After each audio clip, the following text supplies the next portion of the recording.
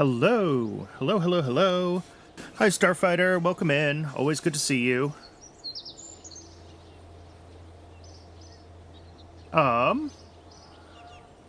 Where am I? What am I doing?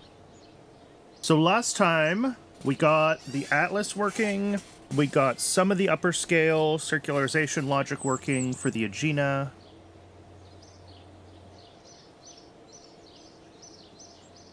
Turn down my headset, because I don't think the game is loud. I think it's just... we're still on Earth. Yes, we do need to change that. Okay, so I scheduled the launch for one of the contracts we have. Let's look at the active contracts and figure out where we're at with all of these. So this one, we just have to launch and wait for the science, I think. I want to double check our launch script for that and make sure that I wouldn't have, like, messed it up with any of the experimentation I was doing yesterday, but I don't think so. I think that's using, like, the pre-Aegina script version of the code, so fingers crossed nothing's weird there. Nav satellite, we confirmed we can get a sufficiently circular orbit for this. So the big thing is just going to be figuring out, I think, just the inclination for the launch azimuth. And then we're pretty much ready to launch 4 or 5 of these things and get this contract done, which will be awesome. Infrared radiometry. Fairly low eccentricity, 0.005. These are 0.004. Okay. So I can do, I think, this one as well, as long as, what was the... above 700 kilometers below 1.2 megameters. Above 500 kilometers below 1 megameter. Okay. So I think I could put this in, like, exactly the same orbit that we've been putting the test navigation satellites into, and this should also just work. And then we need to wait for the infrared weather data.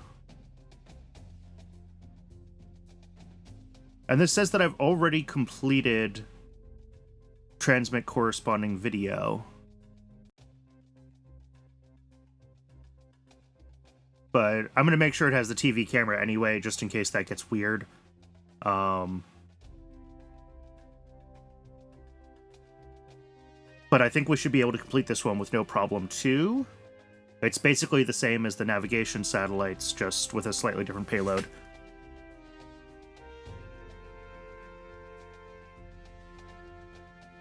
And then reach orbital speed and return safely to Earth is...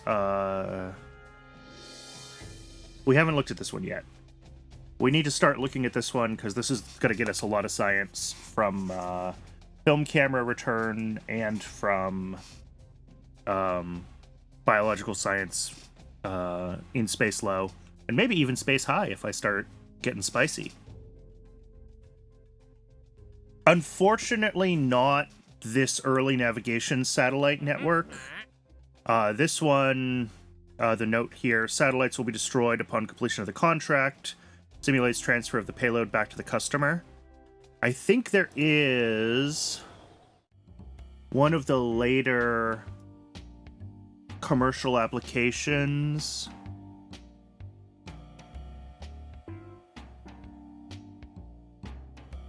I'm not sure if any of these actually give us full contracts or not.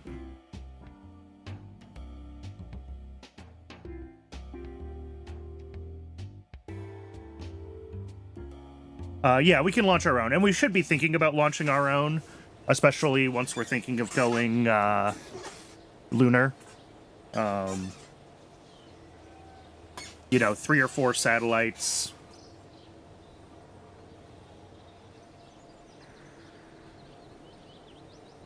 But yeah, it would help, I think, with some of our... Now that we have better comms, right? We have the tracking station upgrade for level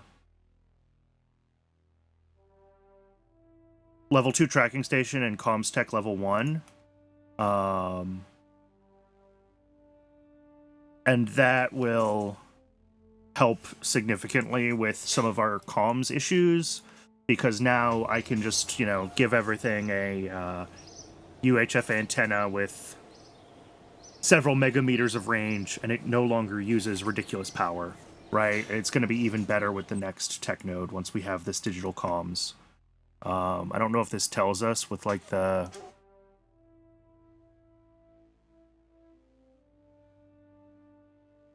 Okay, this pushes bandwidth up, but increases power consumption. So, maybe we don't want to do comms tech level 2. Maybe we want to stick to level 1 for now for a lot of our uses. But either way, if I check what I did with the Cherenkov compared to previous satellites, the Cherenkov radiation detector satellite,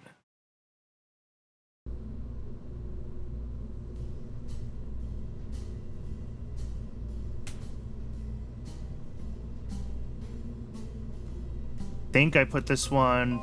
Oh, this isn't even on an atlas, so nothing we did would have affected this. Okay. But if I check the comms on this... where's communication?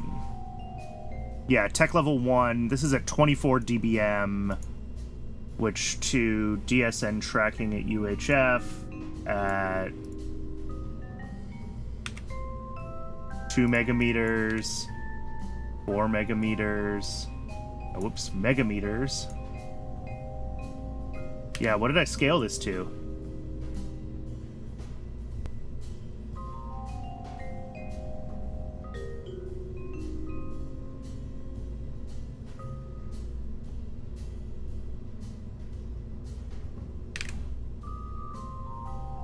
Okay, long. It's a long way.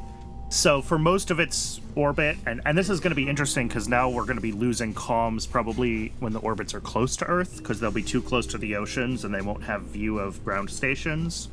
But for most of the orbit where it's up further away, this thing should have comms.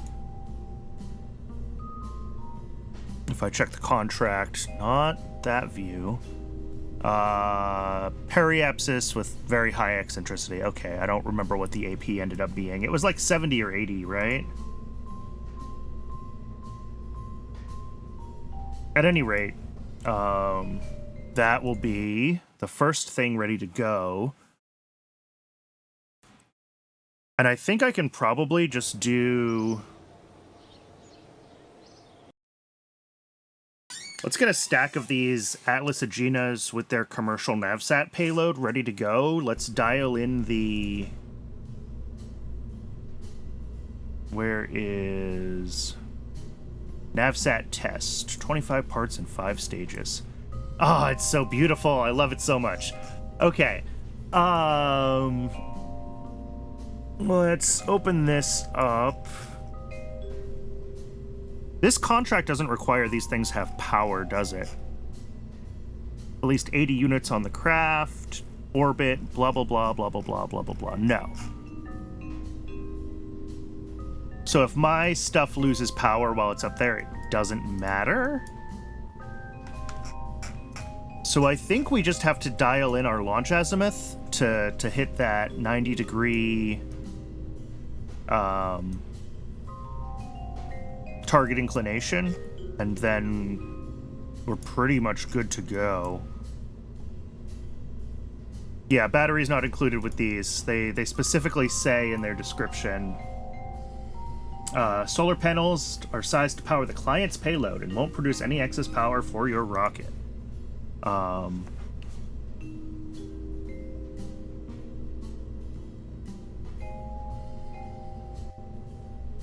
So yeah, this is pretty much it, though. If we can get the launch azimuth dialed in for this, then I think we can do this contract right now. So let's flip over to the code. What does Atlas test look like? Oh, it's beautiful.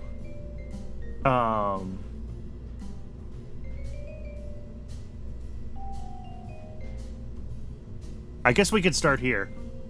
Let's do the launch azimuth correctly.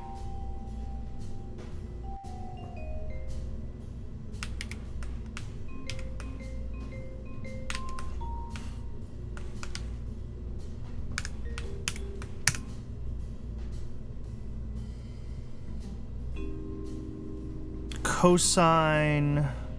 Oh, that's our inclination. Yeah, beta is the launch azimuth. Yep. I mean, this is fine. So we can get our...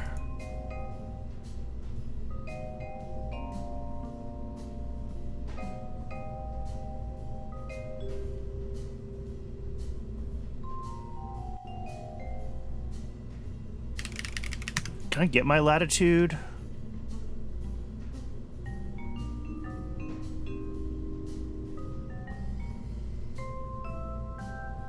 Yes.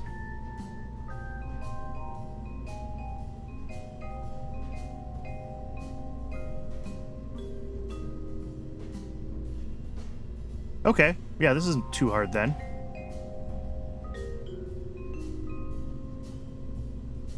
So all we want is arcsine of cosine of target inclination divided by cosine of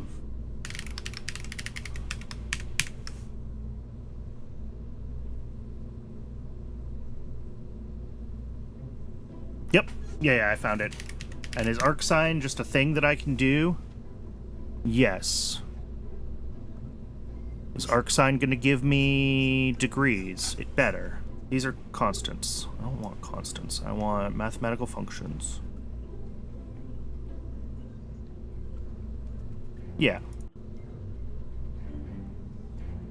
Degree angle whose sine is... Yeah, cool.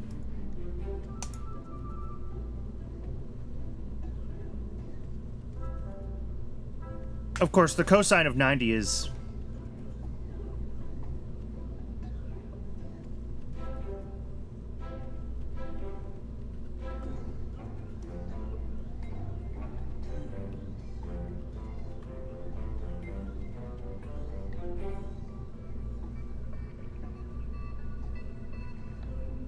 Yeah. Correct azimuth in inertial space. I don't think we need to. I think once we have our... Well, we're going to start tracking prograde once we're up, so that should account for a lot of the things.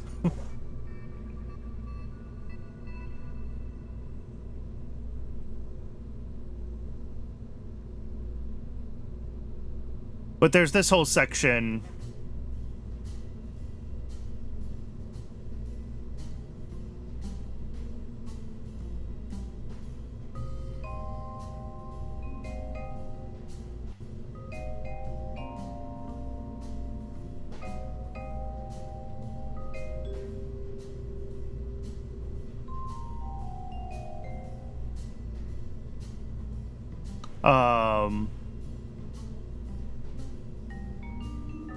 Find the rotating launch azimuth.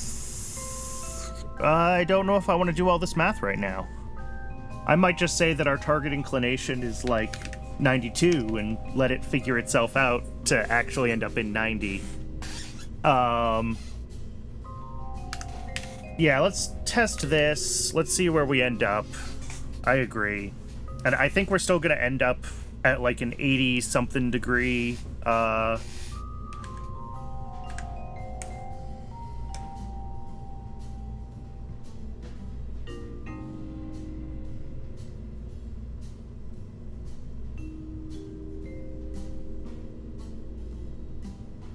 double check my staging looks good. Engines. Drop.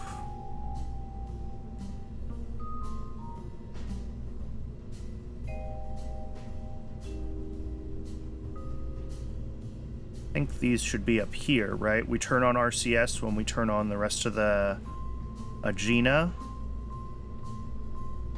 Yes. I don't think the math is that hard, right? We have our target orbital velocity. We know how much we need to counter. This one I think I set to 750. 750 kilometer circular. It's a pretty tight inclination window for this one. That's the issue with this satellite, is between 88 and 92. So getting the logic in for a clean inclination would be cool.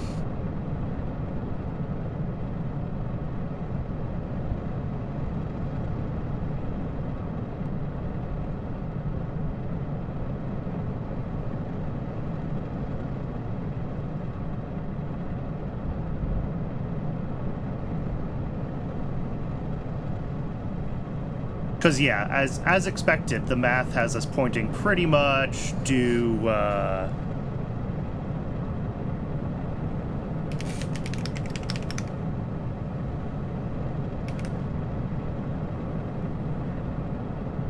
north, but we should actually go slightly west. Oh, maybe we are slightly west. It's hard to tell.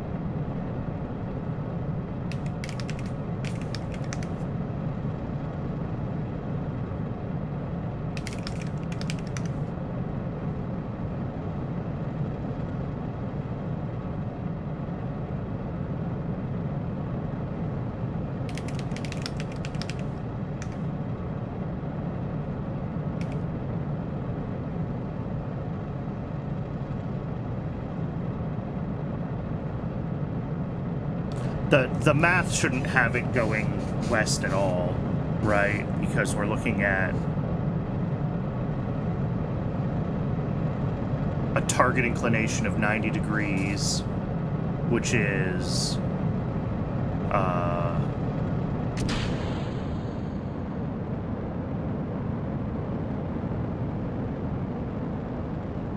cosine of 90 is 0.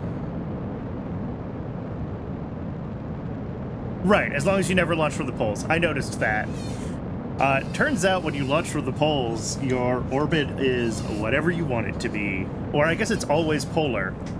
It's impossible to insert it to a non-polar orbit from the poles.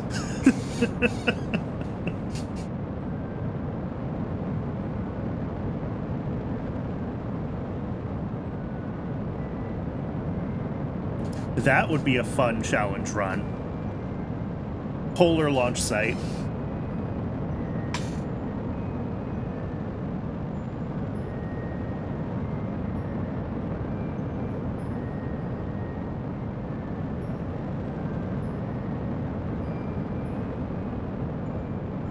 I wonder what our steering losses are looking like when we do those maneuvers.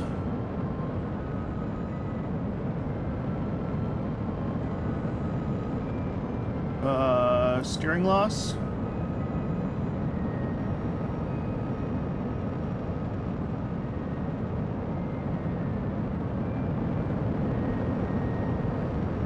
I mean, it's definitely not the most efficient maneuver. You can see... Yeah.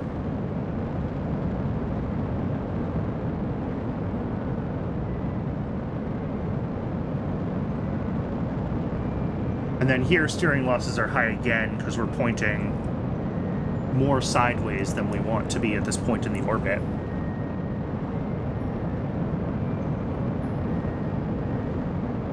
So a smoother turn would be better, is what I'm saying.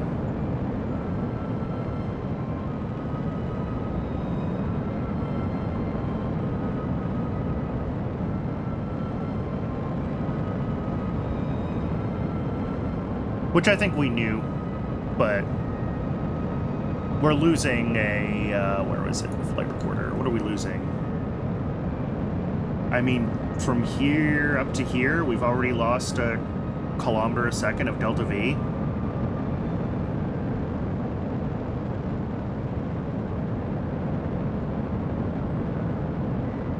which is not nothing.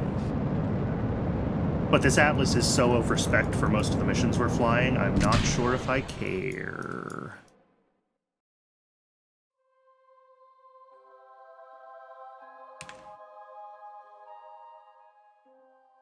Oh, the inclination is, yeah, 80 degrees, which is kind of what I expected. I think it's what we saw last time.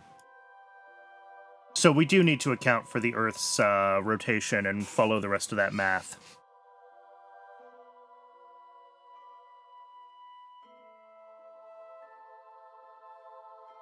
But since we're targeting a circular orbit, our orbital speed is easy to get, and we know what we need to account for.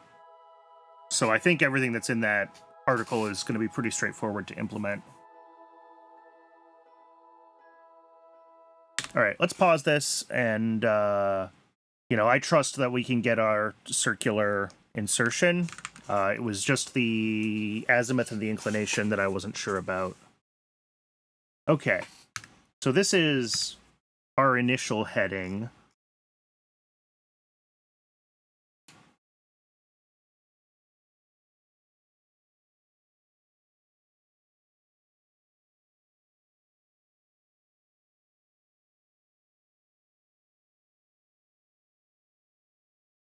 Right, because this is our beta, yeah, our inertial, I'm going to call this inertial heading.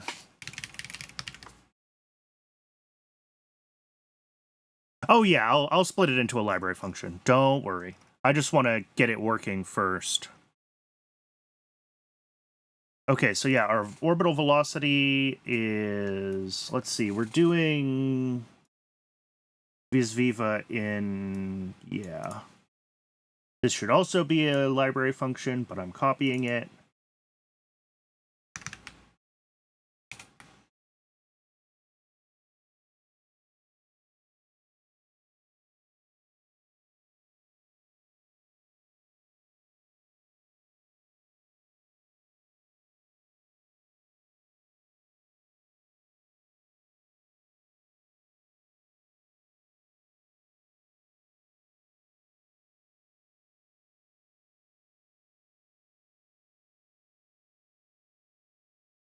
All right. And then we're going to have, so V orbit, which is circular val of, oh.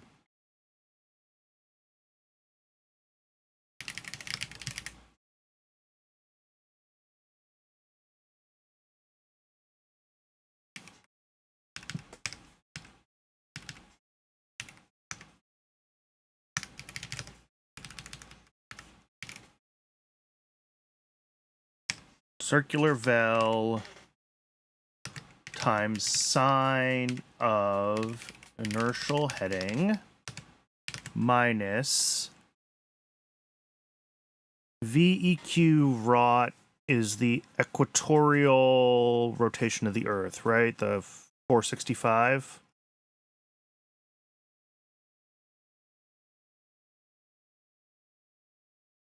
Yeah.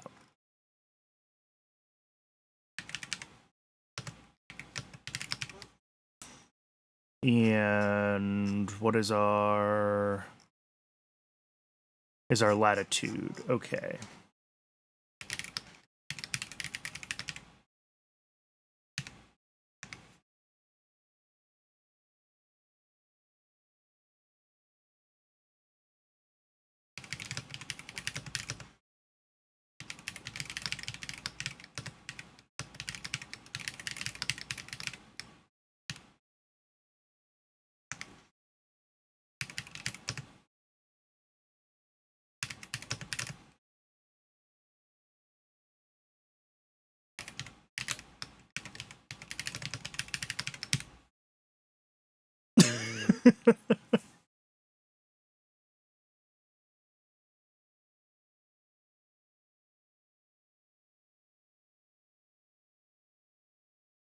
That looks right to me. I don't know how easy this math is to see, but velocity orbit times sine of our inertial heading minus equatorial velocity times cosine of our latitude. Yep.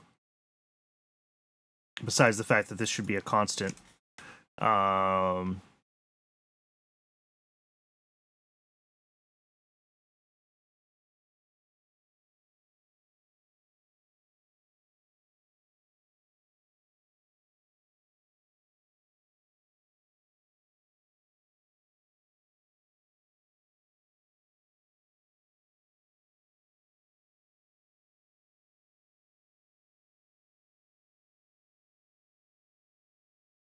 I'm worried about whether we're going to end up with a...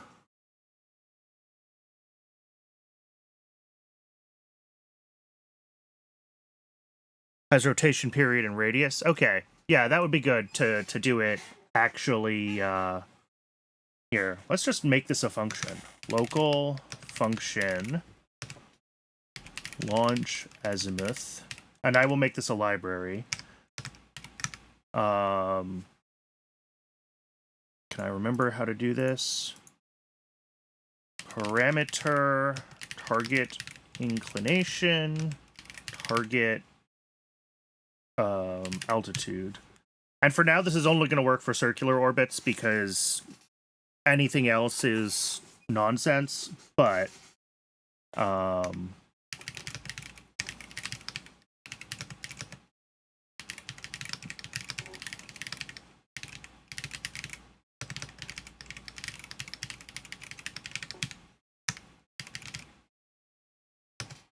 local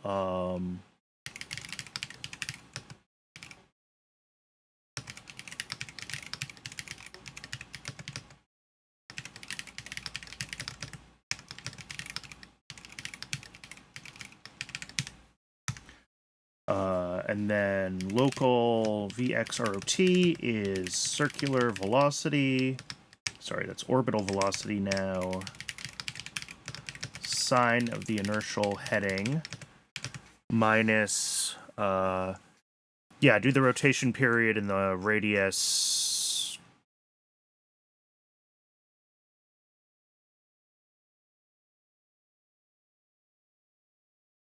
Oh, yeah, 2 pi times, yeah, whatever.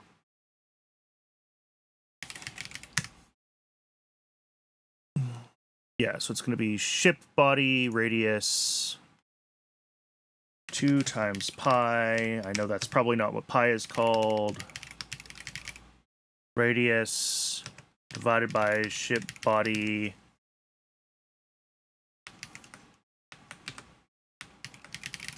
Period.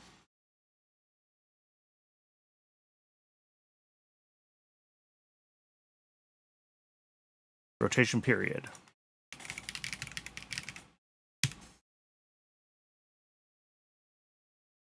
Times something else.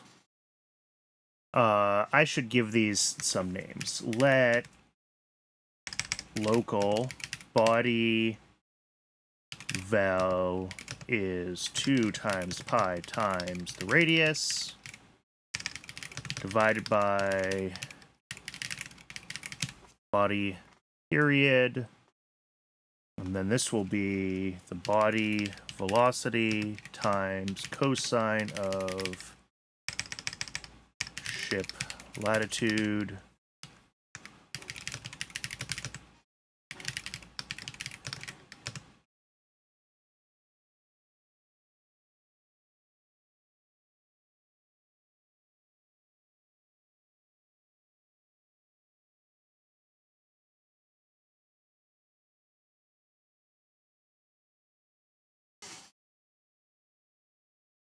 Okay, so our inertial heading is going to be 0, right? Because that's the arc sine of the cosine of whatever. So we're going to end up with this negative... Yeah, sine of 0 is 0. So we're going to end up with a negative Vx rot. And a negative... Yeah, so we'll be taking the arctangent of a negative number.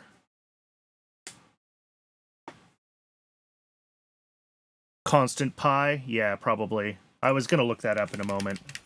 I'm going through this math in my head and making sure that it makes sense to me.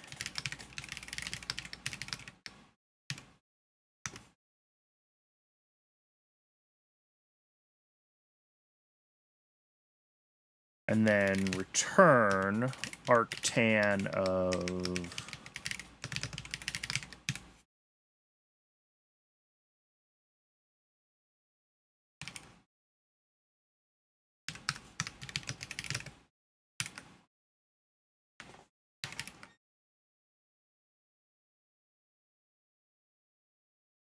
This one mostly makes sense to me, I think. The inertial heading definitely makes sense to me. Our orbital velocity for a circular orbit is fine.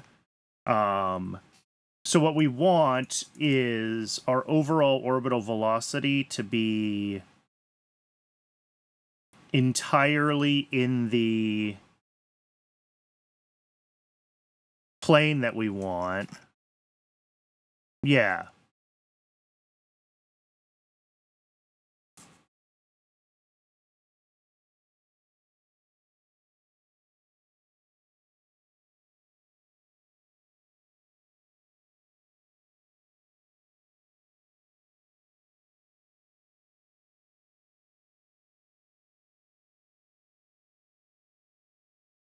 So in our case, because we're trying to go polar, inertial heading is going to be 0. Or sine of inertial heading. Well, inertial heading is 0, sine of 0 is 0. So this is going to be whatever the horizontal contribution is out of effectively our entire velocity. And that'll give us a small negative number when we take the arctangent of that. Yeah. I'm okay with that.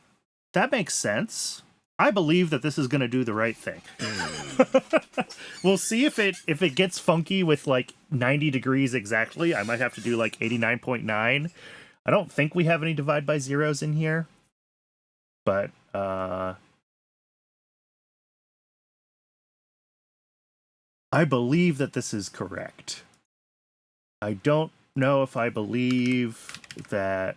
Is my code wrong, or is the arc sign of... Oh, I'm missing a parenthesis. I was like, why is this not happy with the syntax here?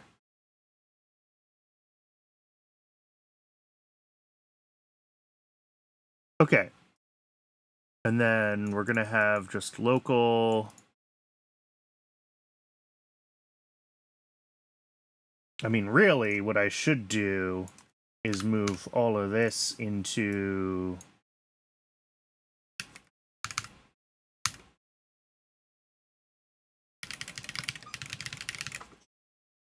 here.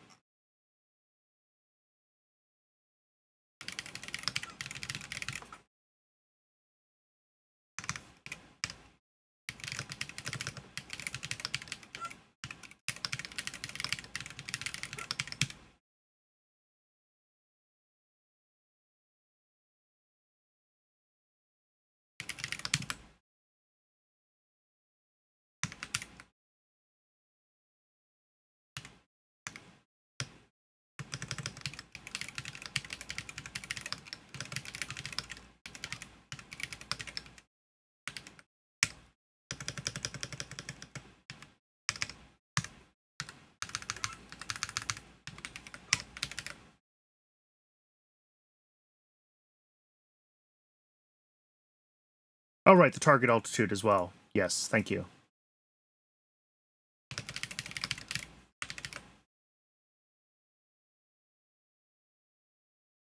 Although if I do this here, we're assuming a circular orbit in our launch function. And now that I'm thinking about it, maybe that's not what we want. Maybe we do want to do this.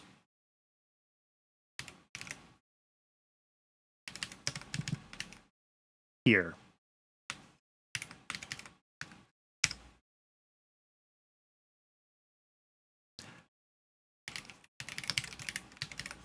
Oh, to take our AP and our PE and all that stuff into account? Yeah, that is true.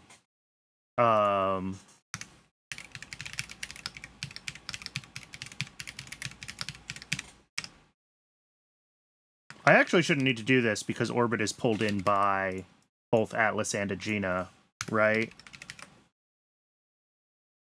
And it's a global. But it's better to be explicit in my dependencies.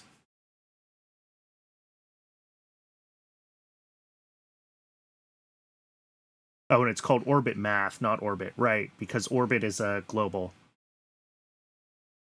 I need to change the name of that module.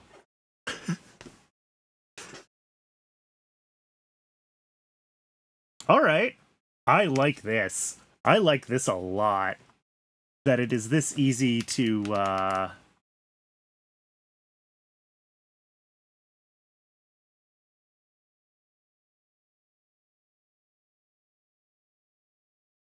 launch into a circular orbit with a given...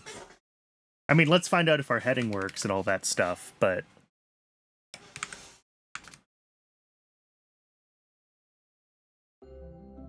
And we're immediately going to boop on a typo, but that's okay.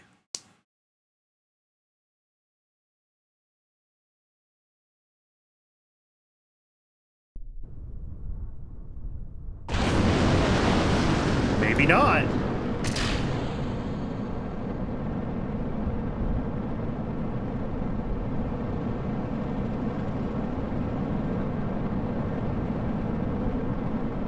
All right, we're in the fly straight up phase. Well, we're pitching over slightly, and it's only going to be, you know, some fraction of a degree. You know, watch it fly off south. I don't think we got that unlucky.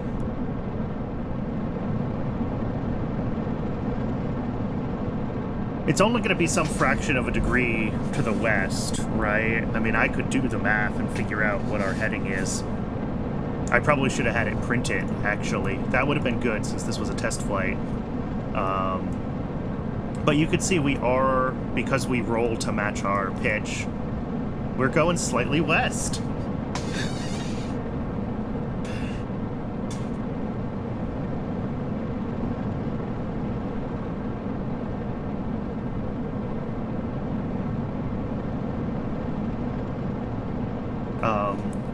We may still have to make some slight tweaks to this, because I'm pretty sure this is like the idealized launch azimuth, but...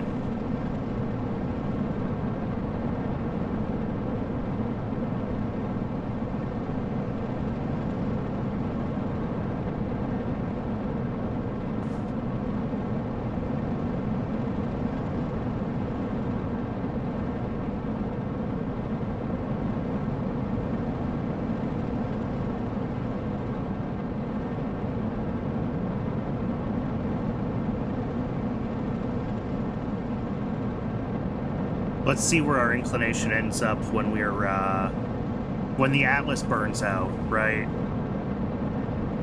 Yeah, we could also try to add inclination correction to the closed loop phase, or to the Aegina circularization. Either would work.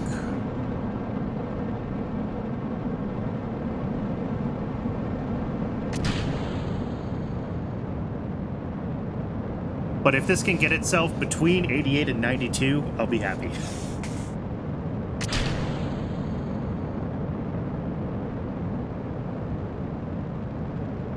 Oh, interesting. When we pitch up like this, we start losing inclination, which I guess doesn't surprise me.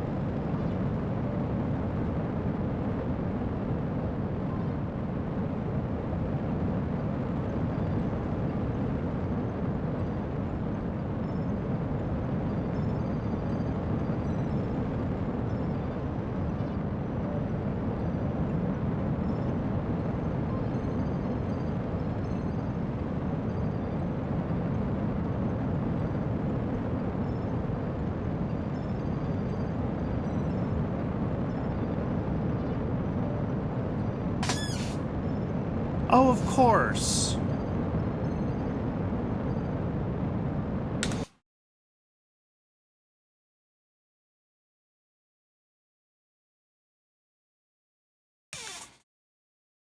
Let's look at some code, because I just realized something. So when we switch to rabbiting turn here,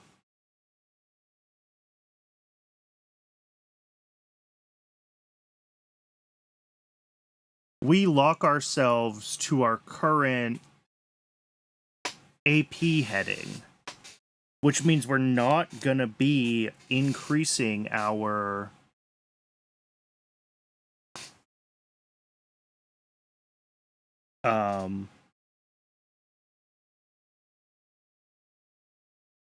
inclination anymore.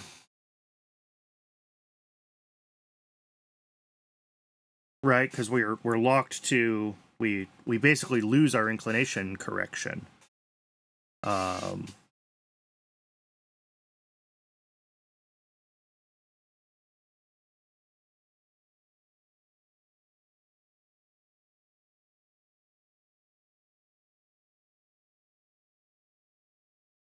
Yeah, we need to recalculate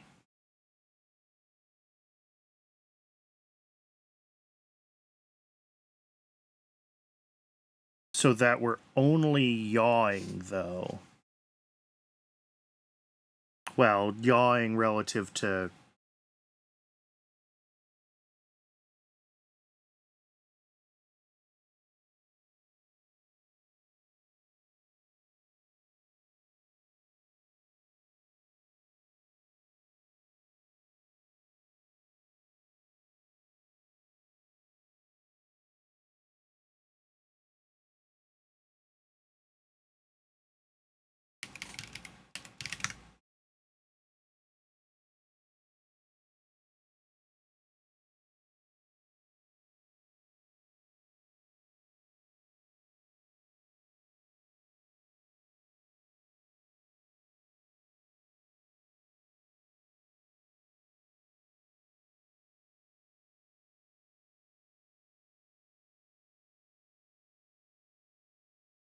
Because, yeah, once we stop tracking the surface...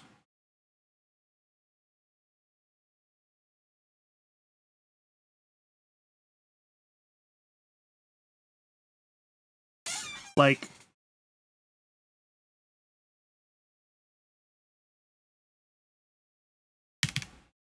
If I just do this, and we never switch to target PE mode, we're going to stay in our gravity turn, but I think our heading will stay right. Because we're going to stick to our surface relative prograde.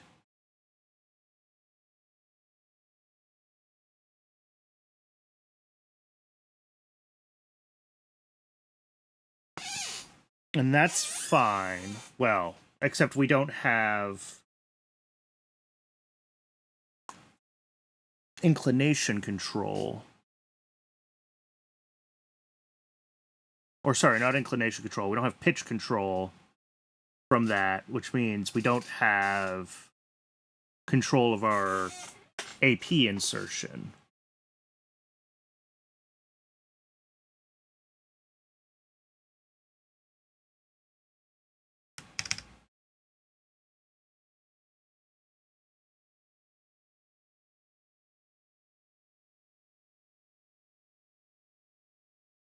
So I think what I want is I want to take our steering heading,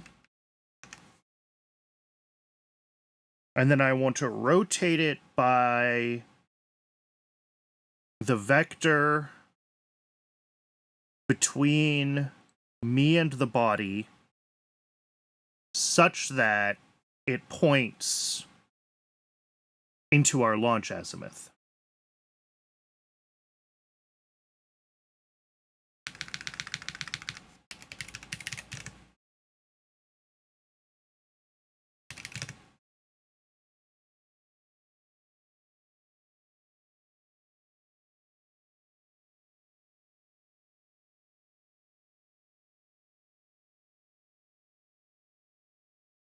All right, so that's orbitable up.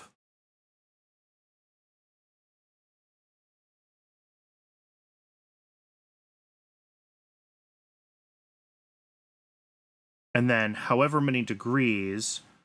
Question is, how do I get steering heading into...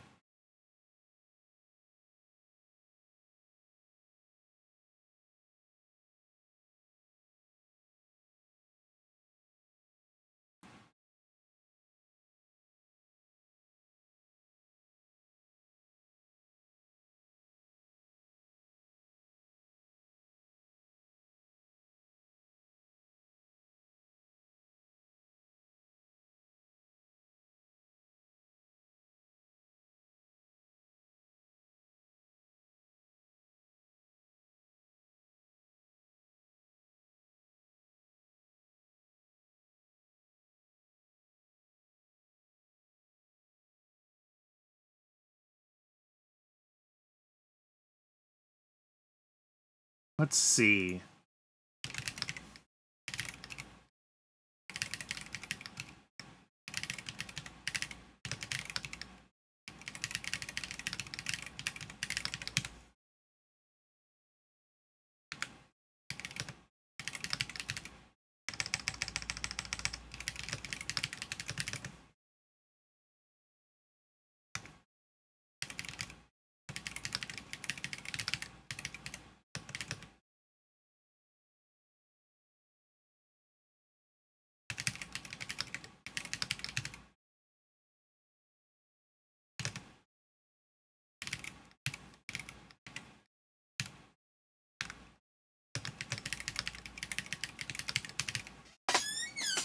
I might need a negative in there.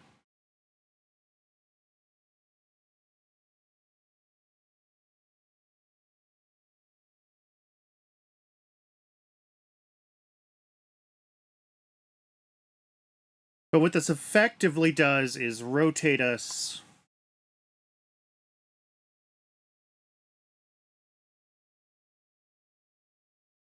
relative to something. I don't know if this is really what I want, but it's doing something like what we want, which is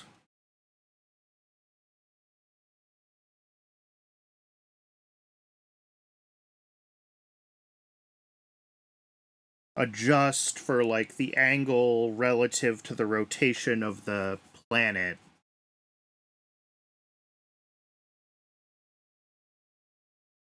What I really want is to get my, like... I mean, this is a direction.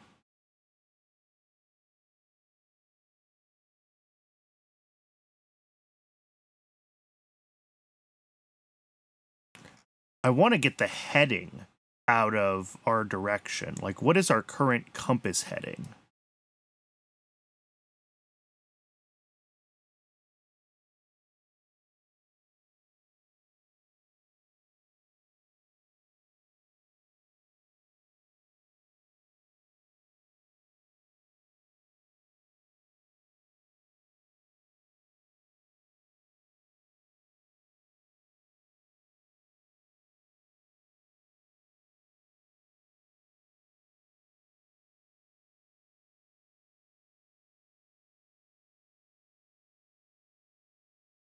Is that just orbitable north?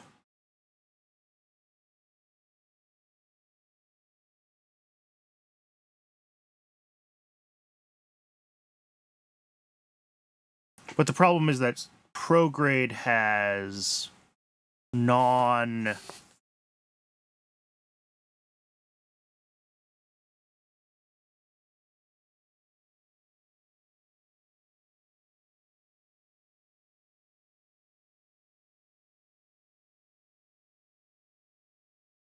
Oh, here we go. Geo position has a heading.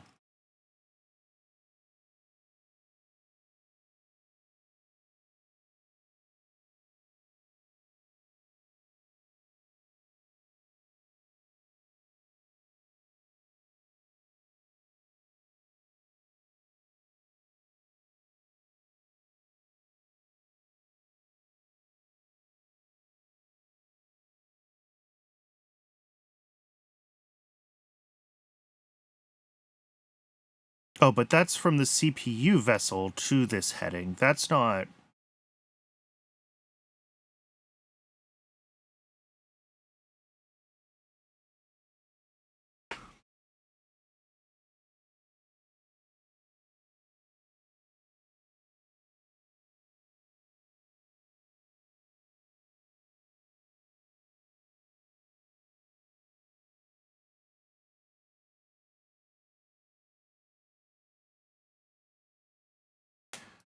I am working on trying to correct launch azimuth for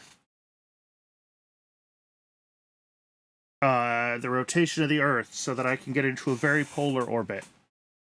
For the early stage, it's fine. We set our azimuth based on a bunch of math that I pulled from the wiki here. And that works fine. But when we switch to later control, I'm losing the azimuth. Because we start looking at, like, our ship's heading at... Oh, forget the periods? Yeah. I keep writing semicolons instead of periods. But yeah. So I've got...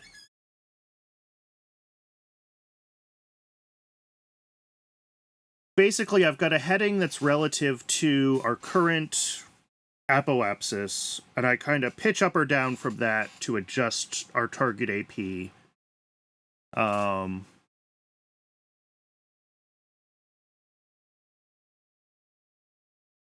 add some code to flip direction when you're heading back down again. Yeah. That I haven't even started thinking about.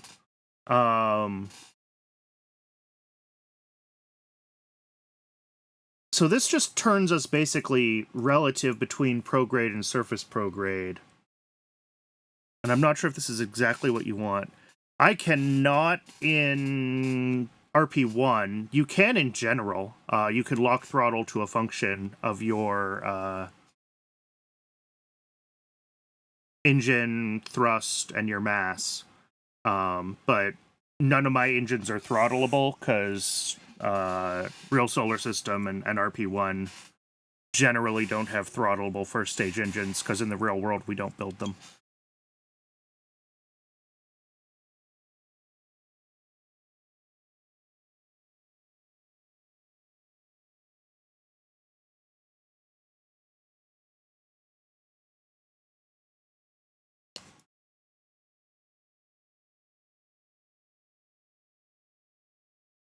So this part is what I want, right? We want to rotate our ship up so that we're pointed in the right azimuth.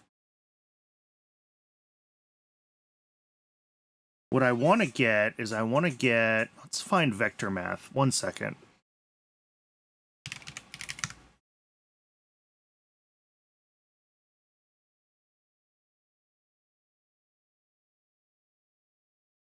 Yeah, okay. So if I take...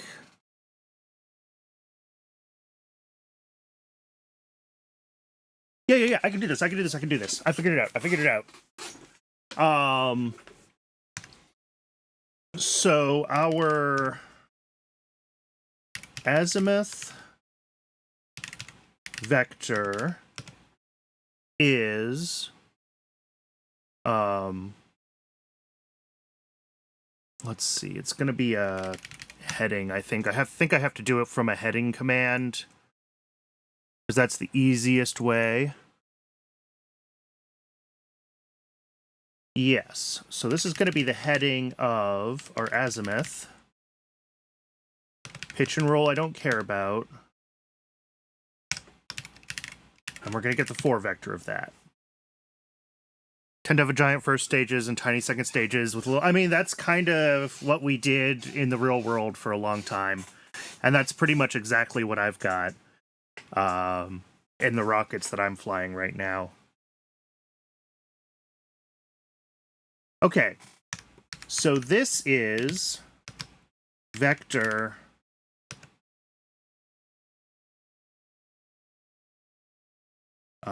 pointing exactly towards our azimuth, flat with our orbital position. And then if we take...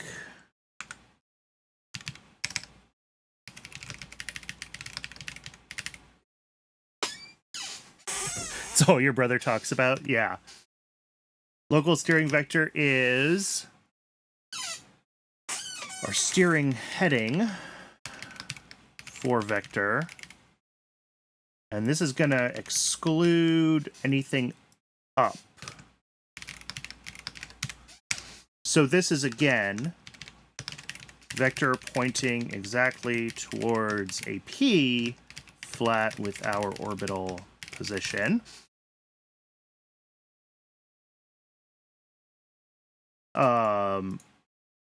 And then if I take the angle between those,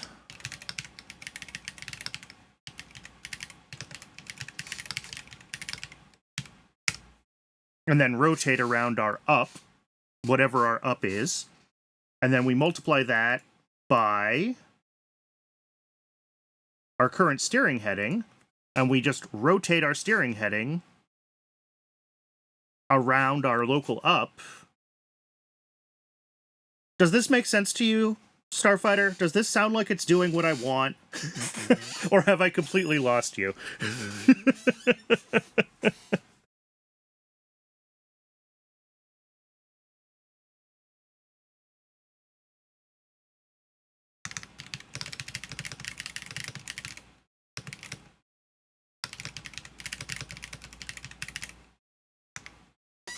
Yeah, I fear that too. Local azimuth ang. And there's a non-zero chance that I need, like...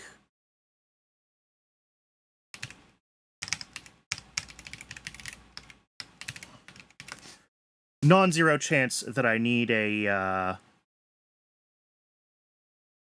words negative sign in here somewhere. But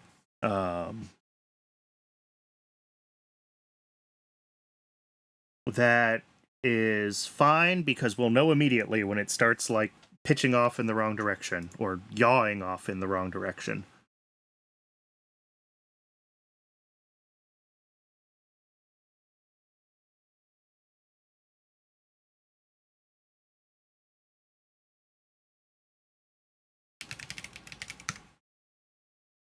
Yeah, direction math.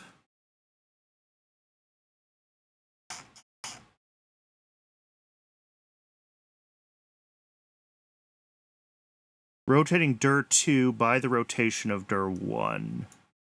Yeah.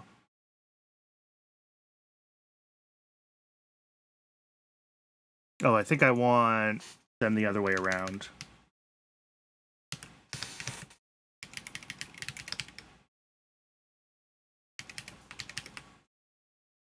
Yeah, we can turn the vectors back on if we need to. Absolutely.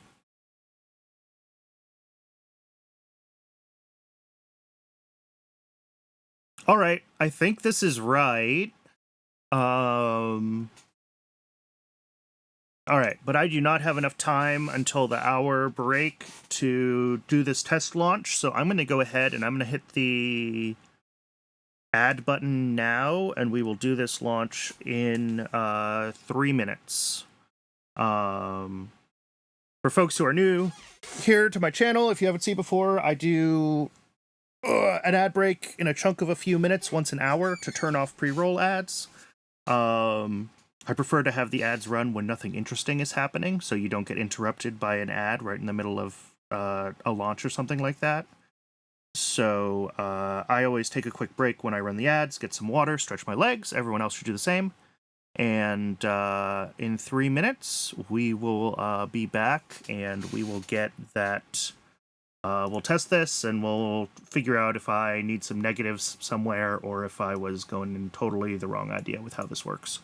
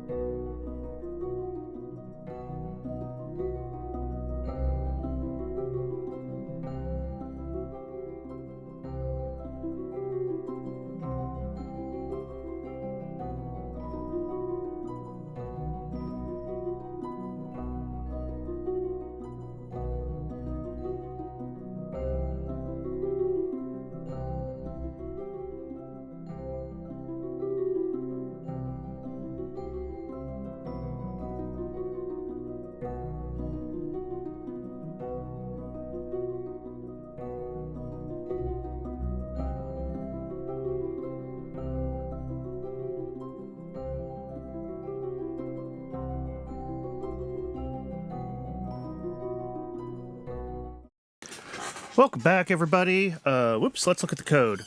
What are we working on? Sorry, I see you guys having some chat.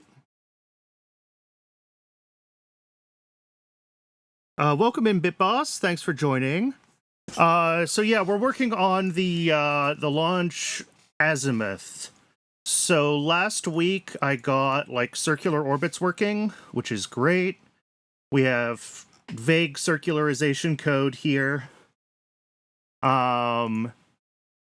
What I'm working on now is getting the launch azimuth to correct for the velocity imparted by the Earth. And there's some math to do that. And we do that math in our orbit math function. But what was happening initially was we would start launching into that azimuth, and then once we switched to like orbital control, we started tracking our orbital prograde vector, and then we're no longer pushing ourselves north, right? We stop correcting our orbital inclination at that point. So what I'm trying to do is adjust our code so that we track the launch azimuth further through our launch process, so that instead of just pointing ourselves wherever we need to circularize, we're also going to be pointing ourselves, we're going to twist that a little bit so that we're still circularizing into our launch azimuth, which will eventually end up with us in the orbital inclination that we want. I hope that made sense. It barely makes sense to me, but it's all about correcting for that, you know, that orbital velocity that helps you when you're trying to go into like an equatorial orbit is a pain in the butt when you're trying to go into a polar orbit, because you actually need to launch slightly retrograde. And rather than guess and check that, I'm trying to do the math right and be able to just get into a polar orbit.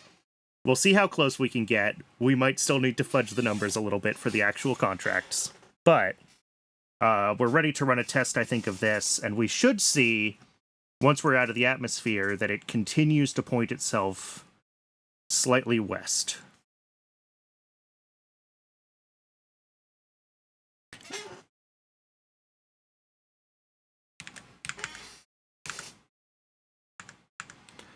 So if we revert to launch here...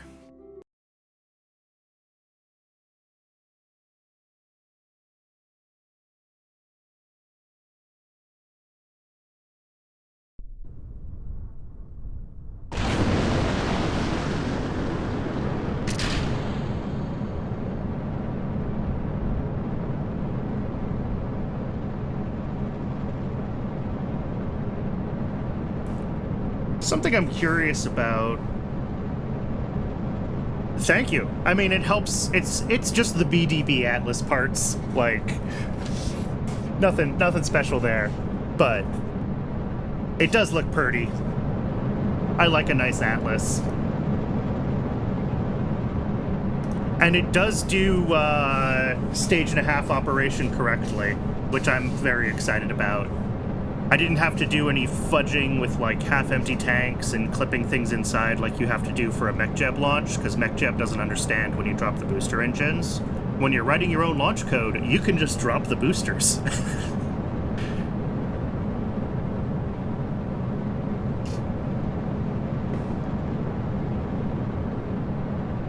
So we should see, I forget what it's set to. Is it like 3 minutes when we drop the boosters? Let me check the code. 135 seconds, just over 2 minutes. I'm pretty sure it was considered expendable. It didn't have any sort of parachutes or anything on it, so it would have just crashed into the ocean.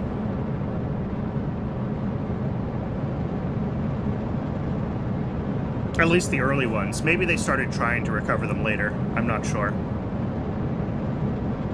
But remember, this thing was designed to be an ICBM. If it was being launched IRL, it would have been, you know, recovering the boosters was the least of everybody's concerns at that point.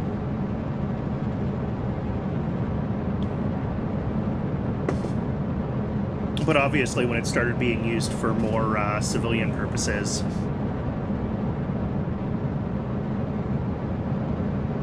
I'm not sure if they started trying to recover them or not.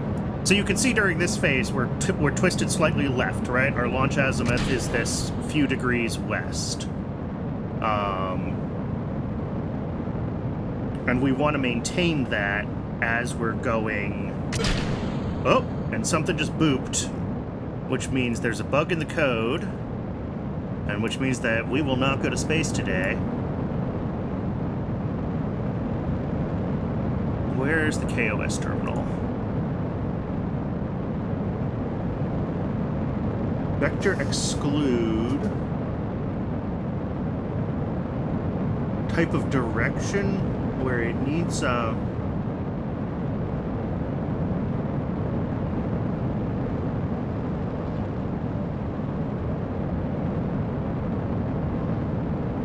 Okay. Is ship up a direction, not a vector?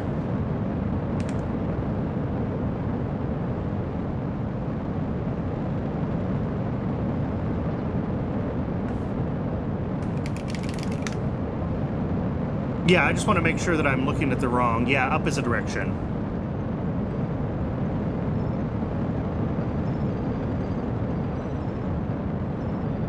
And I think I want the 4 vector, because we're pointing up.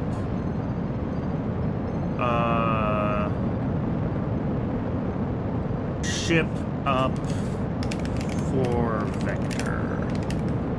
And same here.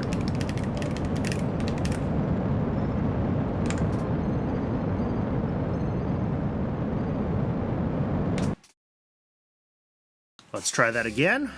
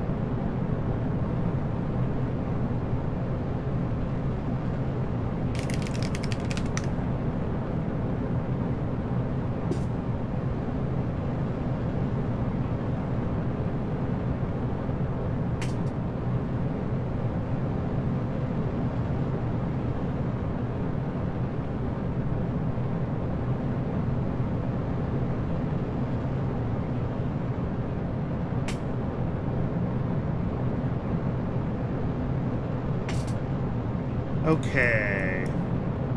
How are we doing? Yeah, we're doing fine. I can speed this up. Oh, that's right. 2x. Not stable at 3x. I could probably tweak some of the parameters for the KOS PID loops so that it would be stable at 3x. But I think 2x is fine.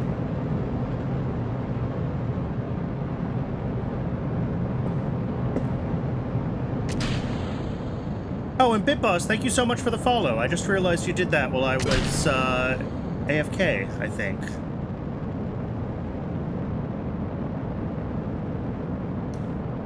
Or the sound alert didn't work right, which is also possible. I'll have to double check that.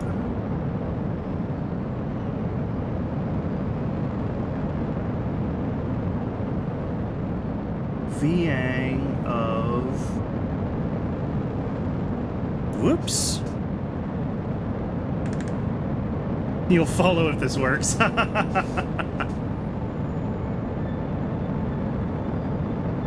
Steering vector... Oh, azimuth vector.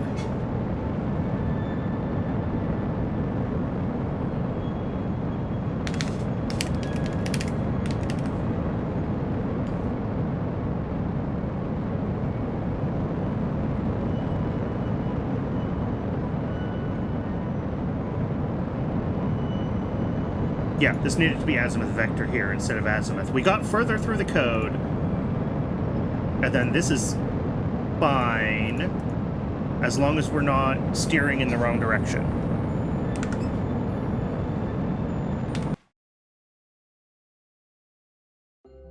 Third time's the charm. Hey, if it only takes 3 tries to get this code right, I think that's a new best record for me.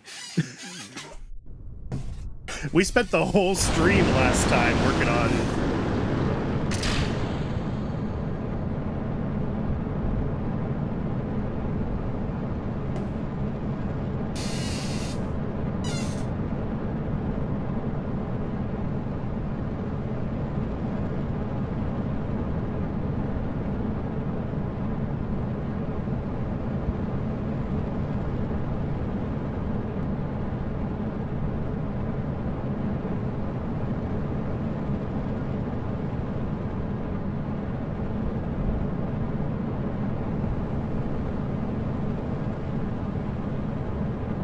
Alright. Launch azimuth is still looking good.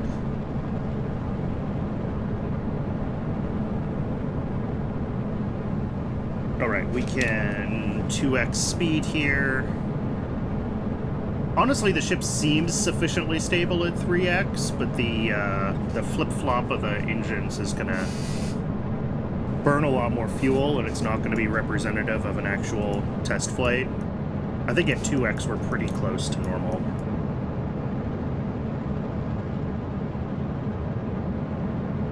I should figure out...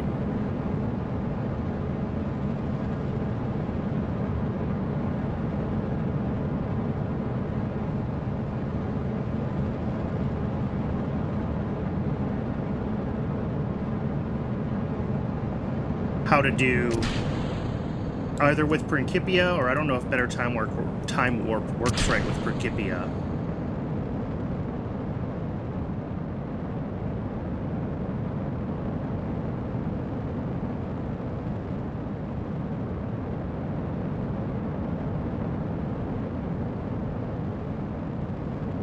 That was definitely something. So that's fine. We're pointing almost straight up right now because reasons. I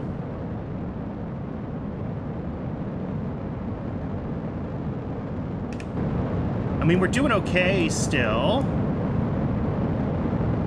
And our inclination is going down, so I may have to reverse our angle.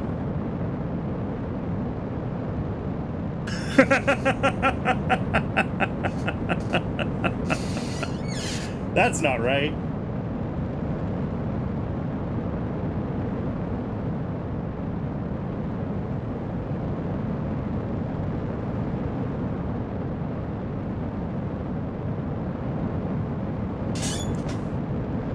All right, so I'm gonna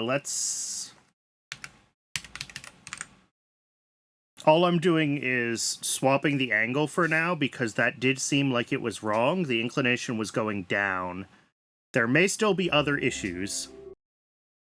Pointing the rocket at Nan again? Yes.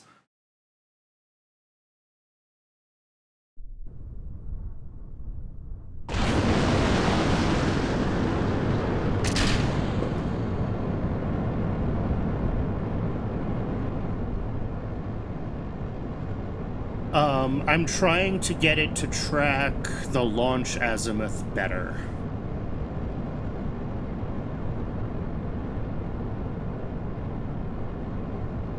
How do I draw the arrows? Oh, yeah. Yeah, the vectors. I can turn those on. Yeah, let's do it. Let's turn on the vectors. The way I'm doing it right now nukes my frame rate, but that's okay because we're debugging anyway. Okay. And this is not the chosen burn. This is more of the, like,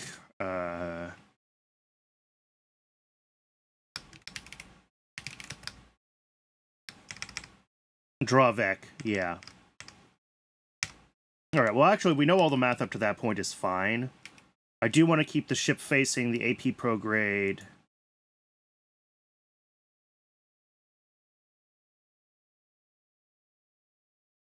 We don't need this target burn anymore. What we do want to do is, I think, this one. And I might want to check the azimuth and the steering vector to make sure that they are, like, correct.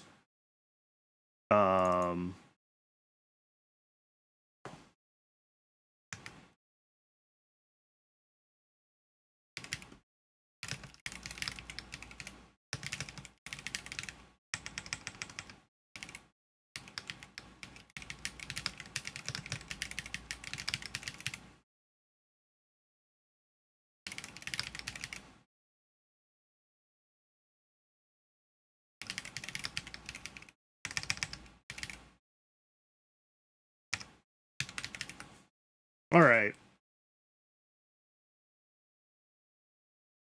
So, yeah, we're going to always have the ship facing. We're going to have the AP prograde, which won't account for our azimuth, but that's okay. And then I should really draw these two.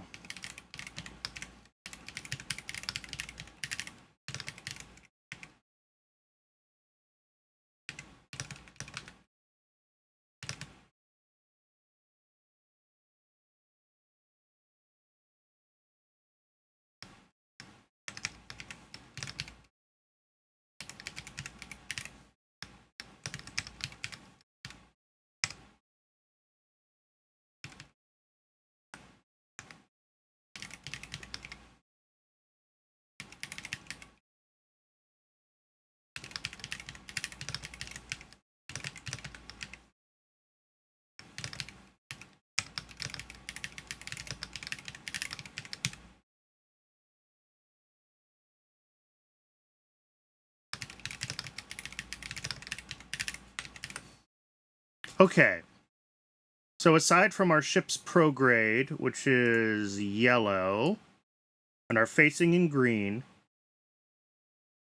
we're going to check the azimuth vector, which should be flat with the ship pointing off at whatever, -3 degrees. We'll have this AP steering vector, which will be pointed at whatever our current AP is, also flat with the ship. And then we'll have this final steering vector, which is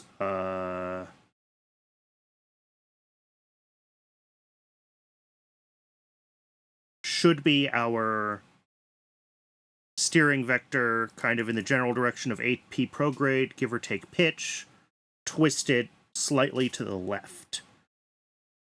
And actually, we could probably still draw this one.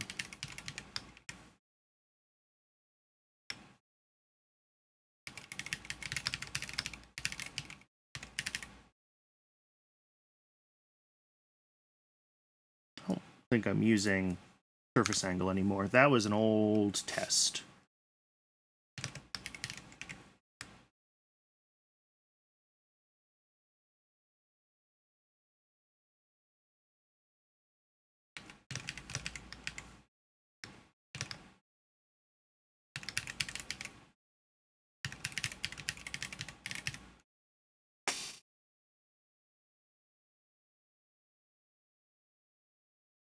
All depends on the AP prograde function. VXCL is vector exclude. So that should be the components of... sorry, let me... non-azimuth corrected burn vector.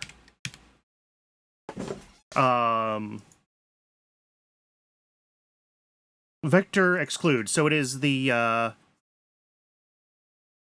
It's just the horizontal components. Since I'm excluding ship up, it is the part of the vector that points sideways. And it's going to end up being pretty small in some of our cases, because we're going to end up wanting to burn pretty much straight up. But that is okay. And then it did look like this had pointed in the wrong direction, so I swapped the sign on this angle axis. Whoops.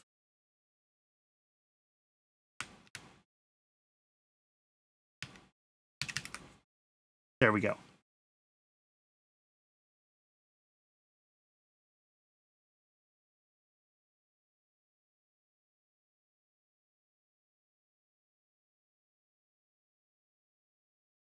So we have in green our ship-facing vector, which I probably don't need to be debugging anymore.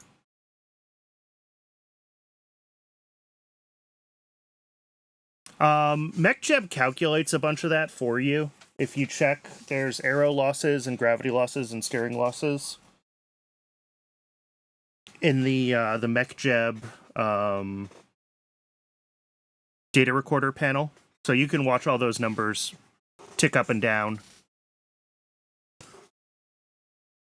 I can show you when we flip back to the flight scene.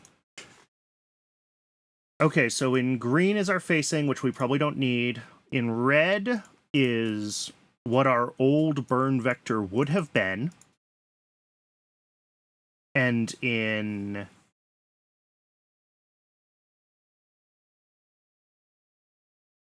blue is what our newly calculated burn vector is. And those should just be off by a couple of degrees from each other. And then we've got in magenta and, or sorry, in cyan and, yeah, cyan and magenta, we've got our flattened vectors, which is how we're determining the angle. And these should also be a couple of degrees from each other, because the angle between these is what we use to determine how much to rotate our current steering vector. And then, honestly, these two we probably don't need, but they're our ship-facing and they're our AP prograde vector. So ship-facing is self-explanatory. In yellow, this is the direction that you would burn to not change your apoapsis or your inclination at all, basically. Give or take some weird losses because space isn't perfect.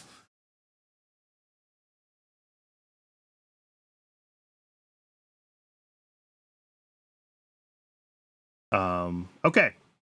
And I'm going to forget all of those descriptions of what those colors mean as soon as we get into the scene, and I'm going to have to keep alt-tabbing, but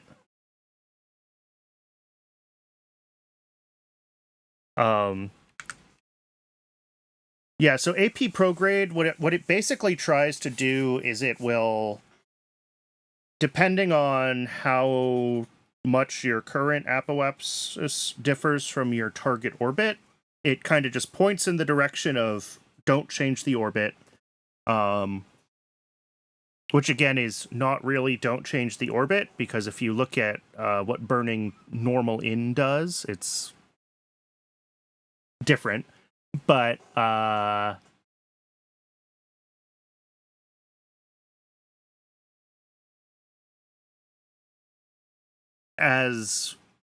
and then we just pitch up or down from that based on, yeah, so this is raising the apoapsis initially, and then we raise the periapsis in the second stage. Or,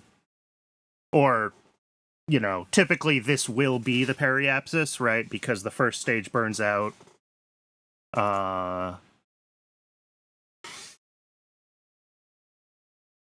And this won't show us the burn vectors until we get to the new open loop or the closed loop control.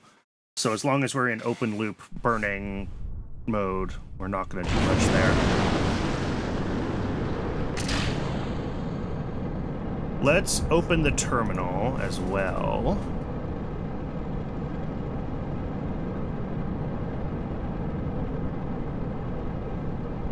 So yeah, this'll burn closed loop until I think it's 150 meters a second, and all it's doing is slowly pitching over to an initial pitch. Maybe it's not 150. There it is. Yep. Now we're open loop mode, and we're just following heading, gravity turn, and we can go faster through this part. And then once we go back to, once we hit space, we switch to open loop control again, or closed loop control again, and start trying to clean up our AP.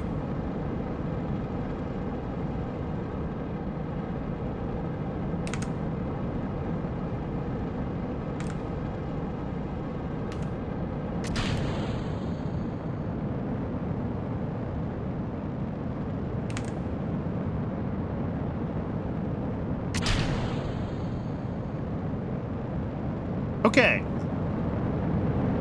So, our AP steering vector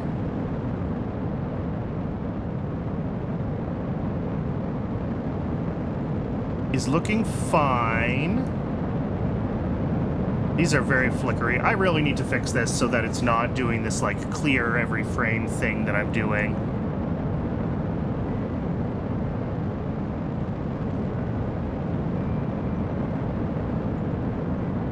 PE for the planet to the sun? No. That would be a funny mistake, but no.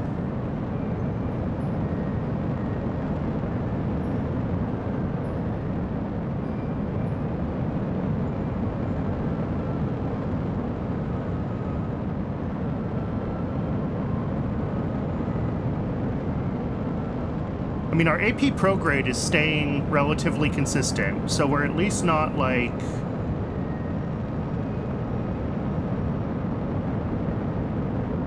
But I don't...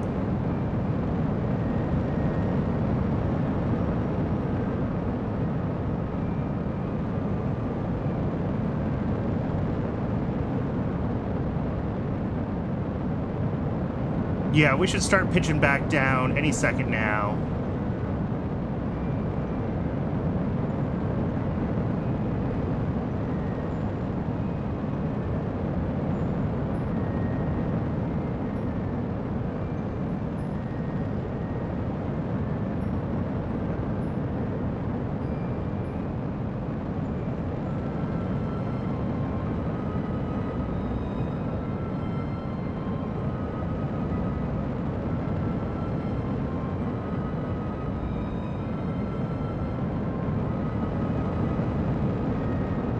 Well, somehow I broke it.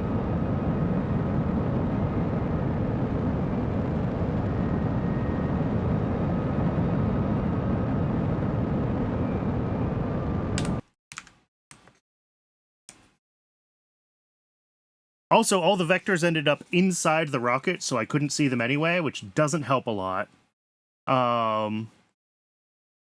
Yeah, too many rotations around too many axes. Let's get rid of some of the ones that we don't need. We don't need this. We don't need this one. This one I always want to see.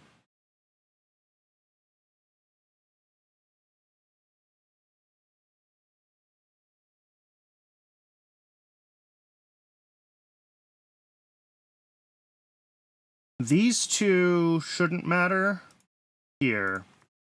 Let's try to keep this cleaner. So what we should see is what would have been the burn vector selected before. None of this changes anything. We use ship facing for reasons, but why do I use ship facing? Steering angle. Oh, right, because it never tries to steer itself more than 10 degrees in one... whatever. It's just used as a clamp.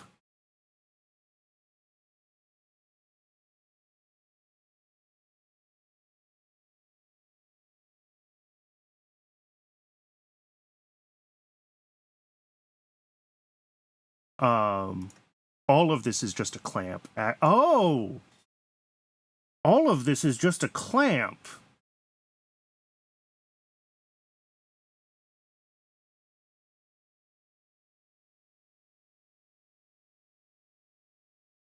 That's part of the problem. Let's get the clamp logic out for now. Put it down here. Okay, so this is our initial target burn heading. And that's this.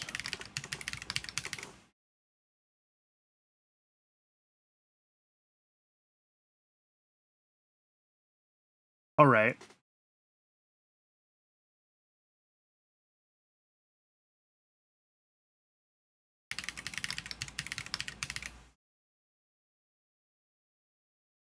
And then we do want to draw this one, I think. No, we don't need to draw this one. Because this is just the vector exclude, and that's literally just excluding up. Then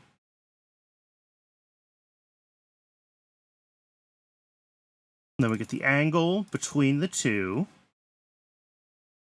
And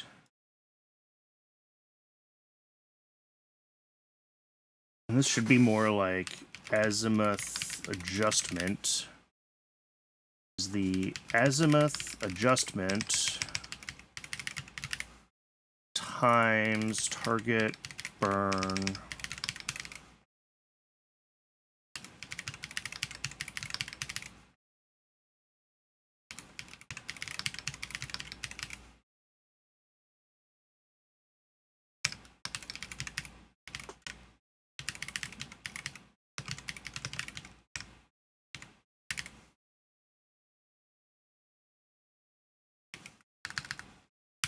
All right.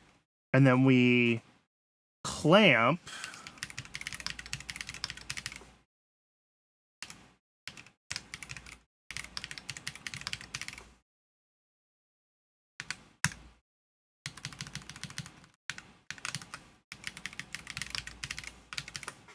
at the very end. This should help with some of it, because we were clamping early and then adjusting, so we were probably pitching more aggressively than we wanted to. Which vectors are we drawing? We're drawing our initial non-azimuth corrected burn vector, our azimuth, and our azimuth corrected burn vector. Okay. These should all look like they make sense. I'm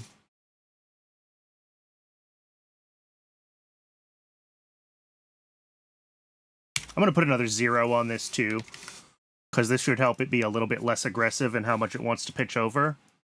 Instead of a degree per kilometer, it'll be a degree per 10 kilometers. Changing two things at once, I'm a bad scientist. But, okay, so in red, in red, we're going to have what it thinks the burn vector is to raise the AP into the current inclination. In green, we're going to have our adjusted vector, where it has adjusted for the azimuth. And that should just be rotated by a couple of degrees. Assuming that azimuth adjustment is correct and blah, blah, blah.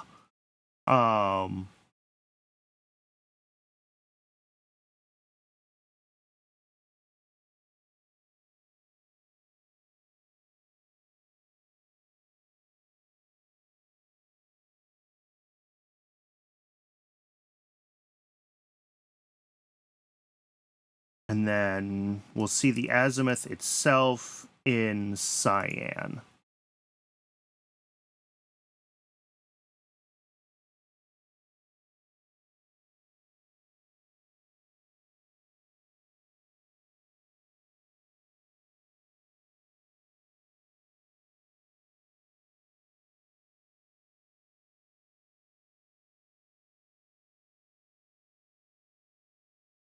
And then all of this is terrible because we clear the vectors every frame and then redraw them, but that's a different problem. I'll have to figure out long-term vectors another day.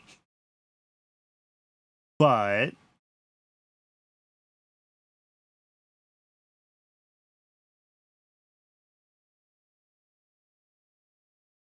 I think this should give us some debugging, a couple of quick changes to the code as well. Let's see where we're at.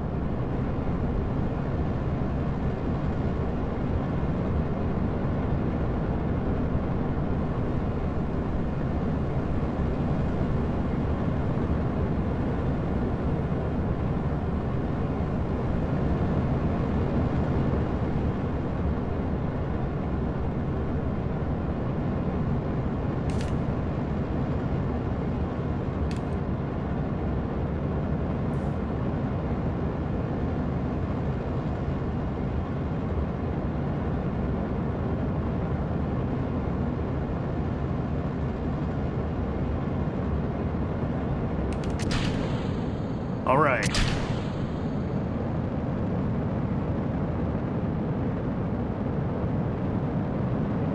So that is close. I see what's wrong. It's not. Whoops. Spacebar is not pause. So yeah, we swung many more degrees. Space. Leprechaun, thank you for the follow. Very appreciated. What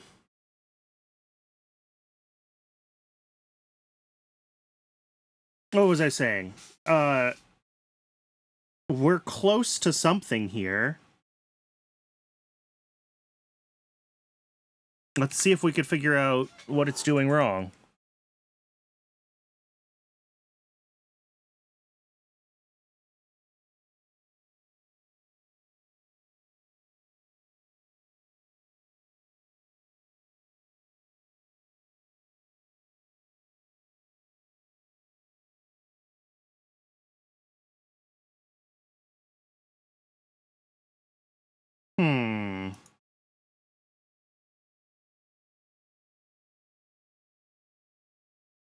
Well, one option is that my vector exclude has the parameters in the wrong direction.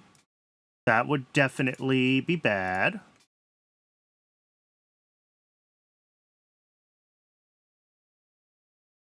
V2 with all of V1 excluded from... Oh my god, it's V2 with V1 excluded from it? Am I doing that right?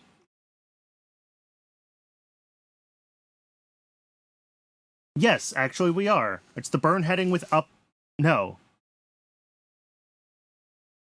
V2 onto the plane that's normal with V1. Oh, this is backwards.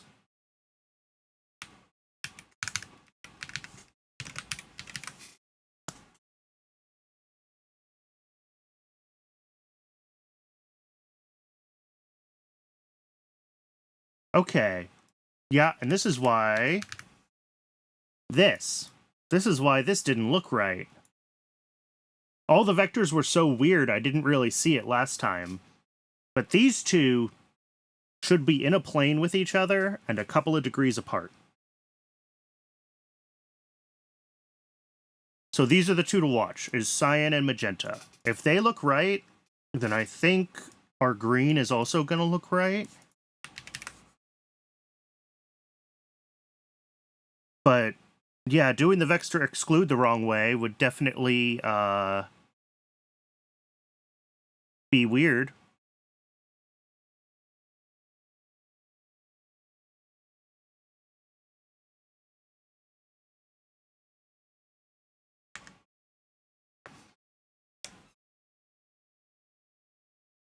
All right, let's try this again.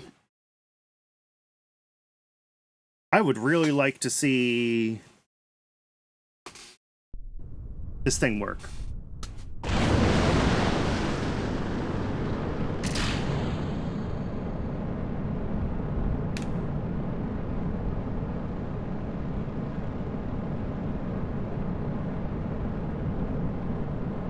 If it's just been the order of the parameters and that V exclude the whole time, I'm going to be very sad.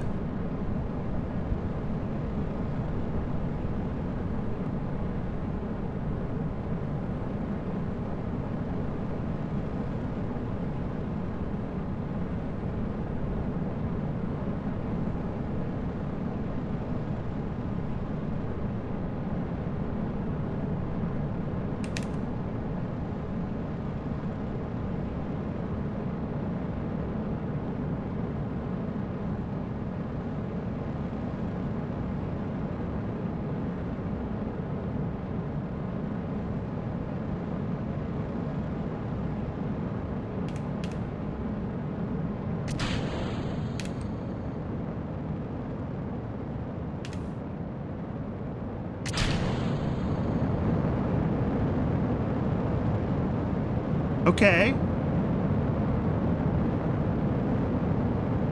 Look at that! We're in line with the azimuth. Our vectors are rotated.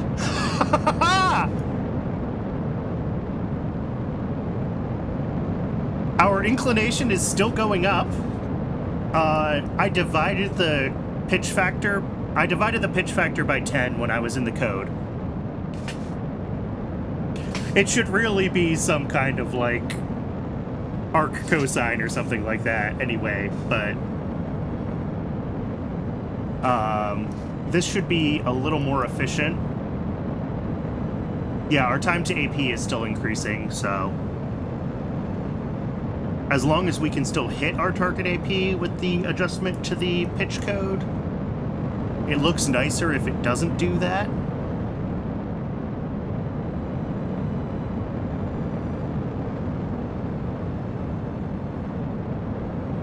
But we should see it slowly tilting itself in line. And yeah, look at that.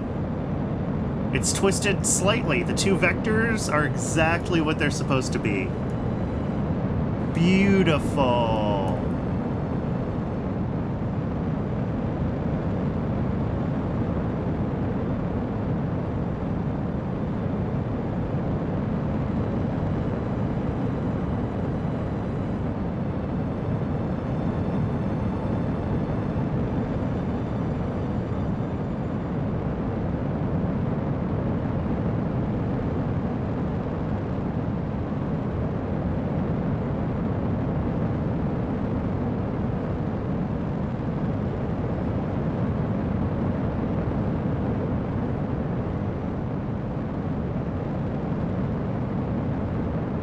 We might have to be a little more aggressive in our pitch adjustment than we are now, because I'm not sure if we're going to hit 750 before we burn out. Maybe.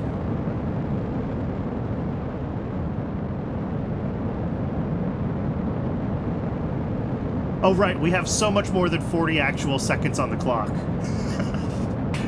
Because of my stupid frame rate destroying vec draws. Oh, I can't believe that was the bug, was just the order of parameters was wrong on the vector exclude.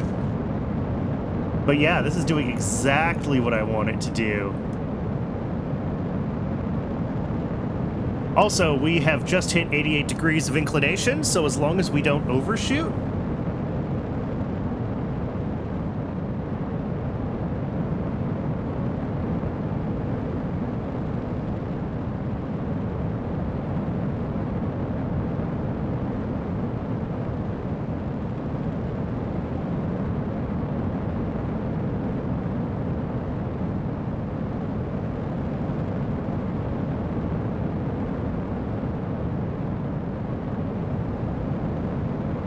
yeah, because most of our orbital velocity is already there by the time we hit AP, right? Or what will be... whatever. By the time we hit the initial booster AP, most of our orbital velocity is there. So I'm not surprised to see... And I think this will get up to the 750. It's going to take a long time with this ridiculously low frame rate, but... Ooh, that's chunky.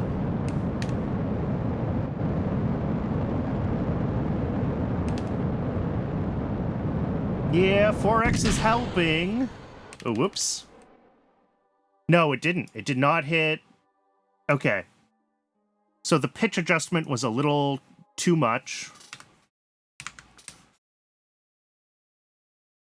I was trying to make it not pitch up quite as aggressively. That's fine. Instead of... let's try 5,000. I don't know. There's not an exact science here. There's probably an exact science here. I am sure there is math somewhere that tells me, like, this is my current time to apoapsis, and this is my current AP, and this is my thrust, and this is my remaining delta V, and I want my AP to be this high. What's the curve that I need to follow? I'm sure that is an equation somewhere that I can crib. But yeah, let's just get this down to a little bit of a less aggressive, maybe just 3,000 instead of... And let's turn off our Vecdraws because... Again, this awful way of clearing every frame is... destroys my frame rate, and I think we should be able to get a clean launch of this.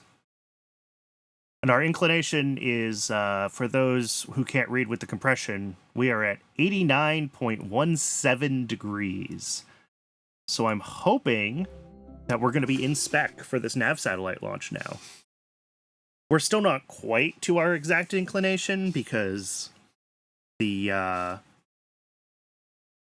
the Aegina needs to apply some final correction as well.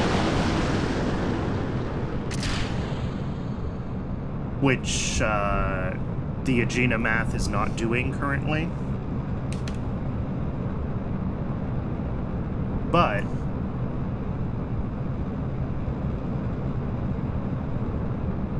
as long as we don't lose inclination, we should be able to push 4 of these guys into orbit.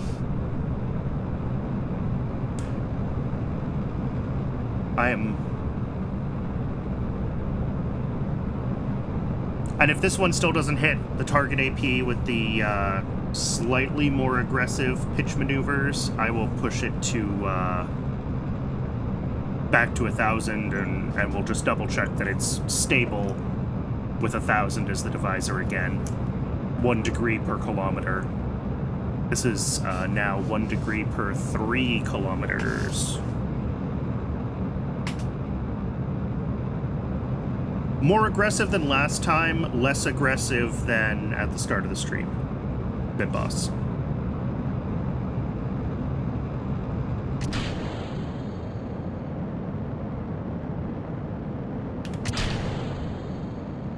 So yeah, we do pitch up, okay, pretty aggressively now. We're basically vertical again.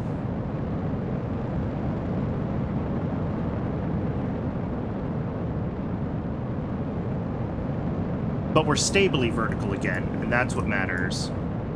And if we check, we are... Well, we'll see as we start pitching down. But... You mean the code before? Yeah, this is more aggressive than before, or it pitches up more aggressively to push up the AP. Because that's kind of what we need for these higher altitude launches.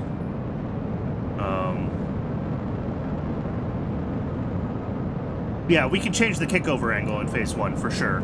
So we're more or less aggressive with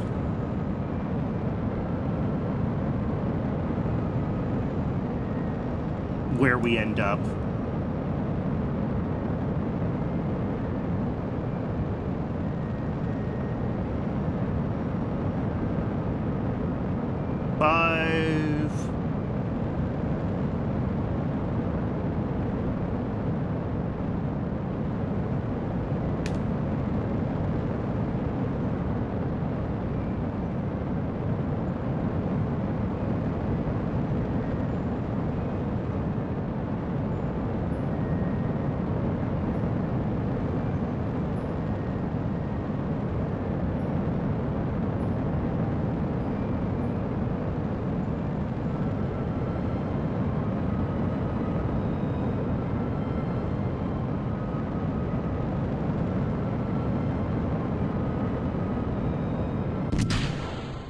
$89.5. We are half a degree away from our target inclination.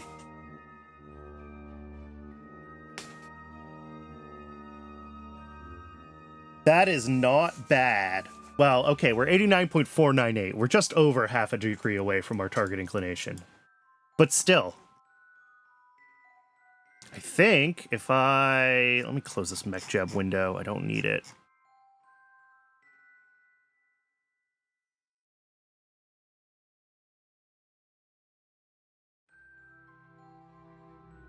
Destination Earth, situation, blah, blah, blah. Okay.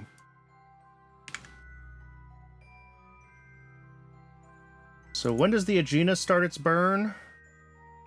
34 seconds to AP.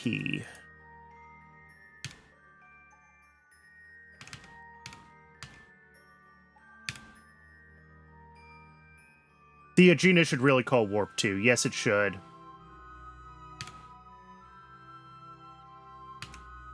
Because I just did that.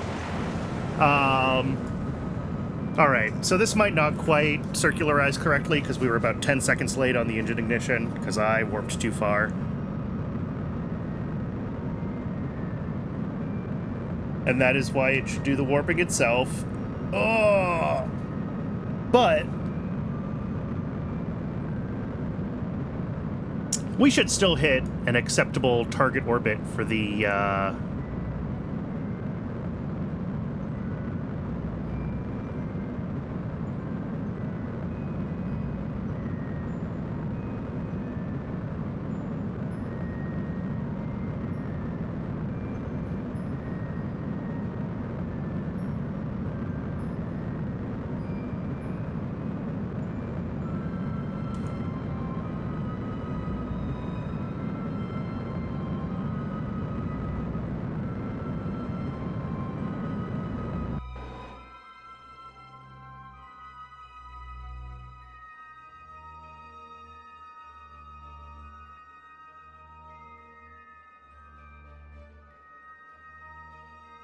Alright, and now it is trying to pull in its eccentricity.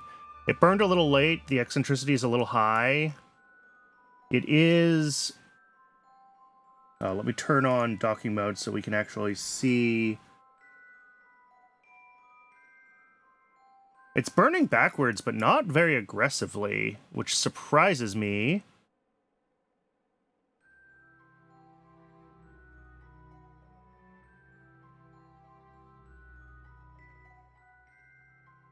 Because...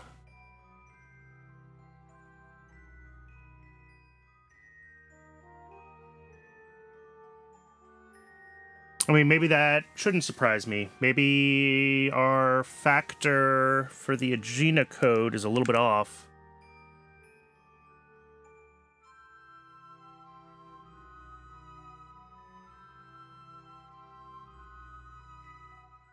Yeah. Can I remember how this works? So we want to be within 2 meters a second?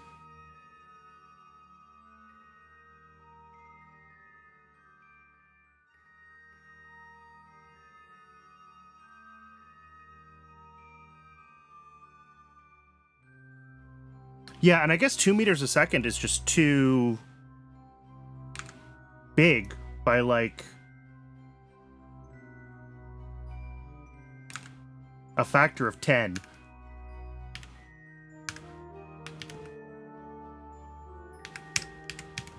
Alright, we want to be within 0.5 meters a second.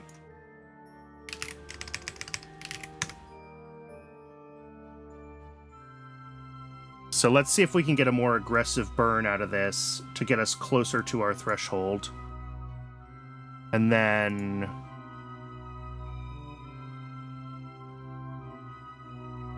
warp. I don't want to make a time warp structure. I just want to warp. Oh, here we go. Warp 2.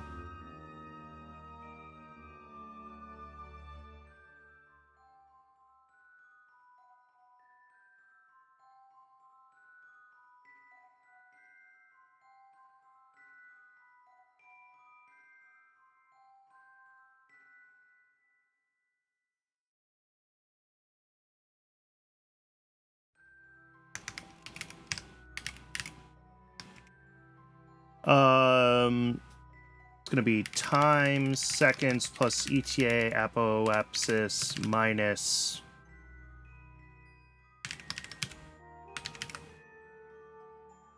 Yeah, there we go. And that'll give it like 5 seconds to stabilize time warp, re-engage its steering, and then turn on the engines, and that should be fine. And then here, we're adjusting our velocity P factor by like a factor of 4, so hopefully we'll see a more aggressive burn there on the circularization stage.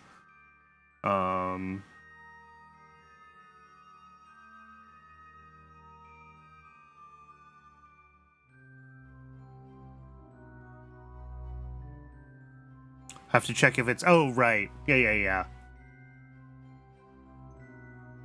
Because we don't want to warp to a negative time.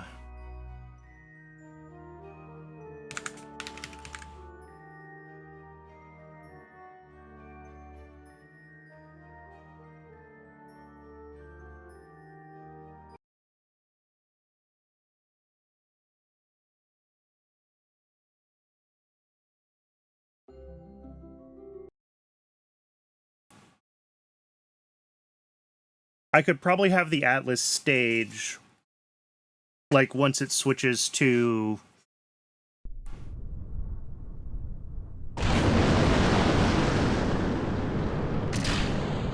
I mean, strictly speaking, where we're going, we don't need roads. This is true.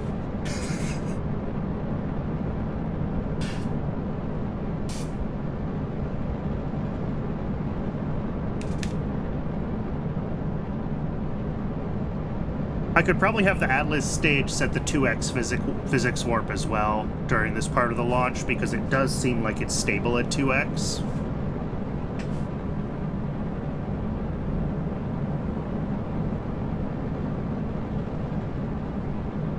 Alright, and Twitch is yelling at me that it's just about time for the hourly break, so after we are done with this test flight, regardless of the outcome... Oh, I'm gonna butcher this one. Maori? 84, thank you so much for the follow.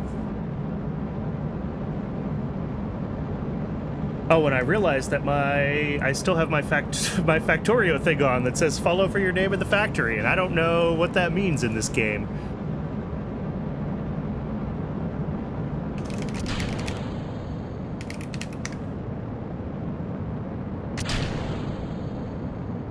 Alright, we do our ridiculous little pitch-up dance, the VAB. Yeah, it's hard to add people's names to the VAB, though.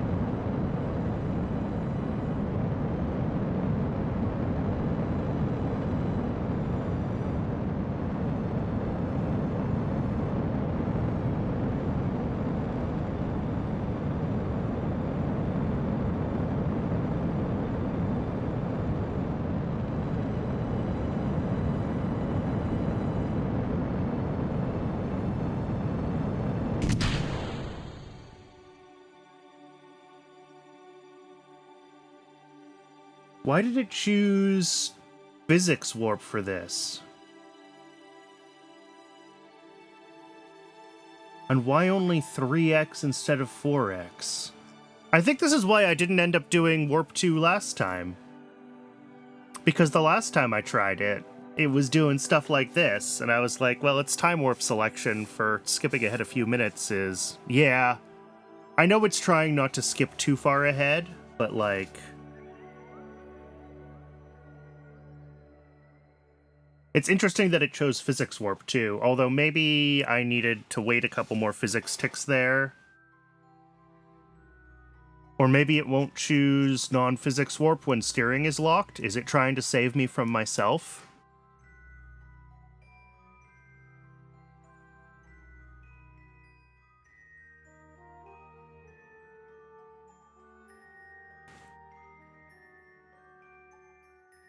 At any rate, we'll be there in just about a minute.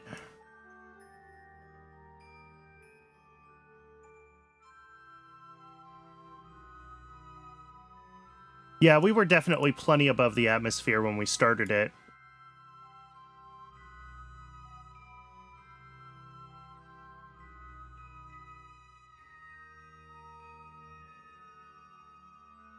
I wonder if it's because steering is locked, if it has some smarts or something where it knows that it needs to be able to do things, so it won't do non-physics warp. I can try unlock throttle and unlock steering, wait a tick, do the physics warp, and then relock them. Oh, and we're gonna want to see, is it docking mode? Yeah. Because once it kills the Aegina engine, it should...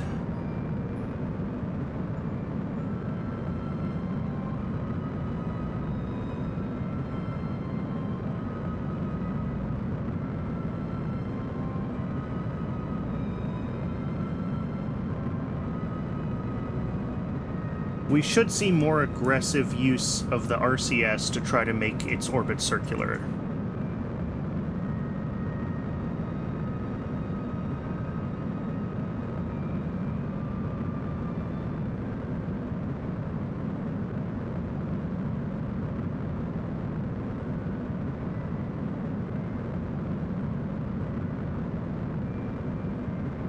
Whoop, there goes the camera.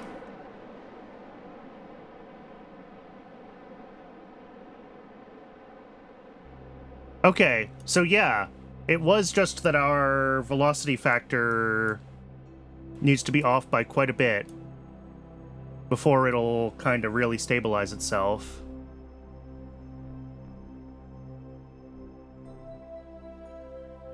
Because this just got its eccentricity down to 0.001, which I think is the best we've ever seen. And we're going to go under the threshold soon, and it'll... There we go. I have control back, because I have the RCS toggle. Cool! That is a 750 mumble by 7 almost 40. That's not bad. And as we discussed last time, because we have Principia, Principia does model the geoid, the actual physical shape of Earth, and how that affects gravity. And especially in a polar orbit, the perturbations from that are pretty high. So my my AP and PE kind of bouncing around like this is totally expected. And that's why we really want to get our eccentricity in tight. I think we can probably bump the circularization strength even a little bit further. But this should be more than good enough to achieve this contract, right?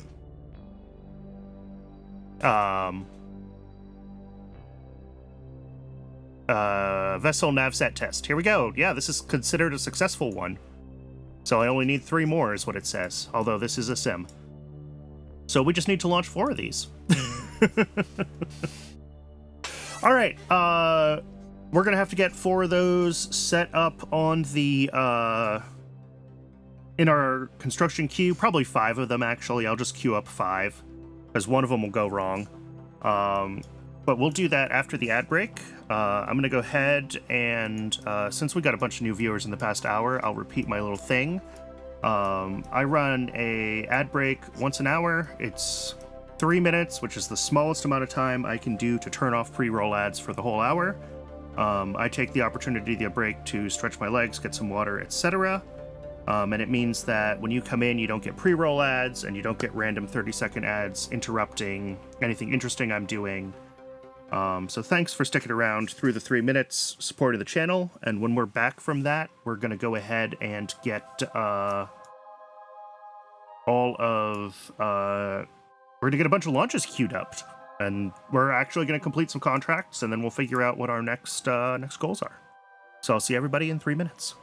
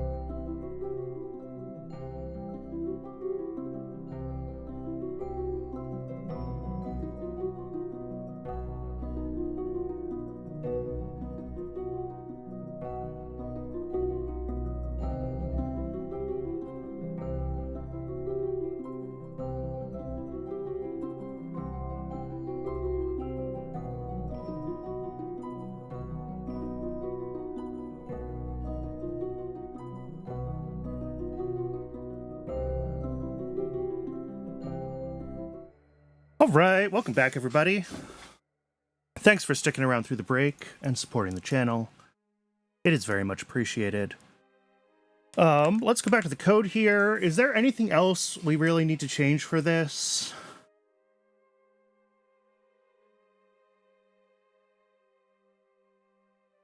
Not really.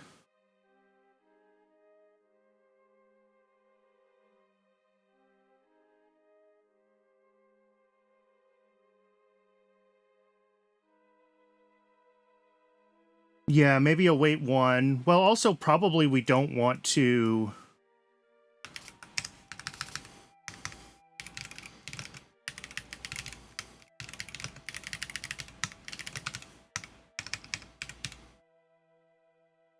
Yeah, wait one is fine. Give it more time because it's going to have to align itself. Here we go.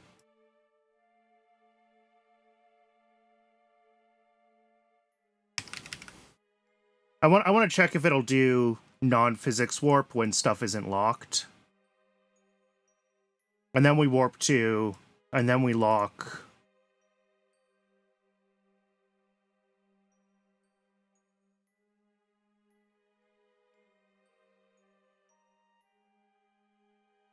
Because what it was doing before with the physics warp was it actually kind of like...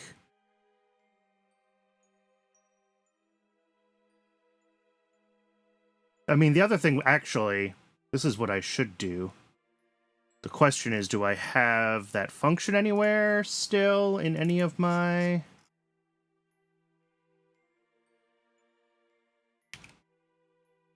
This function. Steering locked.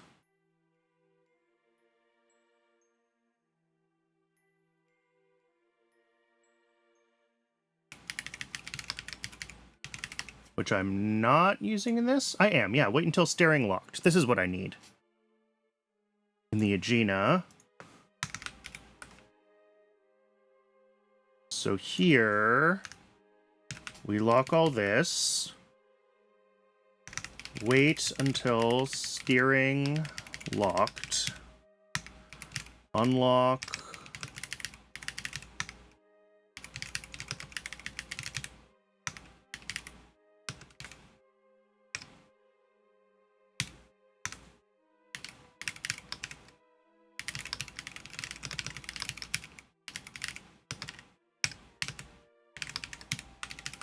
There we go. I don't know if we actually need this unlock throttle and unlock steering. I just want to see if KOS is just trying to save me from myself.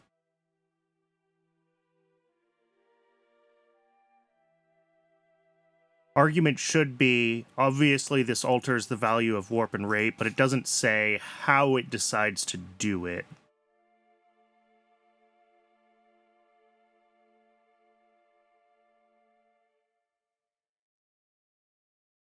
Oh, and when we come out of time warp, we want to do lock, not throttle.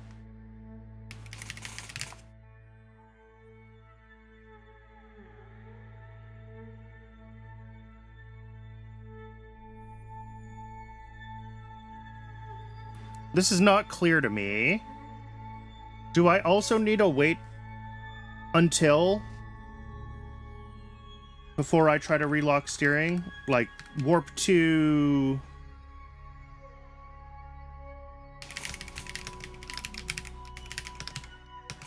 like this sort of thing? To relock the steering? Because it doesn't say whether warp 2 blocks or not.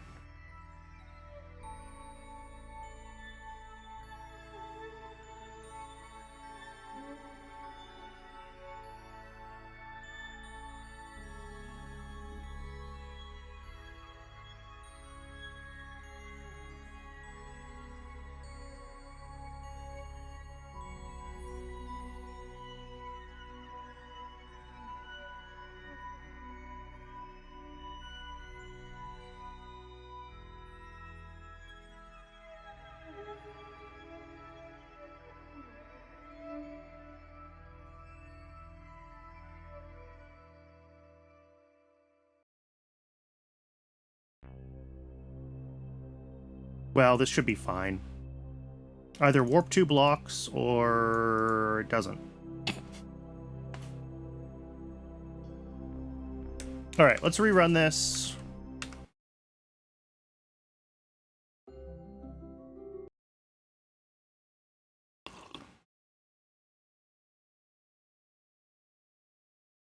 I guess I could hop in the KOS Discord and ask there if warp 2 is blocking.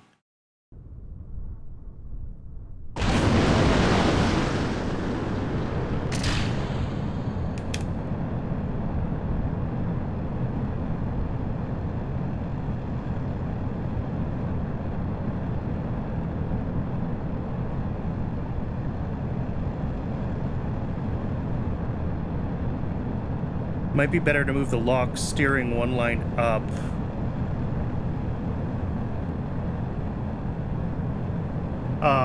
Yeah, that's... So it's set we warp 2 with 6 seconds left, and then the lock steering is with... That wait is literally only there because I don't know if warp 2 blocks or not.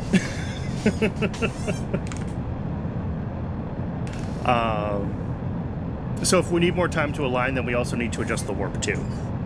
They're kind of locked together.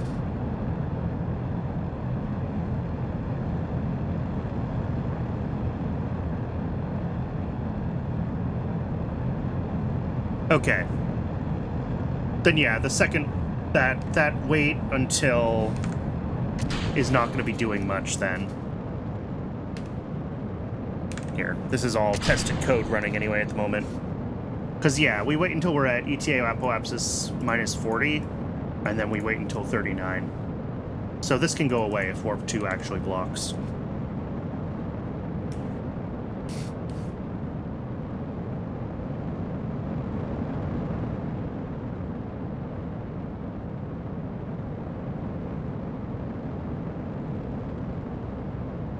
But the docs were not clear on that.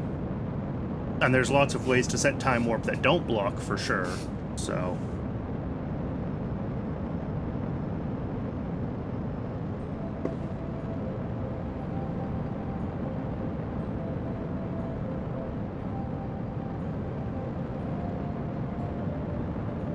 $500...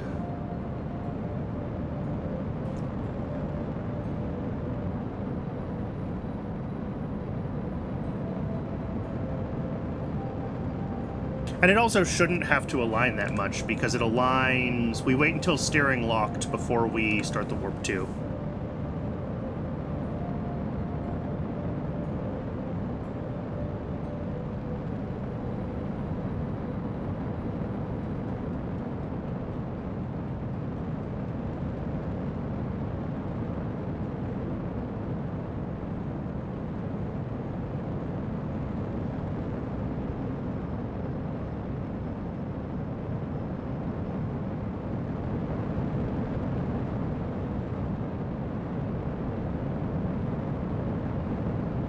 Yeah, that should... more or less what I'm trying to do there. I just have a couple of fail-safes in place to relock steering and... Yeah, exactly. Don't want to have to deal with guessing the alignment time.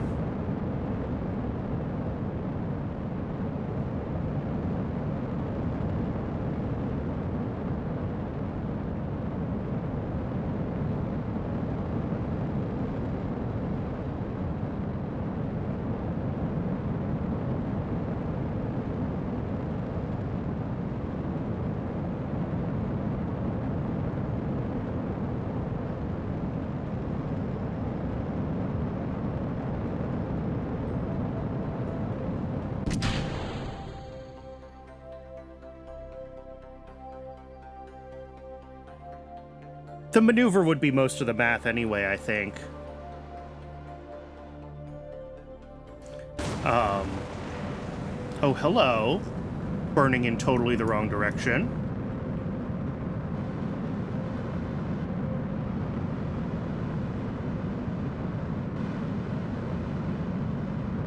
That was bad.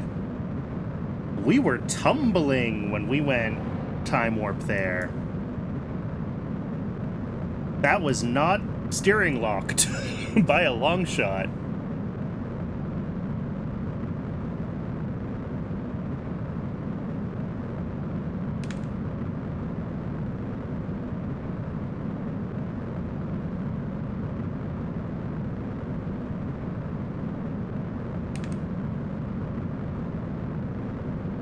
I didn't see exactly... Yeah, to create the maneuver, we have to do the burn vector.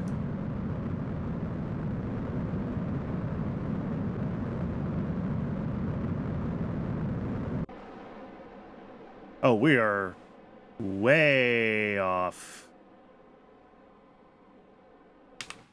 I was watching chat when this happened, and I did not see exactly why we tumbled so hard. So I unfortunately need to relaunch this darn thing.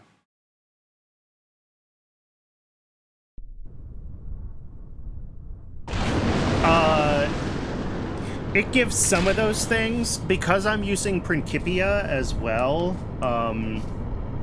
for the physics, we don't have as good maneuver node control as we would with vanilla.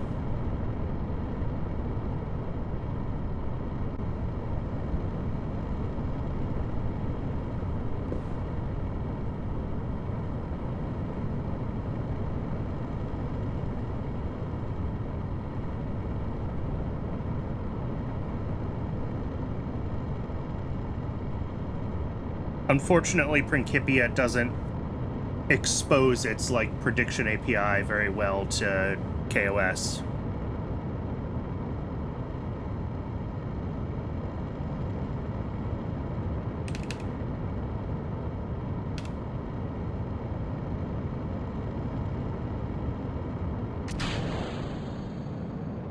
All right, let's just stick to 2x physics warp until we get close to burning out this stage, and then I want to try to understand what the heck happened.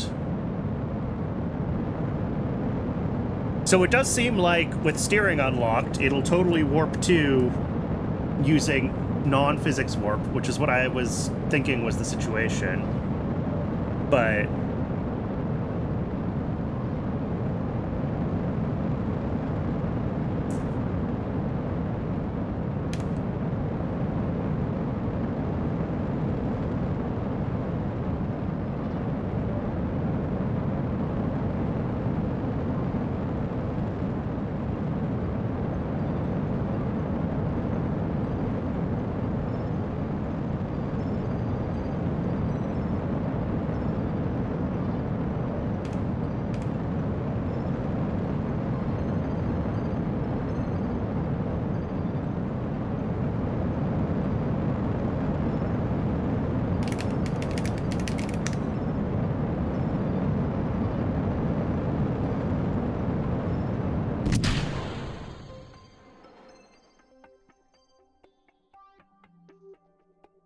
yeah, it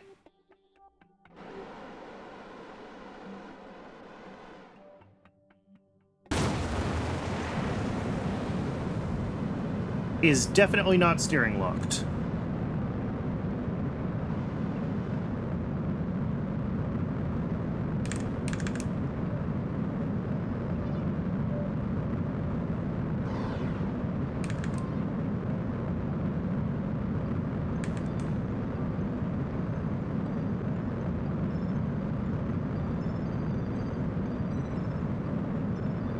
Well, yeah. So I think that's just because our epsilon, or our epsilon for the pitch rate is probably too big, right? Like if we're at 0.1 degrees per second and we skip ahead 900 seconds, however many minutes that is, that's only like 15 minutes, right? Yeah. Then we've rotated 90 degrees, right?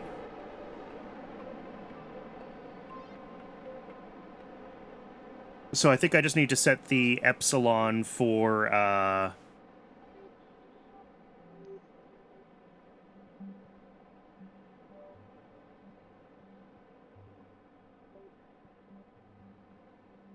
I mean, this is still within its eccentricity this time, but it's a little bit random, right? And previously, the last test, we missed it.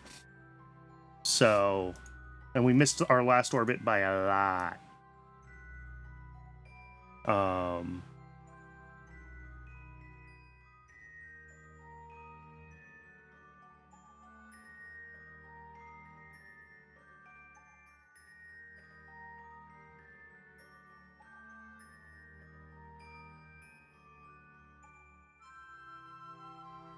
So yeah, 760 by 735, not bad, but not our best.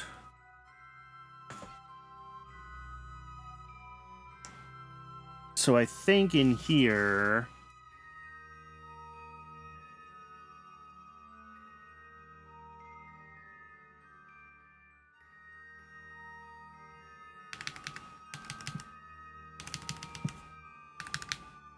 Local... Oh! Oh, no, we take a default epsilon. Okay. Local, rate epsilon is...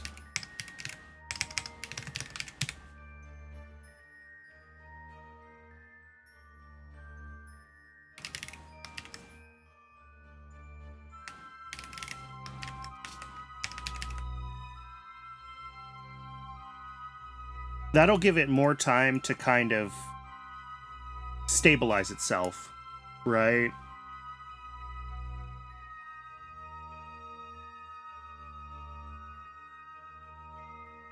And then we can also do it here.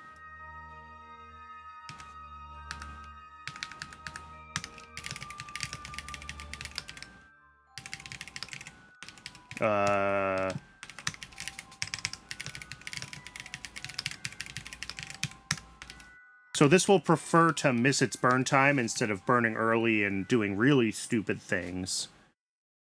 But ideally, we want to be a lower angular velocity when we burn.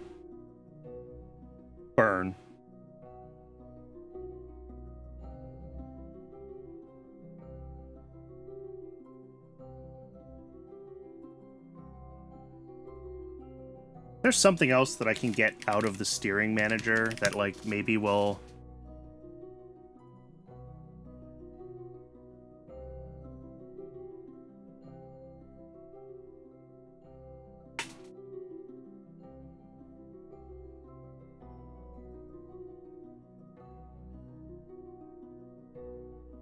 Probably not.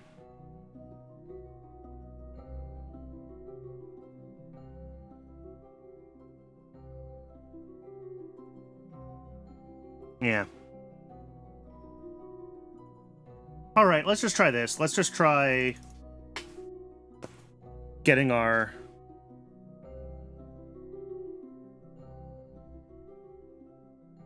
Yeah, starting to burn a little off shouldn't hurt too much. That's potentially true. We shouldn't really need it, though. But agreed. And this is in, like, degrees, right? So, like, 0.1 degrees is...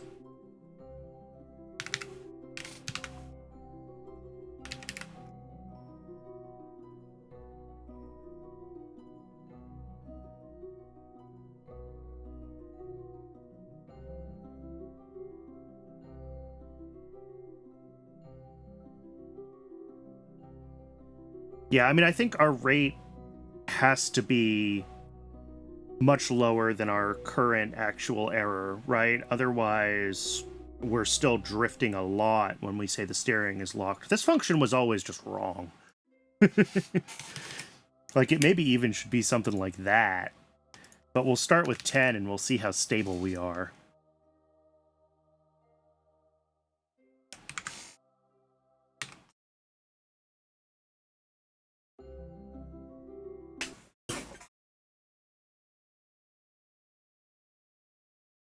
Because when we're burning, we care that we're, like, mostly pointed in the same direction, and we can be wiggling a little bit, and we'll get it figured out.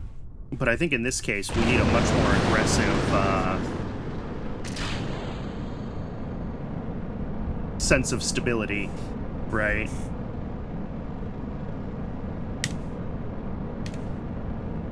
Yeah, let's start at 2. Let's not go up to 3 until we're a little further up there.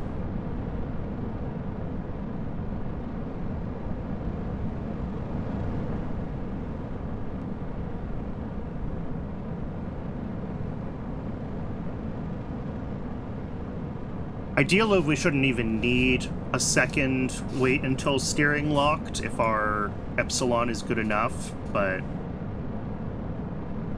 I'm not sure I believe that the physics simulation is ever that stable.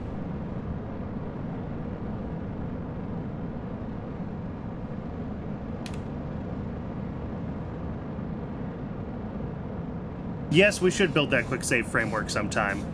Now that we've got, like, the multiple stage programs and stuff, I think we're getting closer to where we can do it.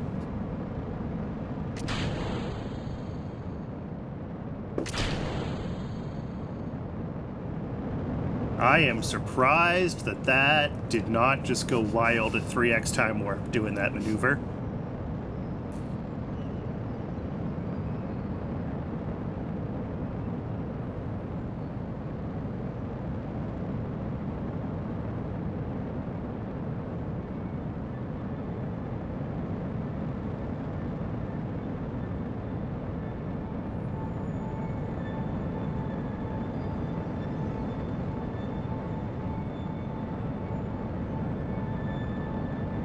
But yeah, building the quick save framework is definitely worth doing, but it's going to be like the better part of an episode that's not going to be doing very much space stuff. So I've been putting it off, because it doesn't feel like very good content. At that point, it's just a programming stream.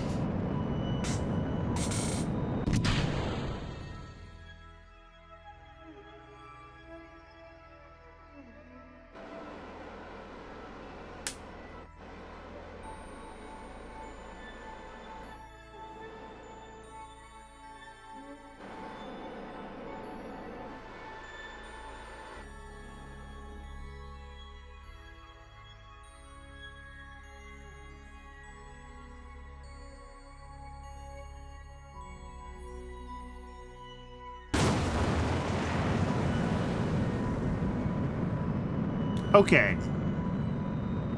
Given how long that had to wait until it considered itself locked, nulling out its rotation, I don't believe that we're locked when we start time warping.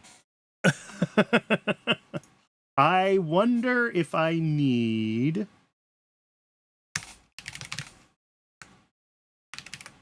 if I need a wait in here.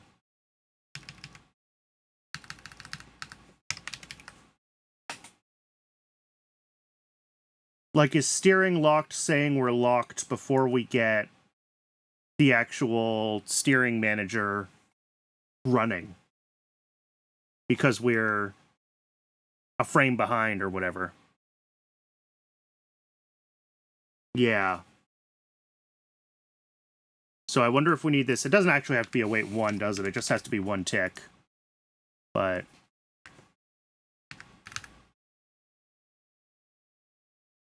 wait 1 is fine.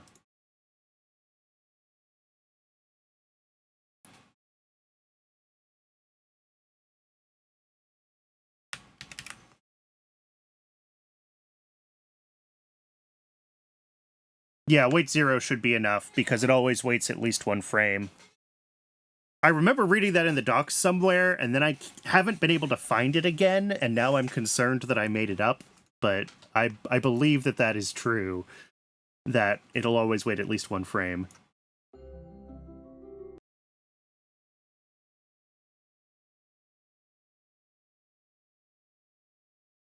One update, yeah.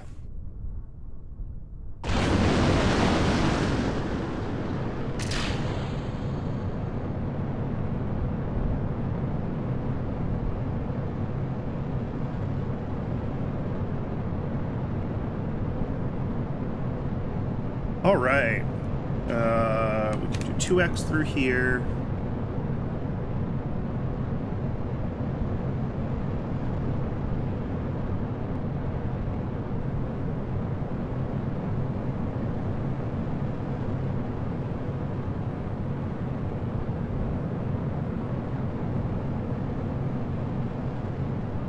Actually, we should be able to do 3x now. The engines are going to flap all over the place, but it seems to actually be mostly stable, so I'm just going to let it do its thing. I don't think so.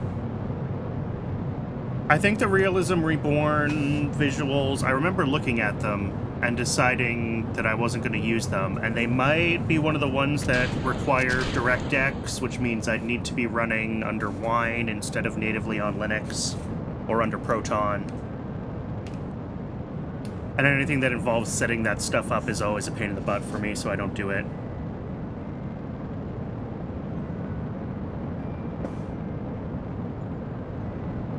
I'm just using the stock Realism Overhaul visual pack.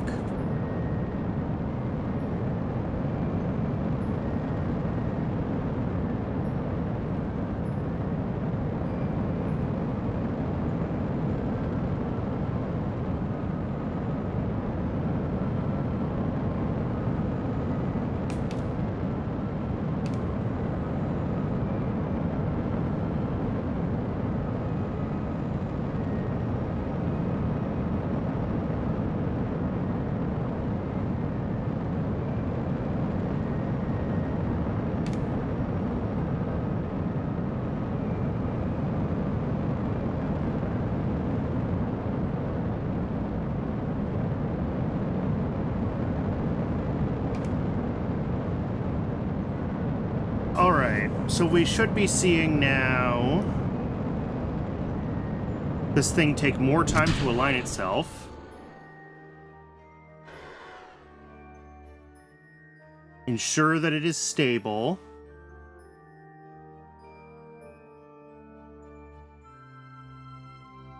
Ensure that it is stable.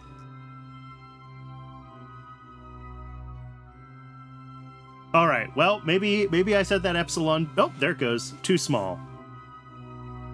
Oh, but look at how close to our actual burn direction we were there. Yeah. All right, so besides the epsilons being too big,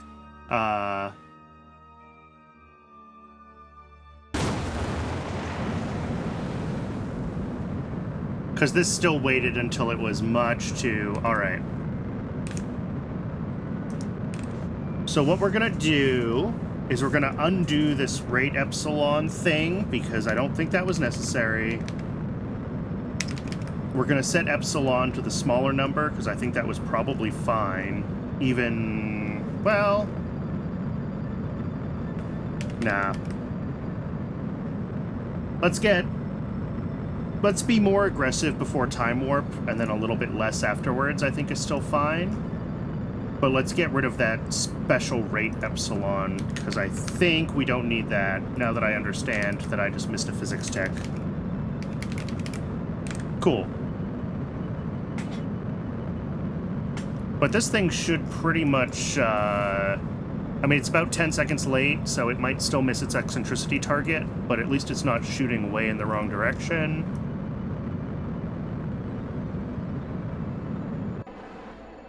Yeah, 0.08. It's going to have a hard time fixing this one.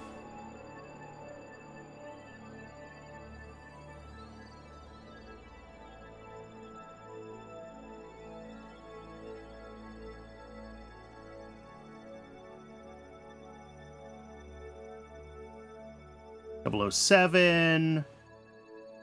Yeah, I still might want to be more aggressive with the RCS, because we're hitting the RCS threshold pretty quickly.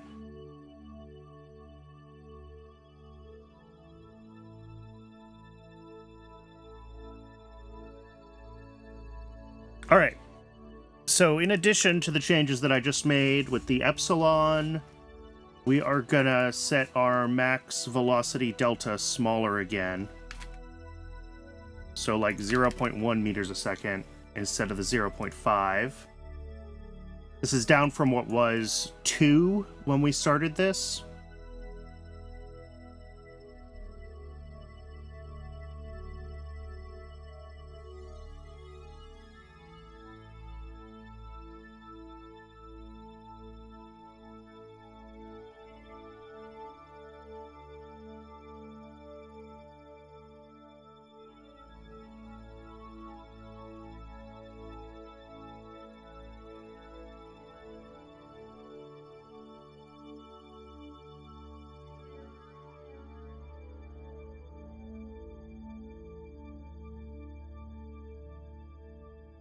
Am I doing my P right?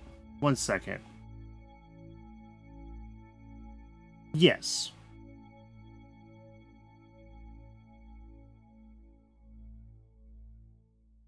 Because when the threshold is our max velocity delta, I'm like, is this 1 over what P should be?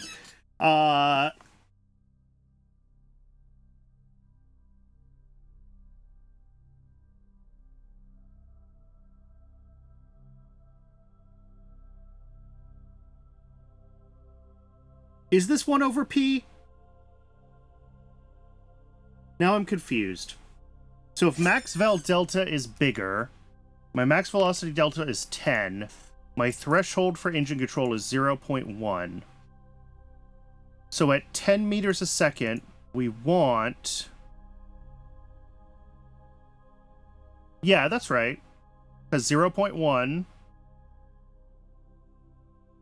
Because it should always be that whatever our thing is... So at 0.1 meters a second... Yeah, this is right. This is fine. It's clamped to 1, right? So, like, if I make this really small, you know, down to, like, 10 centimeters a second or whatever, threshold is 0.1 divided by 0.001.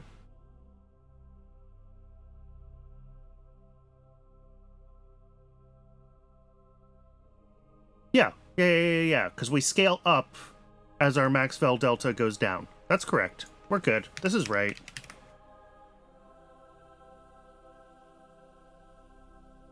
Yeah, that would depend on max acceleration. This assumes sufficiently weak RCS and other things like that.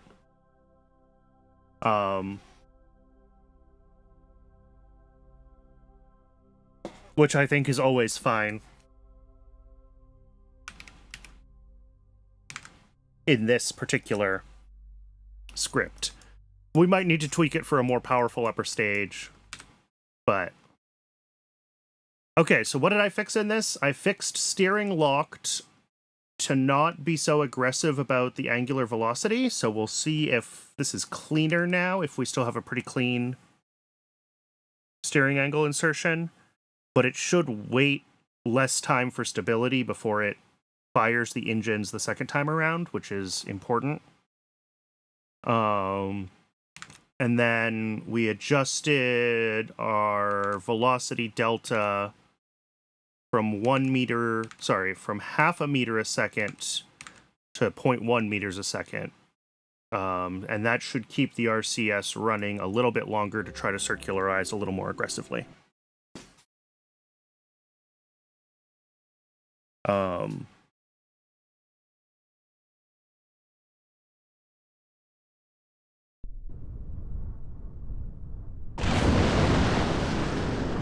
Let's just see if we can get a more consistent insertion into the orbit that we actually care about. I want to see this thing, like, nailing it a little more regularly.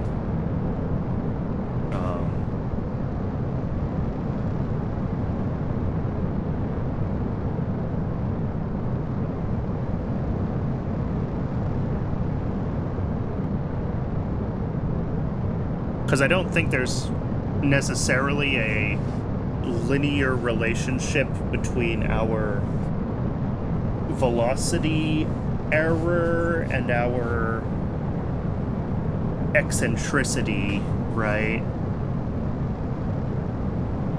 We kind of treat it like there is, and it, like, it helps, but...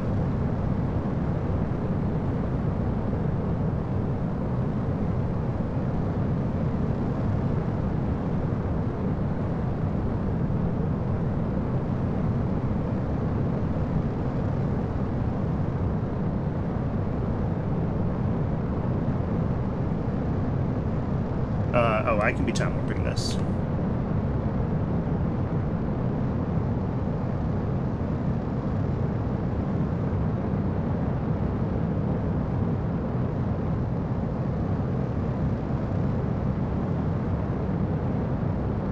And booster separation in now. bearings, pitch up very aggressively because this program is silly.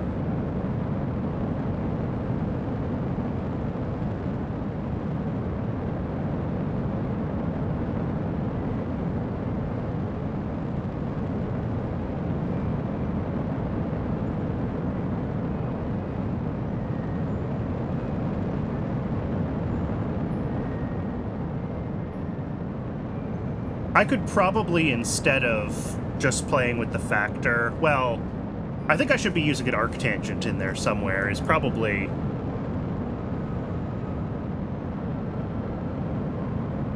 Yeah, a journal on the disc, by vessel name, and then each...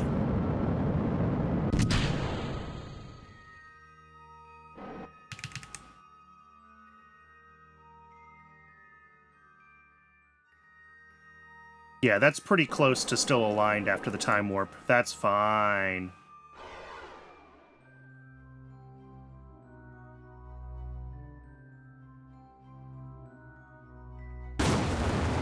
It's still waiting a long time, though. Okay.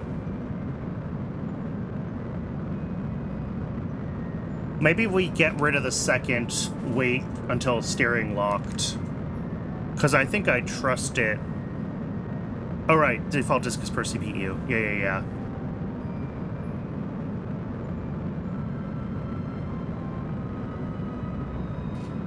I mean, I'd like to have all the per stage stuff working because then I really can just, like, click things together and I don't even have to write mission scripts.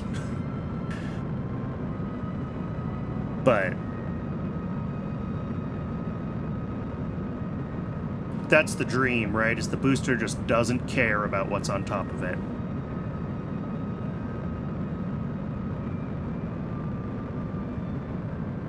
Alright, this is still not doing what I want. Let's get rid of this second wait until steering locked. Because I think we're doing okay here.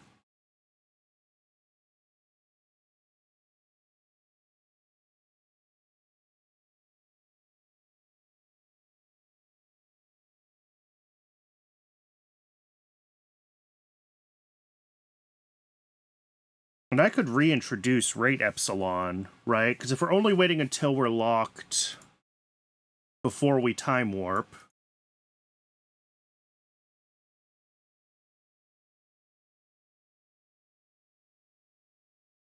I have not used the RSS.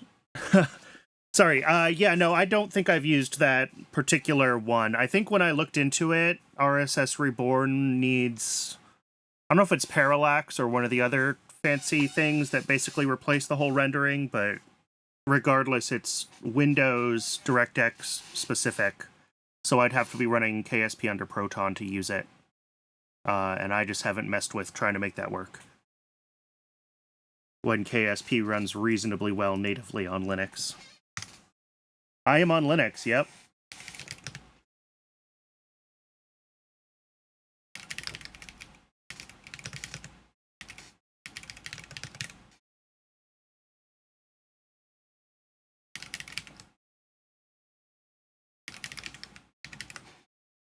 Alright, so I'm reintroducing rate epsilon, but I'm being less aggressive about it than before. And then we're getting rid of the second wait until steering locked because it's not really necessary. We're close enough.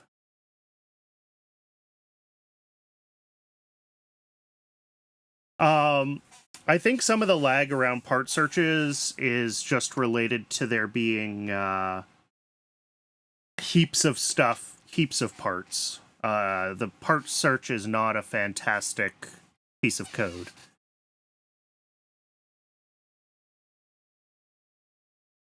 So depending on how many parts you have in there, that can slow it down. But it could also be something to do with one of the rendering mods.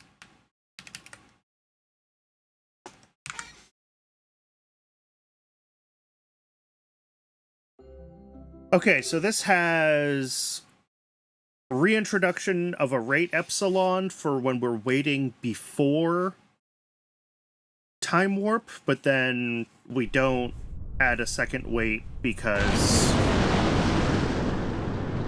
we shouldn't need it. We should be close enough to the direction we want. Elasticsearch, yeah. I mean, honestly, an index would be great, right? Just because of how parts end up in memory because of the C# virtual machine and all that, you know, you end up with not very cache-optimized searches when you're doing plain text search against thousands of parts. And it will absolutely be unhappy.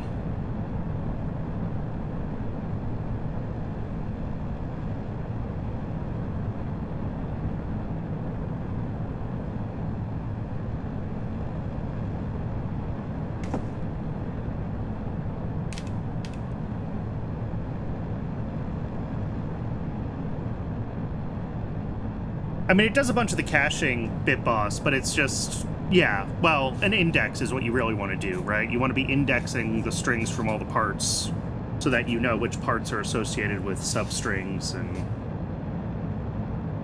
But doing string indexing for, like, partial string matches is not just a matter of building a hash table for exact matches, right? So...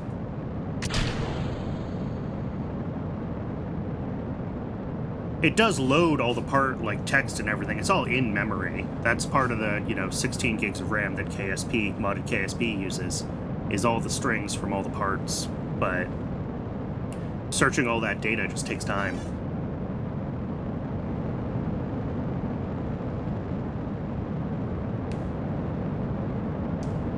String interning only works for exact matching, Starfighter.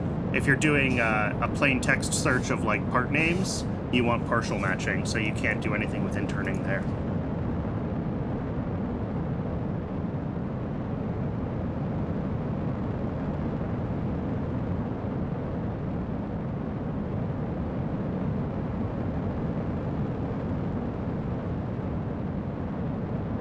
Alright. So we should see this take a little more time before the time warp to ensure that it's not drifting. And then when it comes out of the time warp, it should just get itself close enough before it will let itself burn. Or we could boop.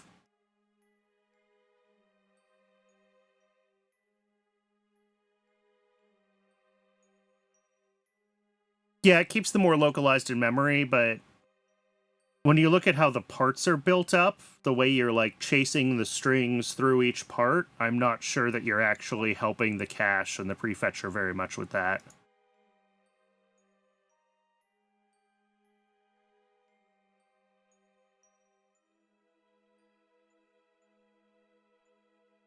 Undefined... Oh.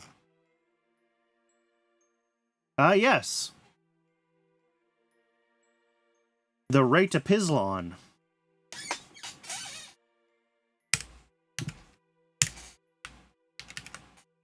Alright, well...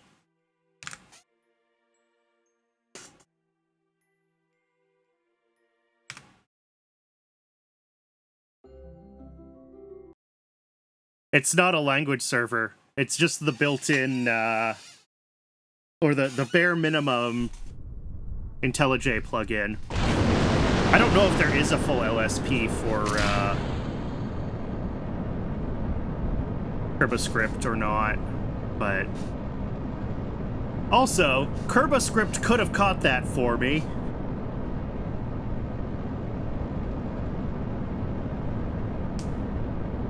Well, maybe.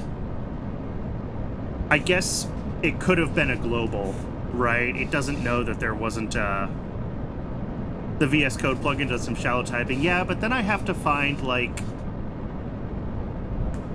an AUR package for the version of VS Code that doesn't have all of Microsoft's bullshit in it, and that's a lot of effort. Not that, IntelliJ doesn't phone home, but...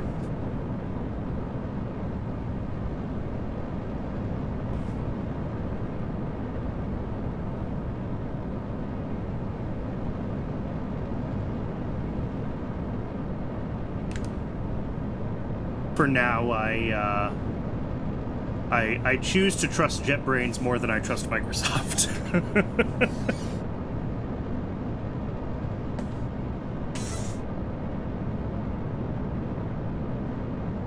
Oh, this should be fast forwarding.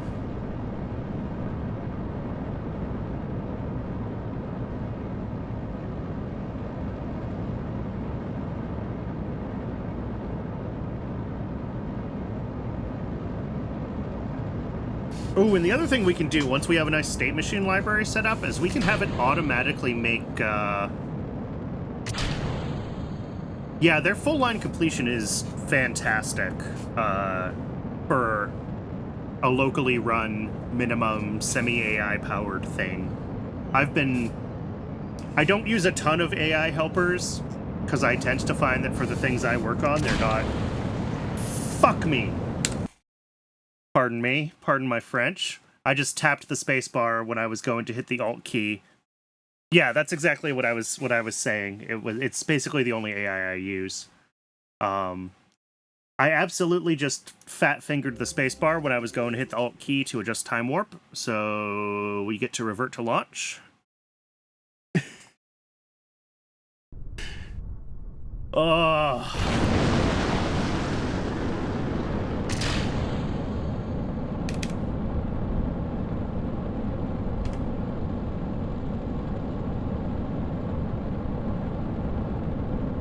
Yeah, the full-line auto-completion seems to do a much better job of, like, maintaining context from the file that I'm in.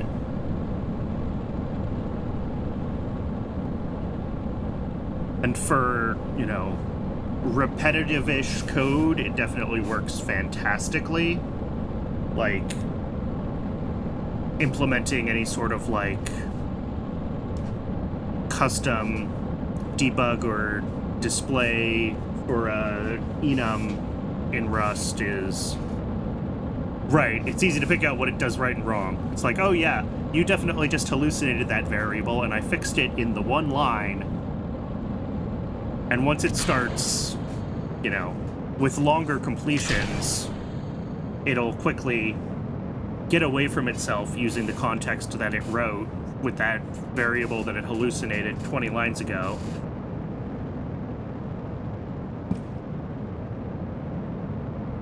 Alright, I'm very carefully not going to hit my spacebar when I slow down the time warp this time.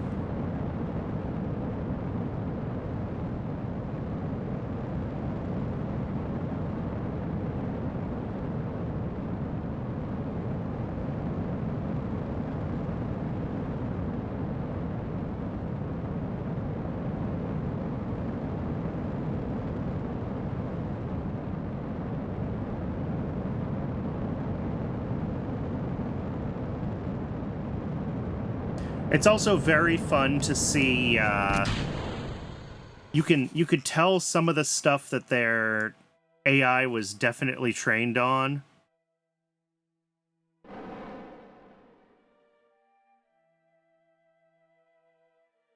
Because, like, when I'm working on my toy operating system code,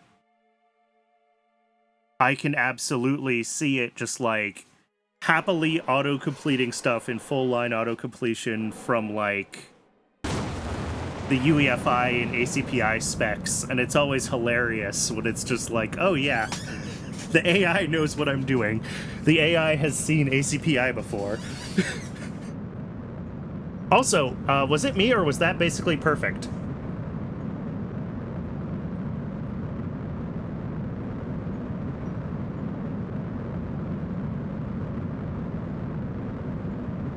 We could maybe give it a couple more seconds of time,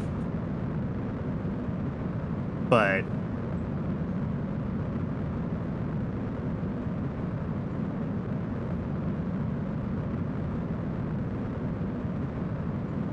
I just want to see the eccentricity in line with the non-time warp version of the code, and then I'm going to be happy that we basically got it right.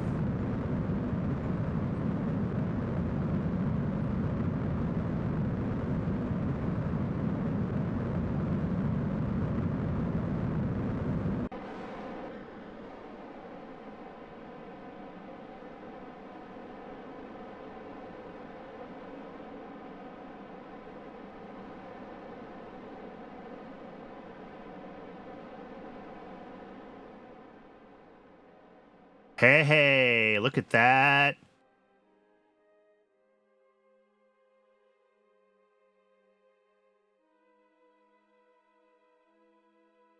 And we're cut at a 757 by 738.5. Eccentricity 0.001 something. We are 88.9 degrees of inclination. Not as great as some of our previous ones, but like well within spec. Cool. Very obviously learned where it suggested. Yeah, I've seen that a few times. Okay, so I think this is good. I think we can launch a bunch of these navsats now, which is what I said like an hour ago, but you know. The Agena code is better now. I think we just copy what is currently Atlas test and save it as early navsat and call that the program for this contract.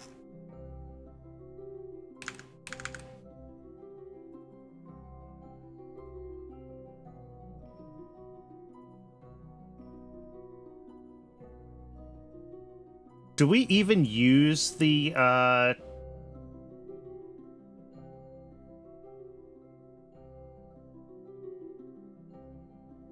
was gonna say, do we still use max eccentricity?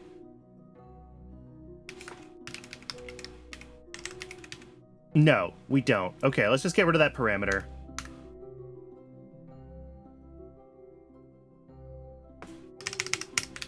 That's not a real change, it doesn't count. And I do want to make a new file here, and this is going to be early nav network. Sure, add it to Git. It's not like I'm ever actually committing anything, but we can pretend.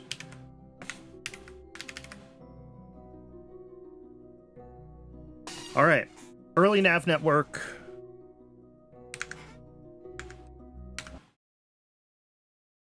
Revert to VAB.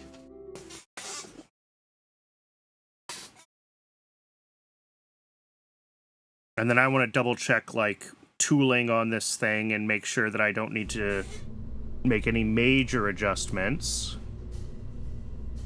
Payload fairing. Oh, the Atlas mod. I had never tooled the Atlas tank. That's going to be expensive. Oh, I never made a, we got to make a,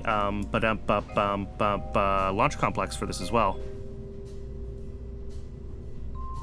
Yeah, I mean, 130 tons for the avionics, I guess is... Oh, 150 tons for the avionics. Let's see what our launch complex... 112, we're currently 120.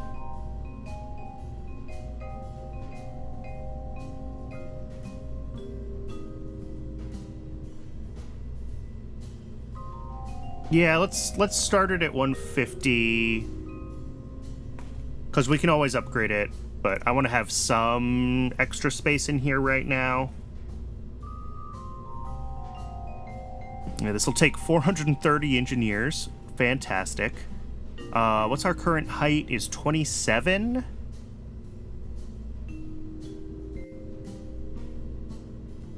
The length and width are fine. We're not going to get much bigger. We could even bring those in a little bit if we wanted to be a little more aggressive with it, save a little money.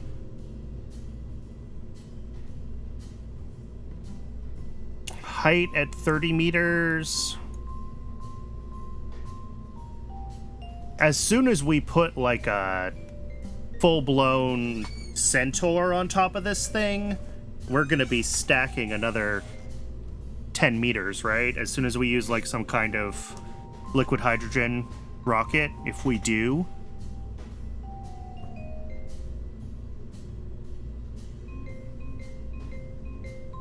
Instead of our tiny Agenas. I should give it a little bit more vertical space. Let's give it like 40 meters.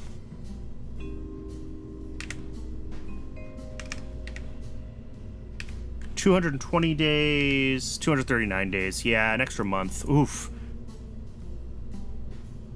This is going to take a long time to build. I should have started this a long time ago. All right. LC2.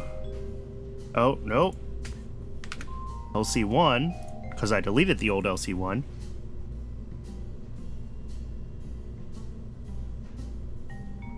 At least I have the unlock credit for all the toolings that I need.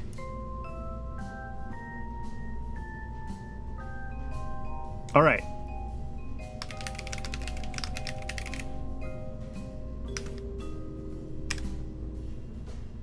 All right, we're going to save this. Oh, and I need to fix the launch script.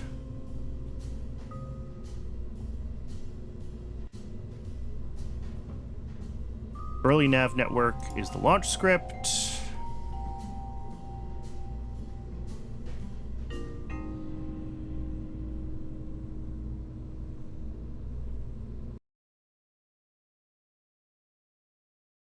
Yeah, we've done a lot of sims. I think I've got a couple of years left on the program.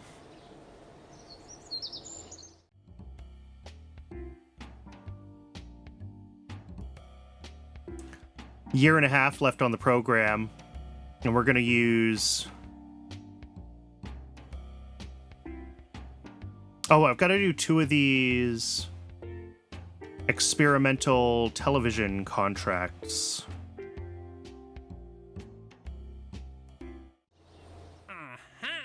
Which I don't have. Why not? What do those need?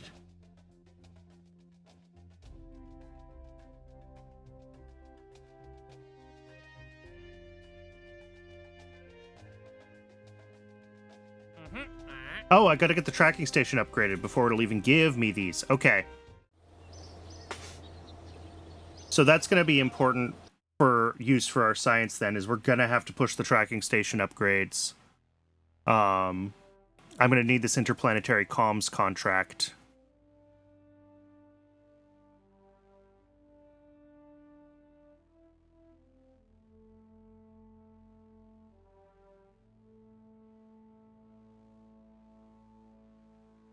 Okay. I knew I had to upgrade it to complete the program. I didn't realize I had to upgrade it to run these missions.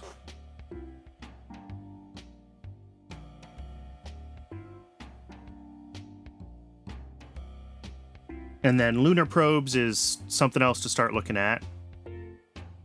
Early Earth observation satellites, we are working our way through. All right, yeah, this shows LC1. Can I give LC1 a little bit of just of a... What's my current... Oof.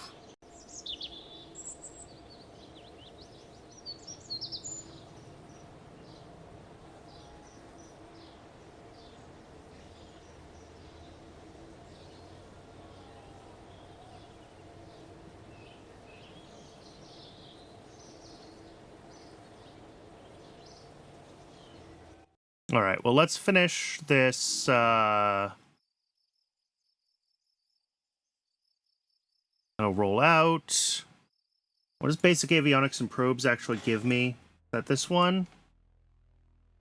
Oh, this gives me deep space avionics. Okay.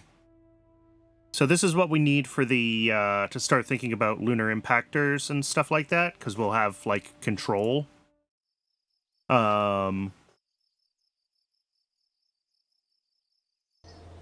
And that is now done.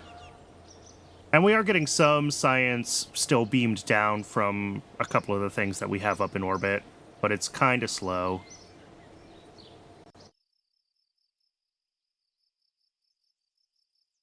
We'll warp to sunrise, and it is ad break o'clock again, so we'll do this launch right when I come back. I'll see everybody in just about 3 minutes. We'll get this one launched, and then maybe I can figure out some other ones that we can get launched with our new capabilities to work on more of these while we wait for the launch complex to actually finish.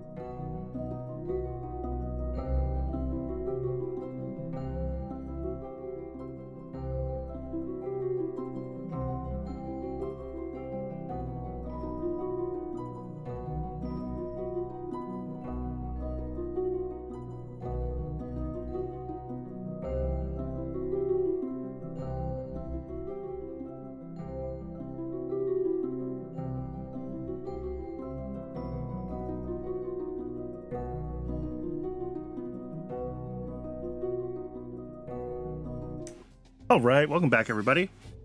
I was just looking at the contracts again.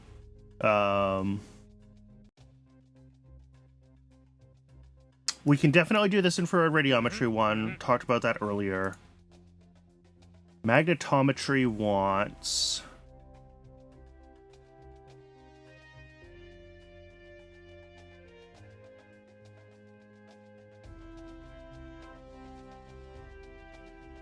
I bet we can do this, but we're going to need a different program for it. Because we're going to want to do like a burn the Agena until our AP is above this threshold, and then like loop around and fire a solid kicker, right? So we'll need a different program for this, but we can do it. Maybe that's one to save for next week, because we're already 3.5 hours in today. Gravimetric. This is going to be tough. But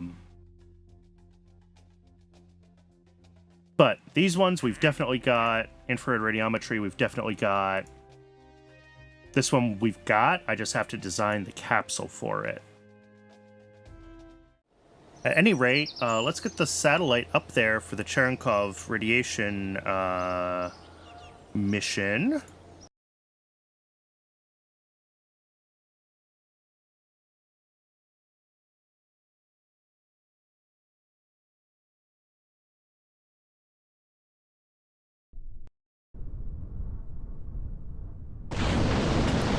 Ooh, right. It's a Thor. It's been so long since we've launched a Thor.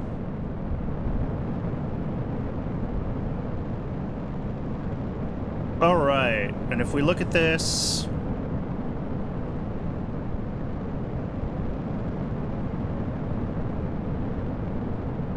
This is going to have to transmit a bunch of the science, and I think that science is kind of...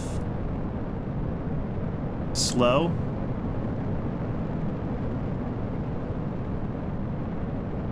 Yeah, duration is 91 days, and we need to transmit 3/4 of it.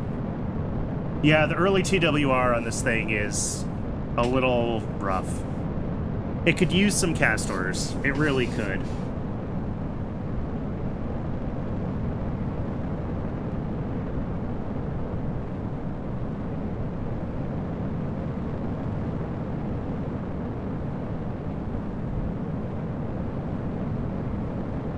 Right? Is this the Thor, or is this something else? Yeah, LR-79. This is the Thor. But we'll get lots of science from this over the course of the, like, 90 days that it needs to run.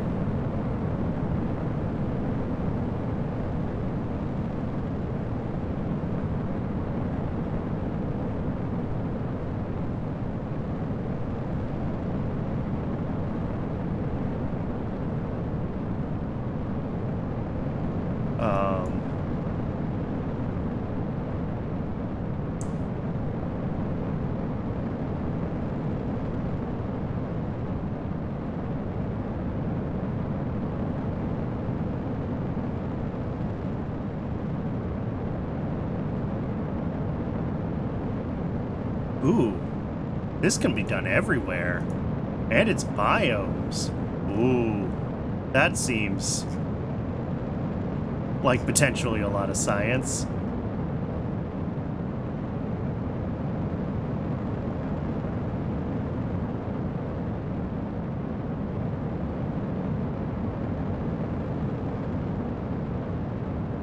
So yeah, we'll get a bunch of science from the infrared radiometry as well.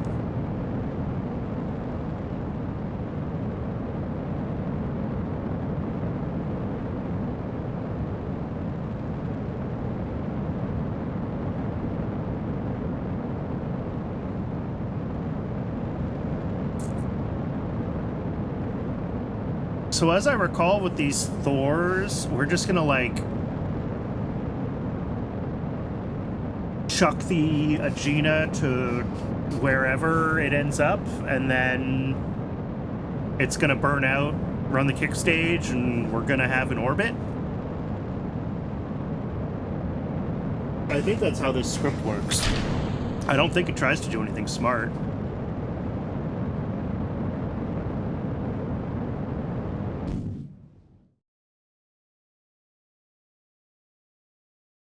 Oh, and of course this doesn't have any of our automatic time warp stuff.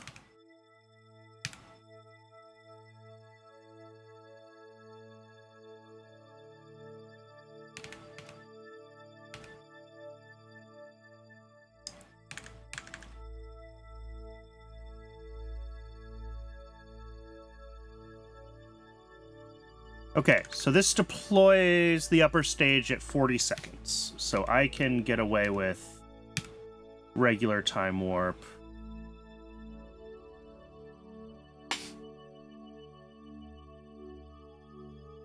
I'm not going to do it too quickly because I don't want to skip past it on an actual flight.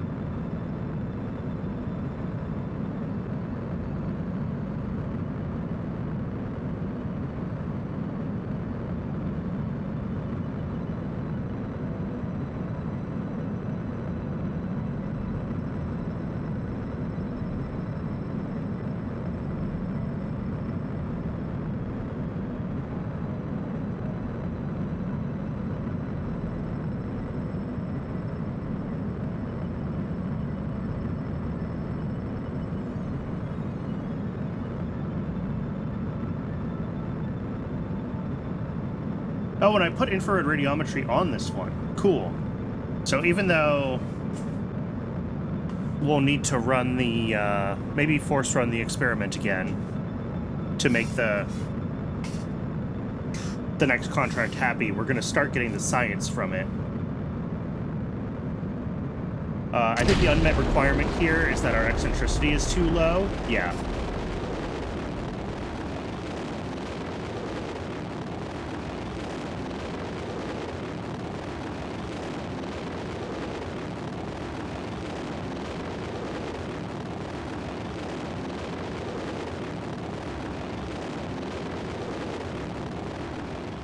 Beautiful.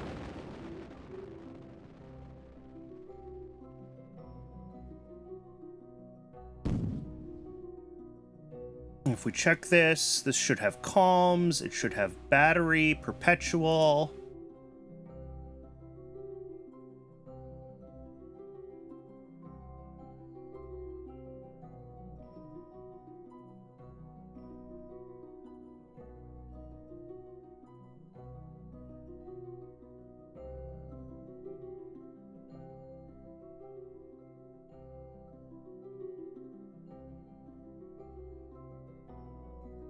All right, let's go back to the Space Center. Before we start fast forwarding ahead the 3 months that needs to finish its contract, let's see what else we can get in queued. And I'm not sure that there's anything I can do at this point besides wait for Launch Complex 1 to be finished.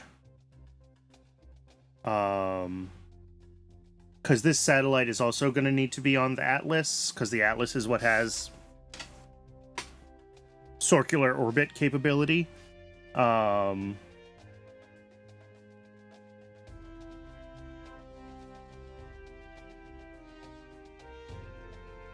Maybe this?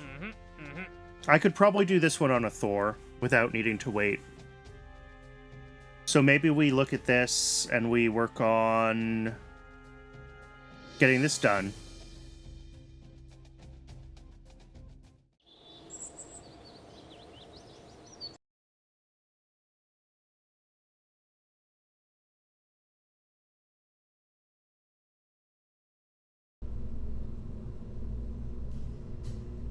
open. Let's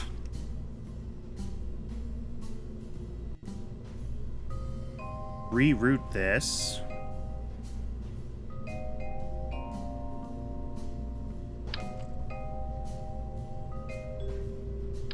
Everything here. I'll put it aside for now.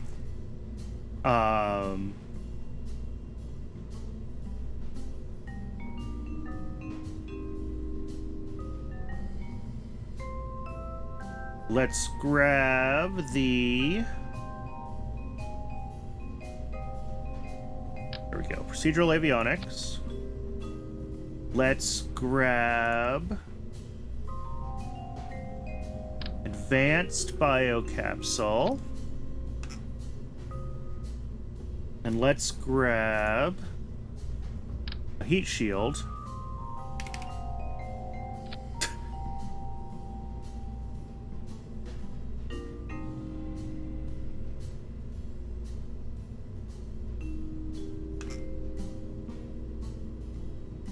I don't actually know the diameter of biosample 2.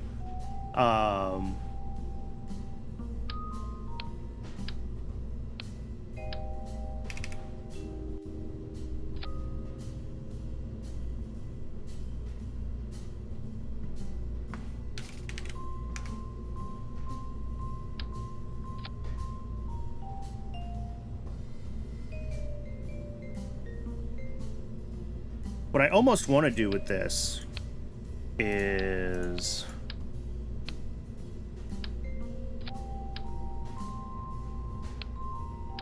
maybe not quite that, but something like that, right? Where, like, we're gonna put this thing in a...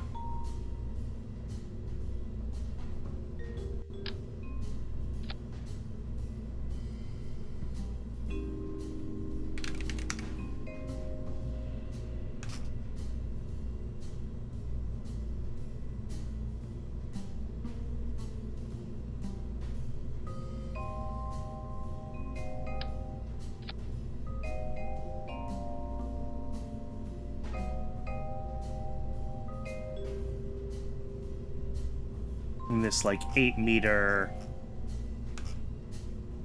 right? And then, like, these just go away. We won't even put the fairings on that stage. We put them here. We get rid of the decoupler. And then this whole thing is our payload. Because all we have to do is get it up to orbital velocity and have it come back, right? That's the magic. So the only thing about this is the, like...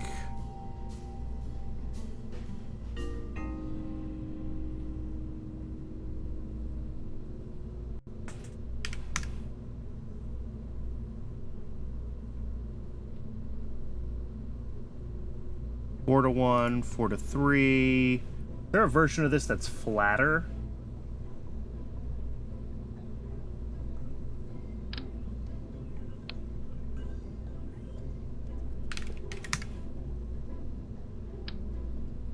Yes.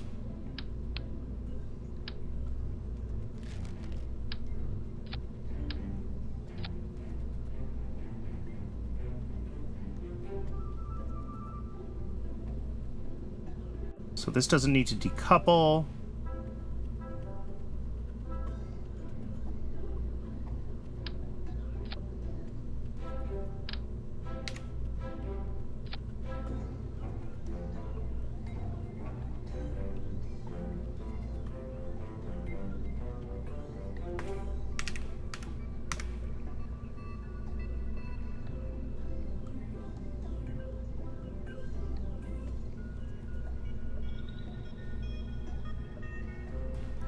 I mean, if this gets up to speed,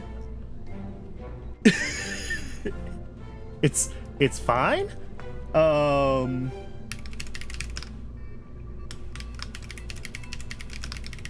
This won't actually go into orbit, is the thing.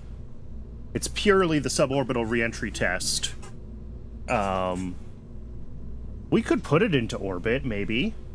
But the question is getting it back from orbit, and, like, we need to have... We probably want to be using... Well, we do have deep space avionics.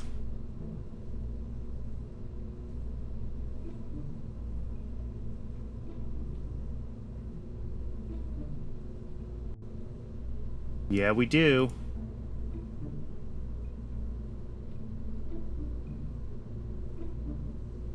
Oh, and we can upgrade all of our avionics. Of course, I just tooled the Atlas. I should upgrade the avionics on that. It'll get slightly better perf... Well, it doesn't need it at the moment. I'll do it when I need it. Save the money. Okay. Get rid of the decoupler. Toggle closed.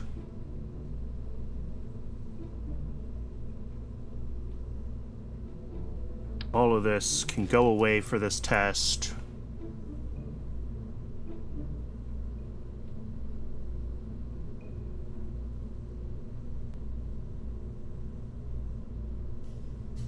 All right, and then the code for this is easy, right? This is just the top half of this. So this will be, let's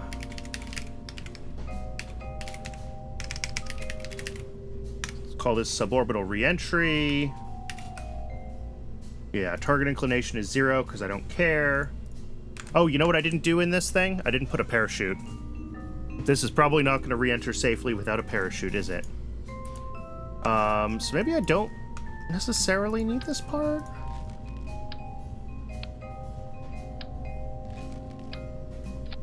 I mean...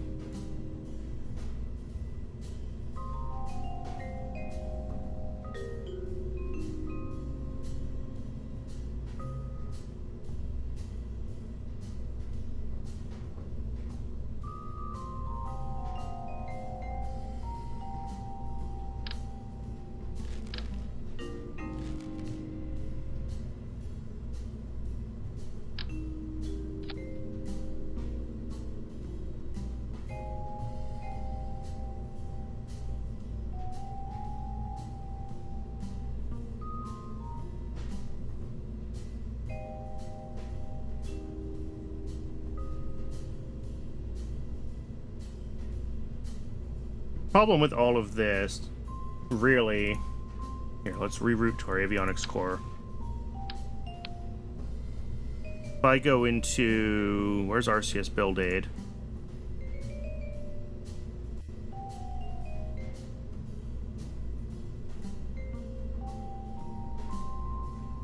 Yeah, our COM is not as low as it could be.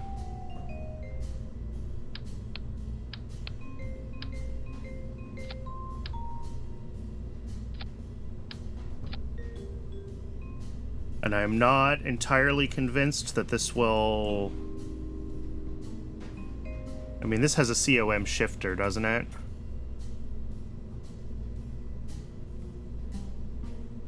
Yeah.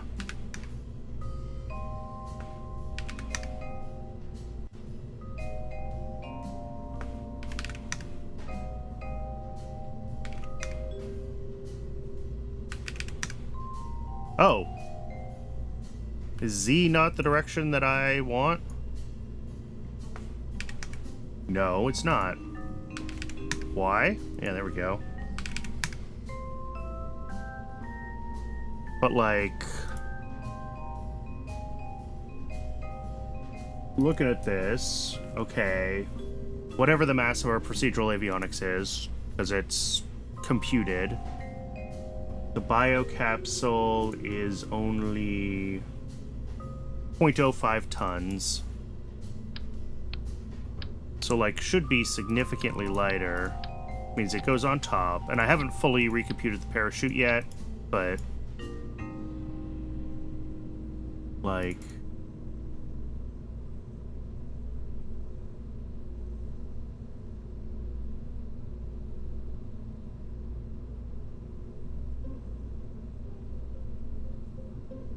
Alright. Parachute. Spare chutes. 0. Main chute.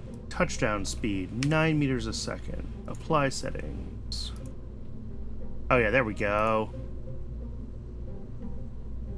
That's a much better mass towards the bottom.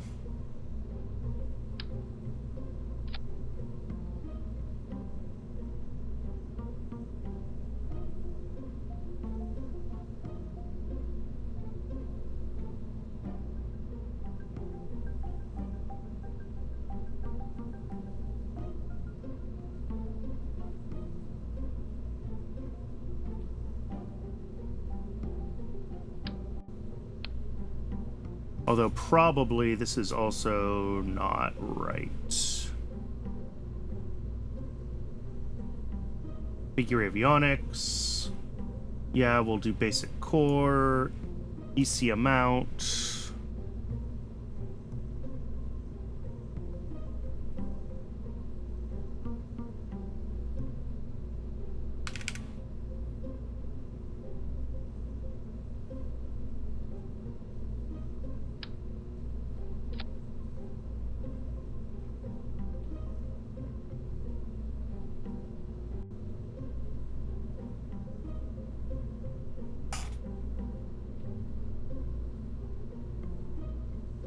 Let's reopen this. Just because I want to get the AOS boot file. Suborbital reentry. Beautiful.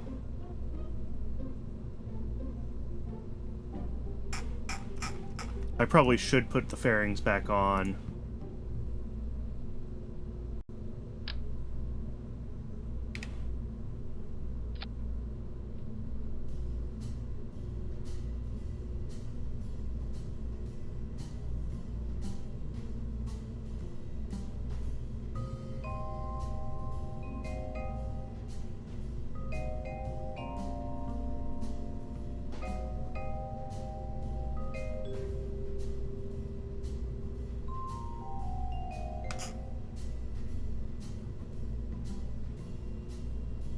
All right, let's sim this.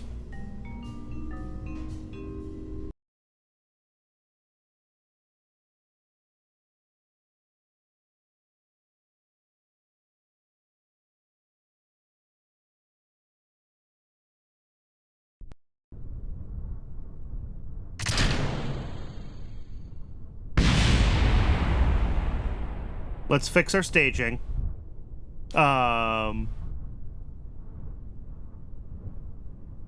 And also, I'm gonna double check the contract for this, though. Reach orbital speed and return surface velocity with a minimum altitude of 150 kilometers. Okay, we should be able to hit that. Let's fix the staging on this.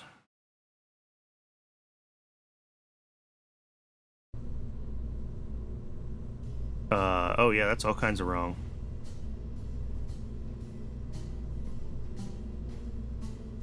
Does this have fairing drop logic in the Thor? Yes, okay. But we do want to drop the fairings separately.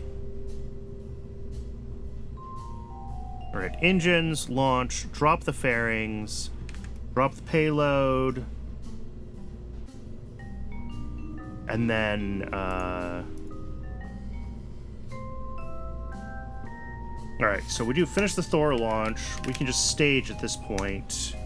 Wait until... I don't know.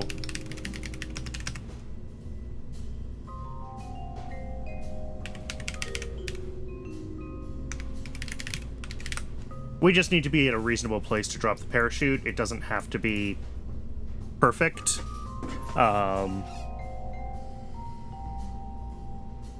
We just need to make sure that it won't deploy. we need to run the staging for it, but it doesn't need to actually deploy.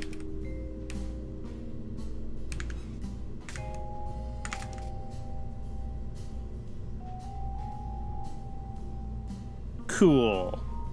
Let's resim this. Save it. Resim it. These older designs are definitely... Oh, the programming is not as sophisticated, and this rocket can't do a lot, but...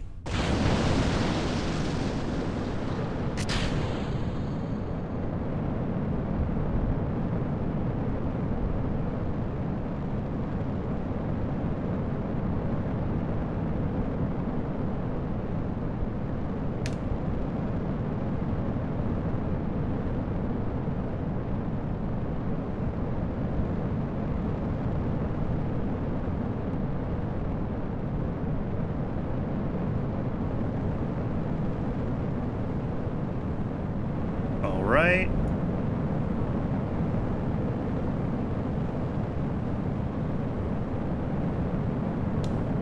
Pitching over. And if we find that contract...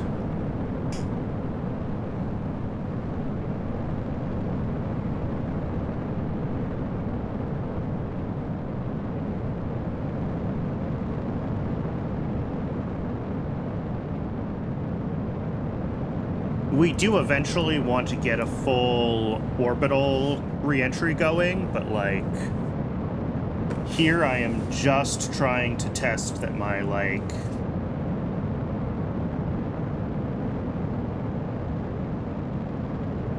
re-entry pod is reasonably passively stable, and we can get this contract done. And then from there, we'll move on to more sophisticated orbiters that can actually... you know, deorbit themselves after a certain amount of time.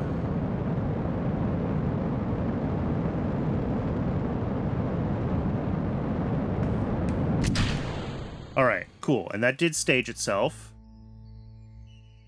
Oh, and we didn't quite hit the surface speed we needed. Ooh. Okay, we might need a little bit of a kick. I don't want a whole Aegina on here. That's too much. Let's see what we can do. We only need a few hundred meters a second more DV. I could stick a small solid up there. I think that would do the job, but it seems silly when I only need a few hundred meters a second more. We don't have a better version of that engine yet.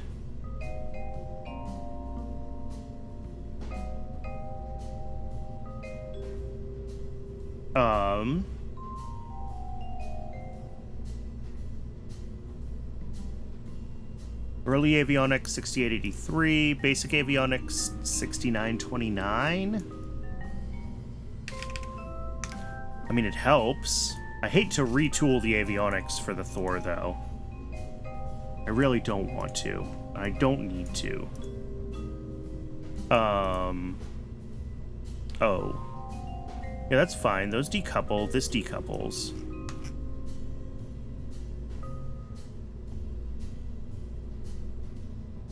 Oh, battery 2 tanks. Back to that, like, 100 EC, which is already way more than we need. 50 EC? Yeah, we're shaving grams at this point, and that's just not a big deal. I think I'm gonna have to put a little bit of a kick stage underneath this thing. Which I don't love doing, but so be it.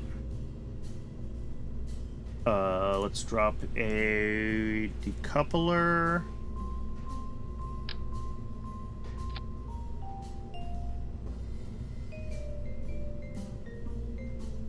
And I mean, literally anything will work here.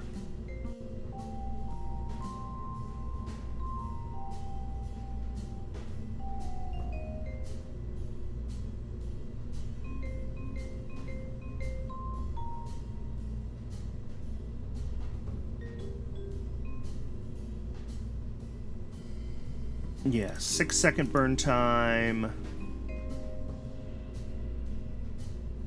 3-second burn time. 5-second, I mean...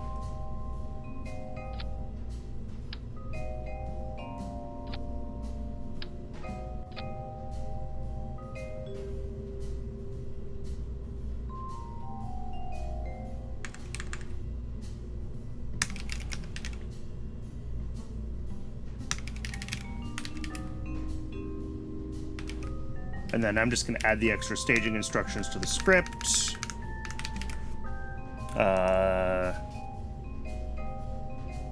So we stage when the Thor is done. That'll also fire the solid. We wait 5 seconds, and then we stage again, and that drops the solid. It's a 3-second burn time. That's plenty. We don't need a more sophisticated script than that. And then...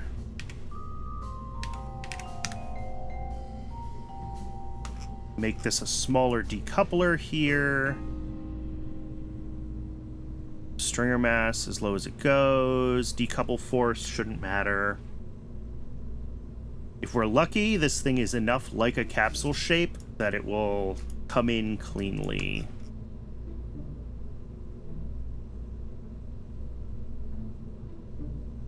All right, let's sim this again.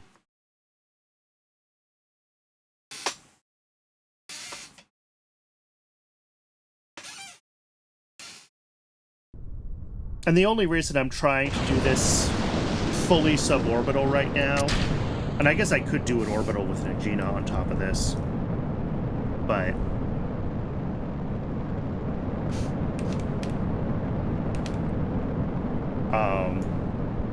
getting this contract done sooner would be nice, and I can launch these rockets now. I don't have the launch complex done for the Atlas yet. So the more contracts I can complete on my sad little Thors, the better.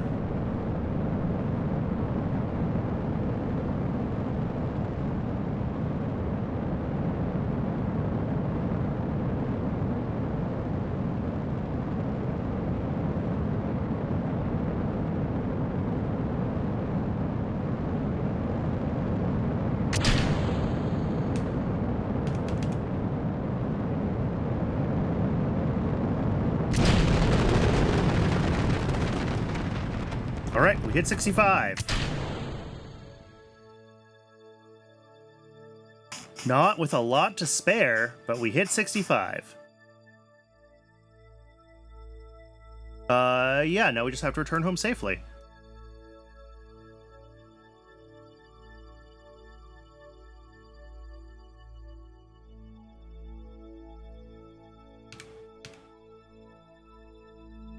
So we are just going to tumble. And that's fine.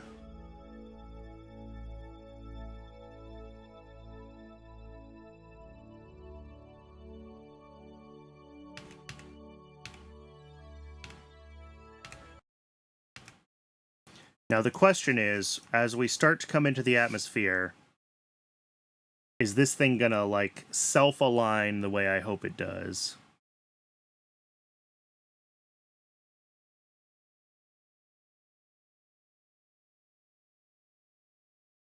Oh, look at it.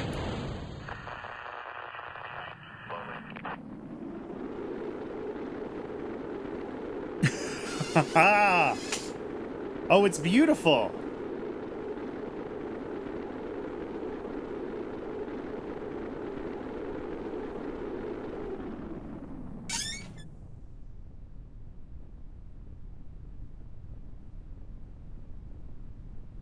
And yeah, connection timed out. I don't know how much is actually on... Well, I do know how much is on the vessel, actually. I can check it here.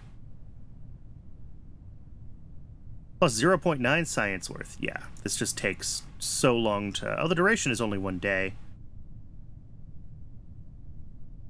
But, cool.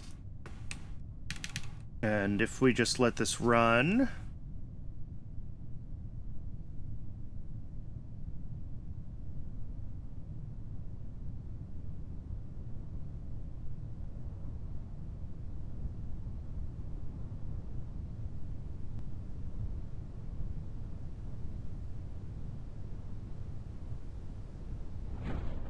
Yep, parachute deploys.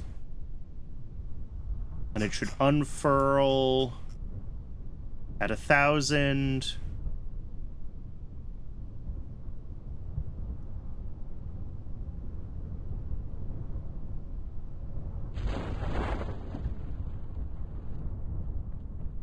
Our surface velocity is way slower than it needs to be. Which probably means that I did something wrong with the parachute configuration, which is fantastic, because that'll save weight.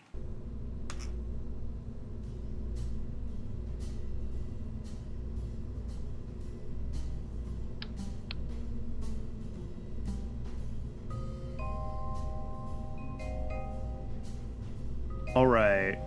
Parachute 0. 1 parachute used. 9 meters a second wanted.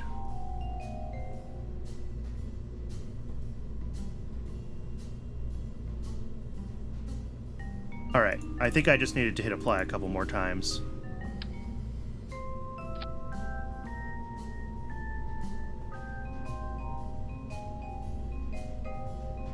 That needs to be like that. All right, what do we need to tool? These procedural payload fairings. Let me see if we have a standard size.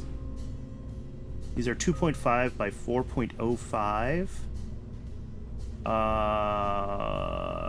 Tooling. Payload fairing. 2.5 by 6.738. All right. So I think that's this. Right? There's like an extra height somewhere.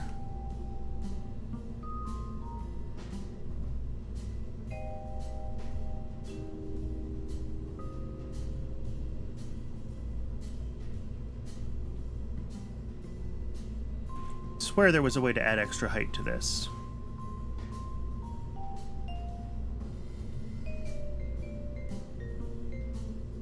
Is it fairing? Oh, here we go.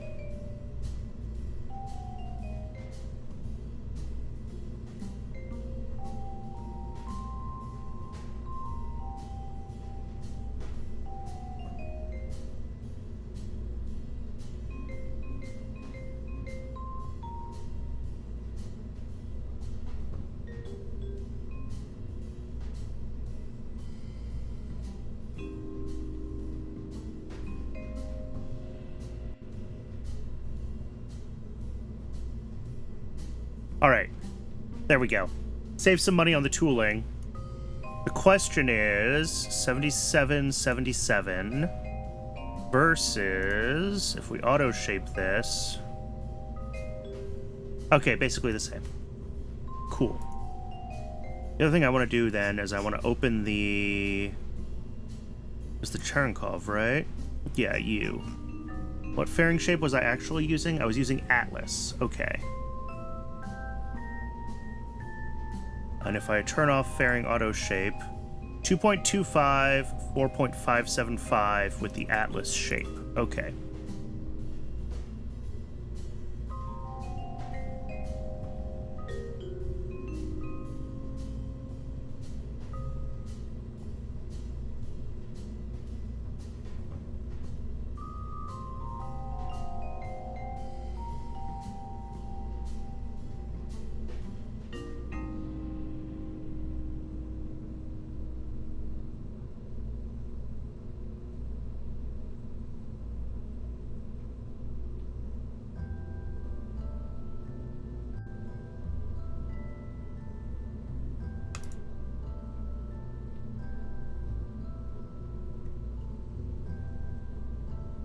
All right.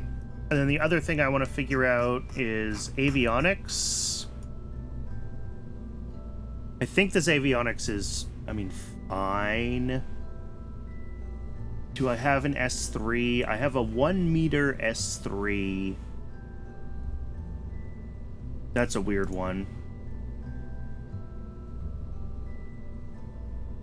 Yeah, I think I'm just gonna eat the cost of tooling this avionics. But I can at least avoid the fairing tooling by launching with the same fairing.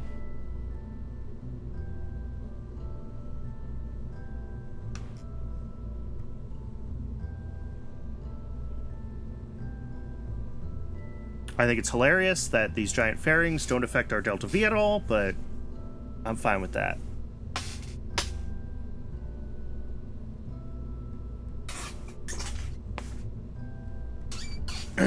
All right, I think we can just tool this and fly it then.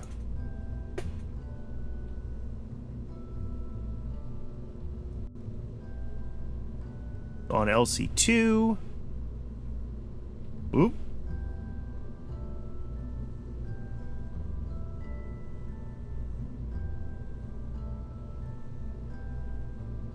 Yeah.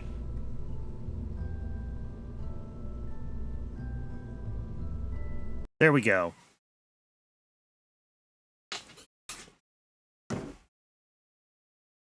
Let's get this one launched. And this will also fill some of the time until the all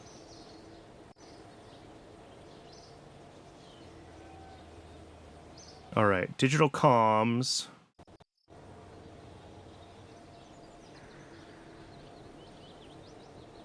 We can upgrade the tracking station.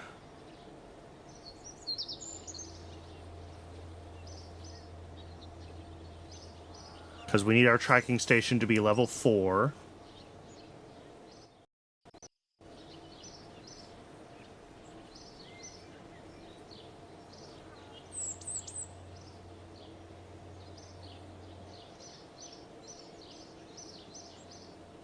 Why do you think Cherenkov is out of EC? That should never have happened. What the heck? Kerbalism's interactions with fast time warps are always really sad, because this should have already sent a bunch of science. This should have sent like half the science down. But it thought it ran out of EC. So I'm going to have to fly this thing and see if I can... I had to do this with one of our previous probes, too. It just... Oh, this isn't what I care about. Never mind. That's the Agena part of it. I don't care about that. Wait, where's Cherenkov?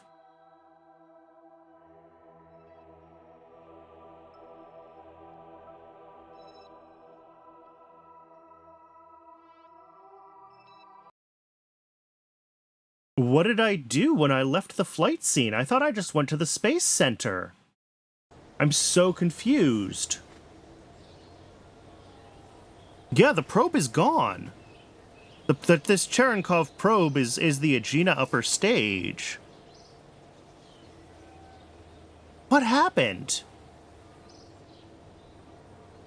Well, that stinks. All right, well, we're gonna have to launch another one. I'm really not sure what I did there. I swear I just, like, hit Space Center from the escape menu. I shouldn't have blown up the ship. I shouldn't have done anything weird.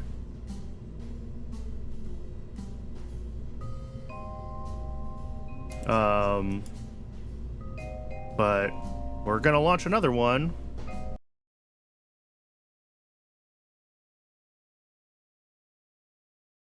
I'll double check its orbit next time. I must have missed something.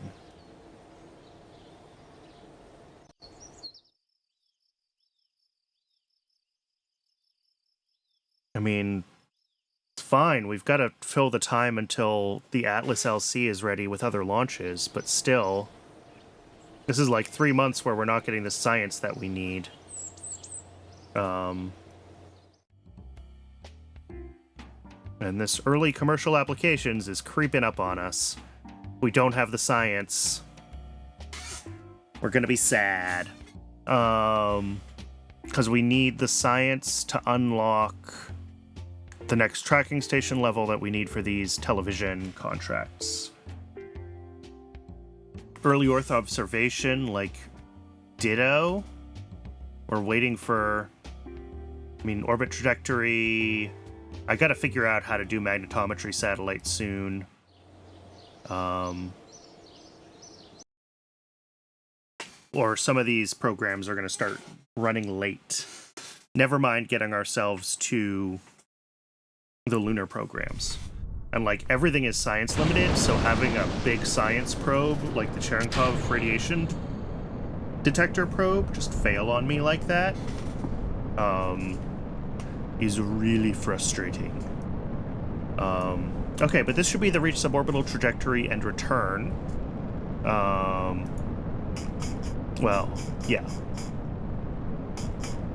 Reach orbital speed and return safely to Earth. Here we go.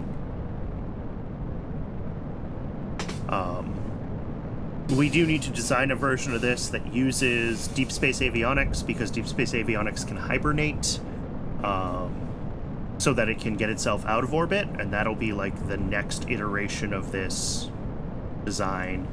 But that sounds like a next week kind of problem to solve.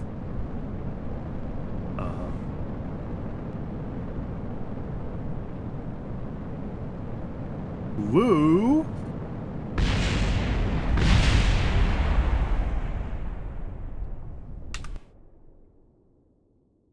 I'm gonna let myself revert this one to launch, and I'm gonna call that a kraken attack. But what I'm worried about is that it has something to do with the overall...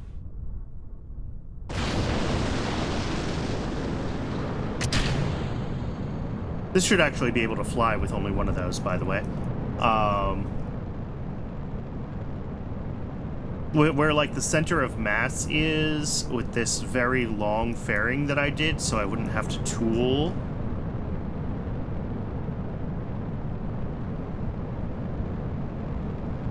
Because I was specifically trying to avoid retooling the fairings.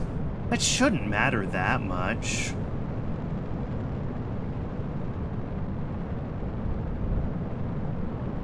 I mean, maybe it is. Maybe it's pushing the center of lift forward too much.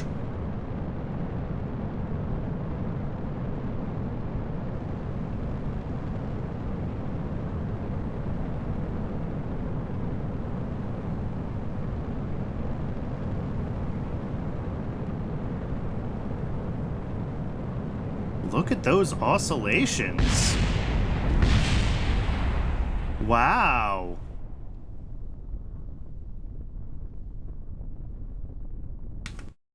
All right. Well, that's what I get for not simming. I'm going to give it one more go, but that seems very consistent.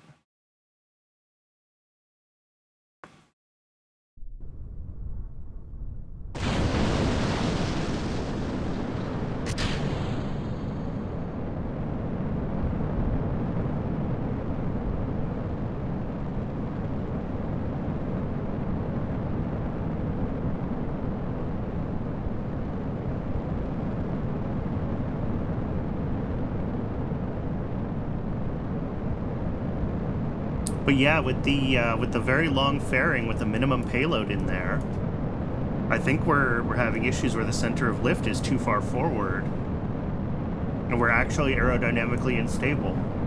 Oh, that's frustrating. There's not a lot I can do about that.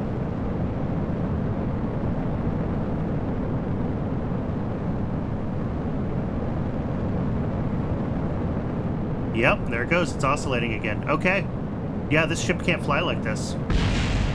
Shoot. That's frustrating.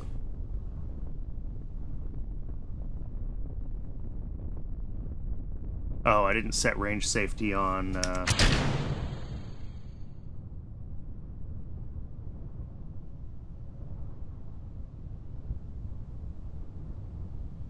Nope. I'm not even going to try to hit range safety. We'll just fast forward. We'll watch it go down. This part's aerodynamically stable. Look at that. It's beautiful. Ugh. Alright, well that's 2 failed missions. One was definitely my fault, because I didn't sim that. We can relaunch it. I'll get it rescheduled now. I'll retool with a shorter fairing and it'll be fine. Because it was fine in the simulations before that, right? Fairing auto shape on.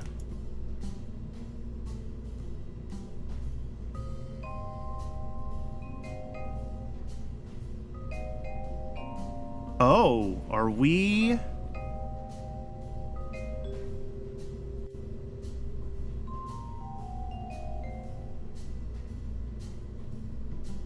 We might be too short with a fully short fairing, so hopefully there's an in-between that works. What is the... I don't know, tonnage 56 to 75. We shouldn't have to modify this. We just have to fix the tooling. Which isn't that much money. I should have just done it the first time. Alright. And now the other question is, what's up with this Cherenkov radiation satellite that vanished? And that, I'm really not sure what happened with it.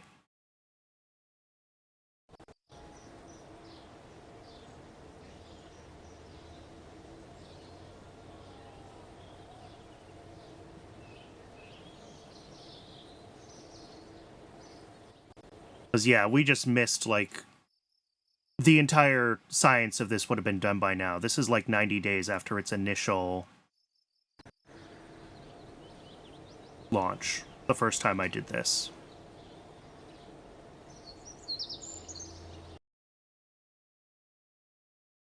That stinks.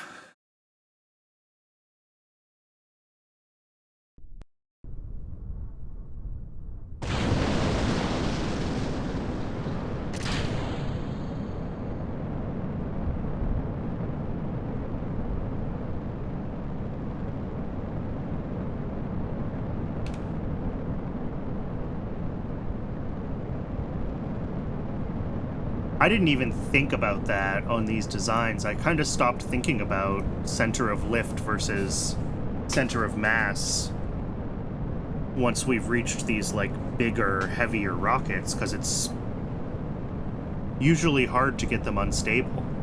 But apparently this one is right on the cusp, and a small payload with too much of a fairing is...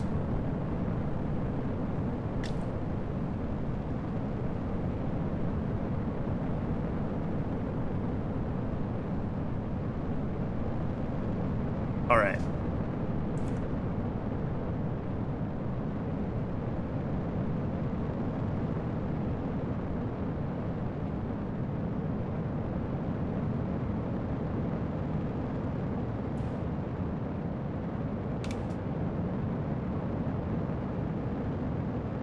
Now I need to figure out why we lost this satellite. And it wasn't just running in the background for the past 30 in-game days.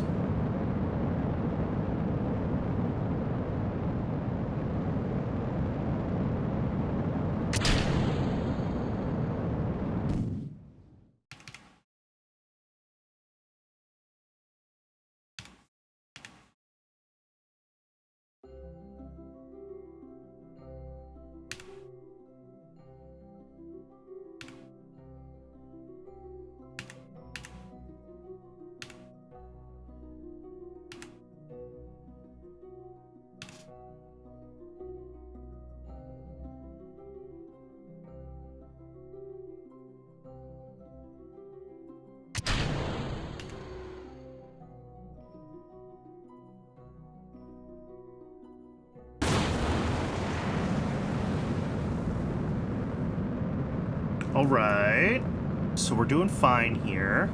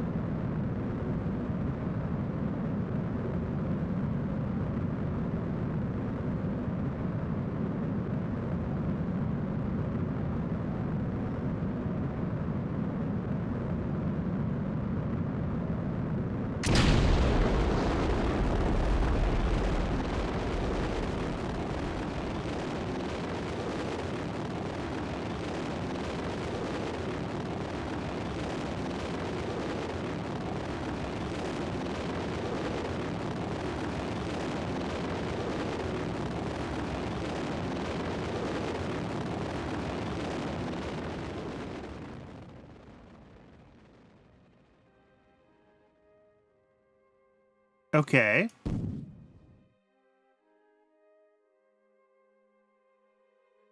So we're good. Yeah, we have this thing again. This is exactly what I looked at last time. And I hit Space Center, and at some point we lost the probe.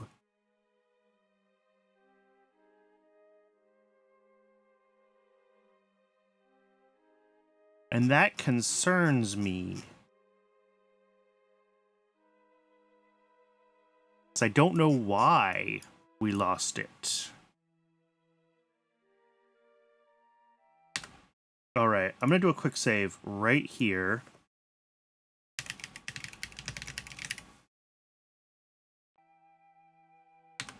We're going to go back to the Space Center.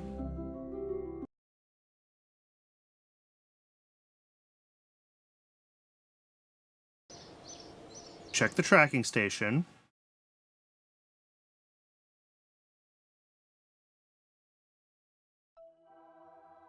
I do have the thing. Good. It's orbital. Mission time, 10 minutes. Lots of science to do. Great. Good to see. These probes, I'm going to terminate.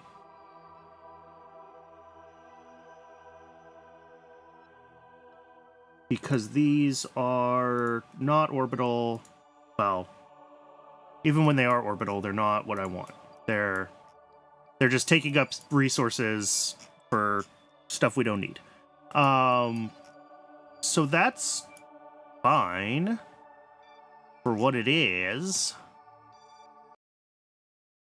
But how did we lose the probe?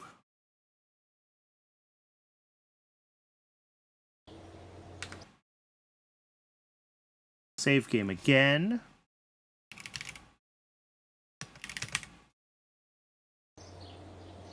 All right. We're going to warp 2 days. Launch complex reconditioning. Look at that. We've still got lots of stuff.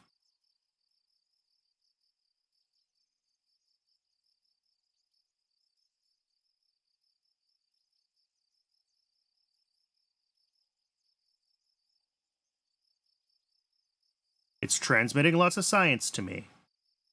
Okay. Now we're going to warp to this suborbital reentry. It's still transmitting lots of science to me. And look at that, I have science. Do I have enough for this interplanetary comms node? Yes, let's get that started. Interplanetary comms is the critical node for other stuff.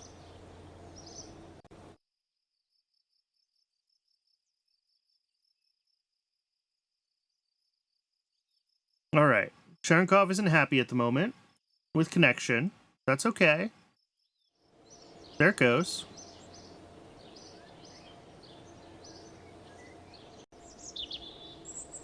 Before I launch the other one, I just want to hop up there. I'll check what the contract is saying. I don't think it's been in orbit long enough to finish the contract, but I just want to fly it real quick. All right, I have no idea how I managed to make the other one vanish. That is super frustrating. But coming up here. Yeah. No avionics, no controls. That's fine. Check the contract. Yeah, we just haven't transmitted 75% of the science yet.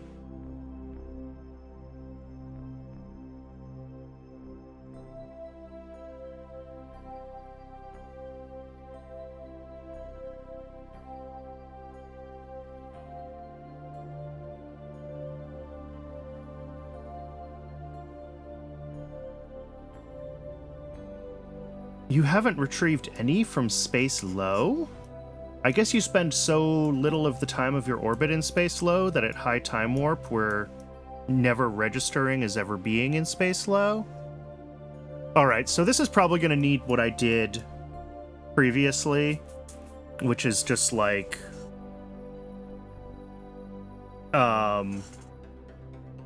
letting the probe run for like an hour of real Earth time in the background after the stream. just to make sure that it can collect the space low science, because it's weird that it has none from space low, period.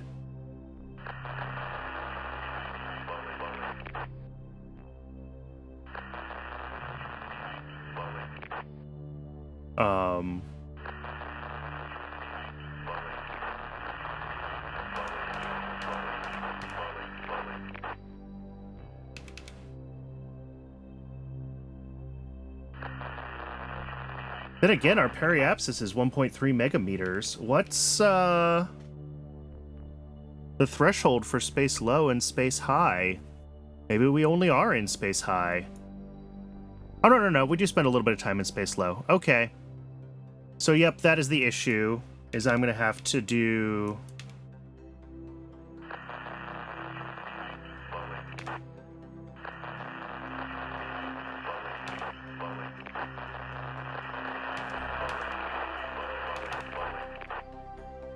is I'm going to have to do something like this. Probably like this speed.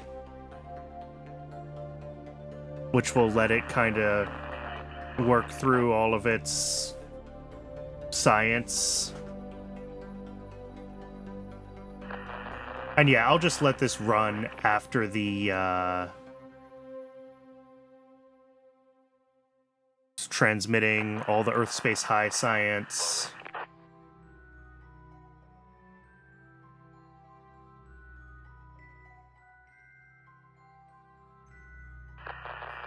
And then it just zips by so quickly. Yeah, our eccentricity is actually probably too high in this probe, is part of the problem. Is we just zip past the space low. And every one of these orbits we get 0.1. And if the time warp is much faster than this, we're not going to get any. Okay. So that's what I'm going to have to do, is I'm going to have to watch this doing its thing. Or I'm not going to watch it. I'm just going to set the time warp to like 1,000 instead of 10,000. And,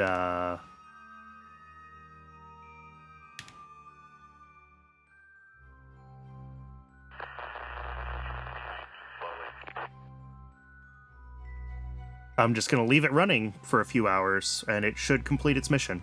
That's unfortunately what I'm going to have to do.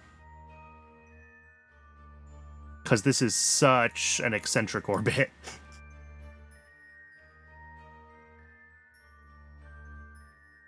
That PE seems very high. I don't know how our PE got pulled this high. I blame the moon. Actually, I do blame the moon. Because the moon is going this way. I think the moon pulled our PE up. That's hilarious. Alright, back to the Space Center. We should be able to fly the other mission. Try again for this suborbital launch one. But it is, once again, time for me to take a break. I need more water. Twitch wants me to run ads. So I'm going to go ahead and run the Twitch ad break, and in 3 minutes we will fly this suborbital flight. And then, oh, the Atlas is finished. I didn't realize the Atlas station thingy was finished, so we'll need to start crafting the Atlases for our navigation satellite constellation.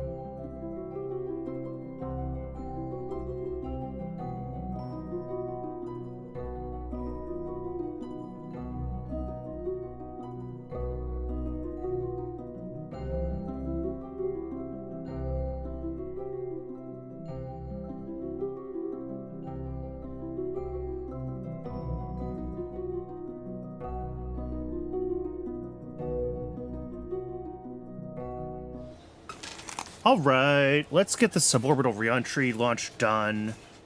I wonder if it would be worth my while to try to refly the Cherenkov mission with a less aggressive, solid kick stage that puts it into a more manageable orbit. I'm not sure. But let's get our Atlas nav satellites all queued up.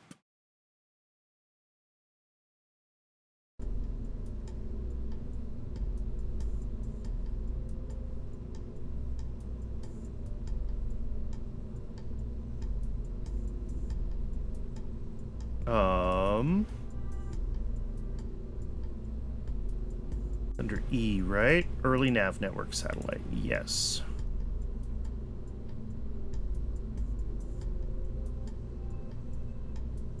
Oh, whoops. LC1. Let's try this. Unlock 5 parts. Unlock, unlock. There we go. 2, 3, 4. We'll schedule a 5th, because I bet one will fail. How long is it going to take for 5 of those to build? Well, the launch complex isn't staffed up yet, right? So let's go to LC2.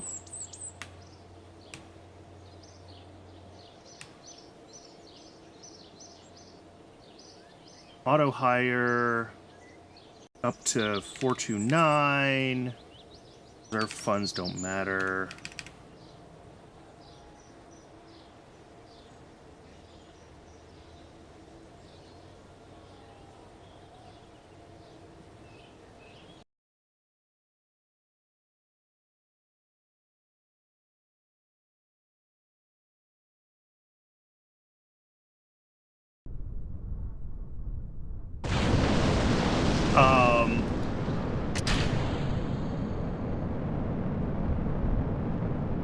Okay. Sure. I think that's the Kraken telling me that 4.5 hours is longer than this game wants to be open.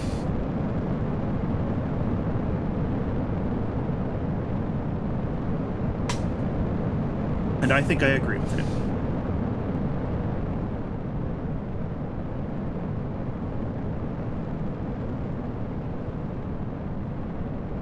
Okay. So yeah, if we can get the... Oh, it only has to be the science from high Earth orbit. It doesn't have to be the science from low Earth orbit. Okay. So that contract should finish itself now, hopefully. Navigation satellites we have queued up, which is great. Infrared radiometry, I need to build the satellite that does this. We can do this quick and get it scheduled as well.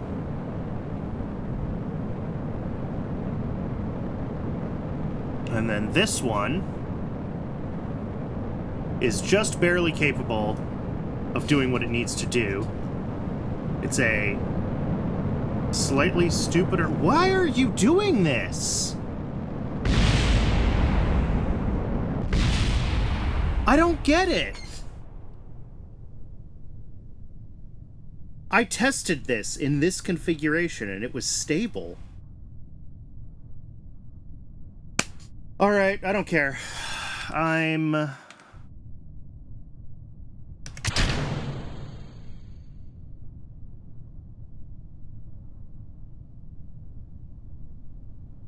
Avionics, where is range safety?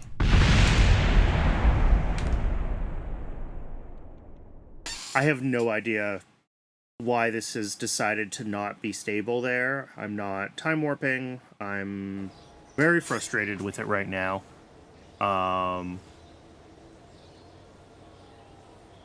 We do have a bunch of science at least.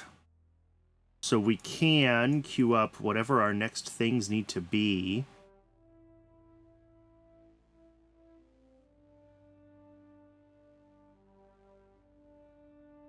I don't think I need this yet. I think I do want to think about early flight control, because yeah, this gives me the Aegina equipment rack. That's something that I've been saying I wanted.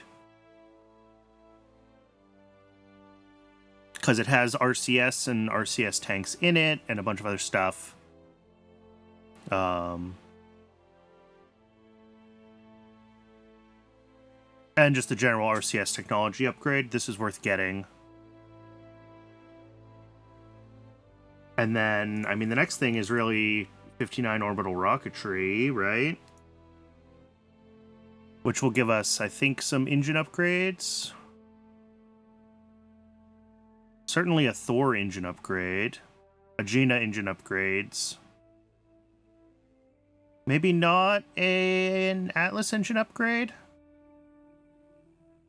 This also starts unlocking the Titan tech if we were so inclined to go in that direction. Which I'm not really. Then I think 1960 orbital rocketry will give us, yeah, the AJ-10 mid. And this is where we start to get, like, multiple ignitions and things like that. Which would be super nice. I'm trying to find where it is in here, but I'm pretty sure.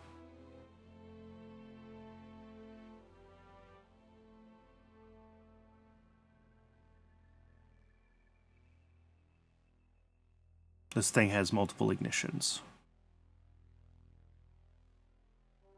But maybe I'm wrong.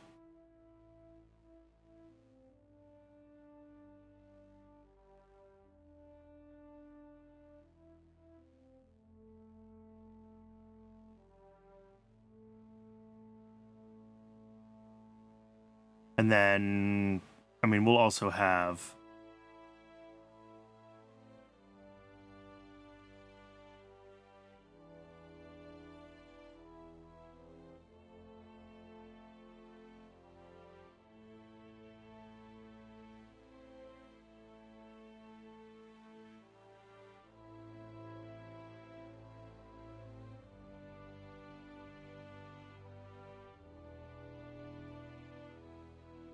Yeah, I thought this had ignitions. Here we go. Unlimited subject to ullage. That's what I was looking for.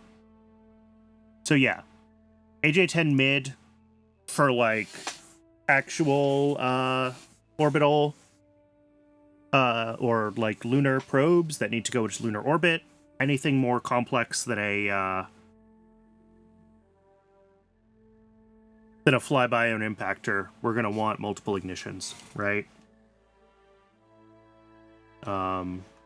And that's in 1960 orbital rocketry. I don't think I get any multiple ignition upper stage engines.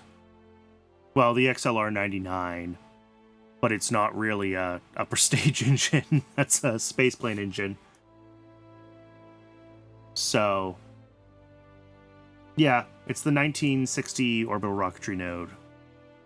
Which is, how much science in that? 13, so like 30 more science to get those two on the schedule.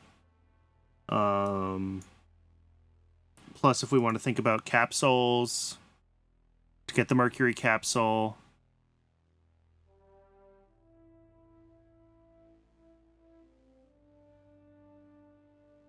A human-rated flag.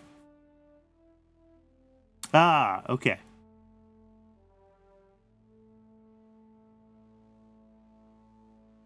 Mercury Redstone adapter, Mercury Atlas adapter.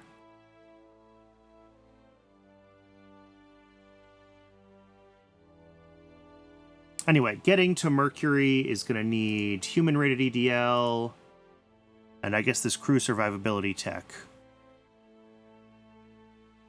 As well as, I mean, we probably don't need upgraded rockets to get to Mercury capsules, but... Alright, I think... I'm frustrated that I don't understand what went wrong with the second attempt at the downrange, or at the suborbital flight rocket. I'm not going to try to fly another one.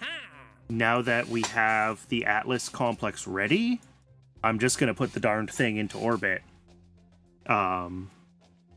So I think next time,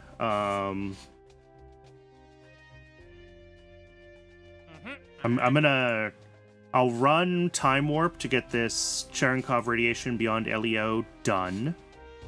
After the stream is done, I'll just go up in and hit Time Warp and just let this finish and return a bunch of science. This orbital speed and return safely, we're going to do this with an actual satellite. That is now the plan.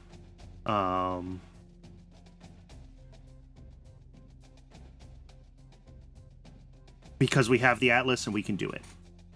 So we've confirmed in simulations the general viability of the pod design. It seems to work fine. So that's all good. The only thing I'm going to need to figure out is for, like, cameras. You know, how do we want to actually trigger the return program, right? And how do we want to transfer science when we need to transfer samples?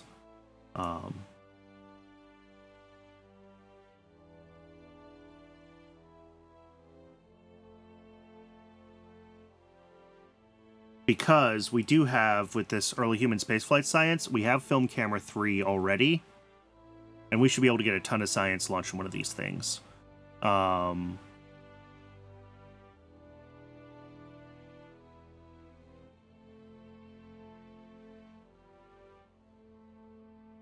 So this is what we're going to want to get up into orbit, and we're going to want to let it sit up into orbit for, I mean, however long it takes to get a bunch of pictures.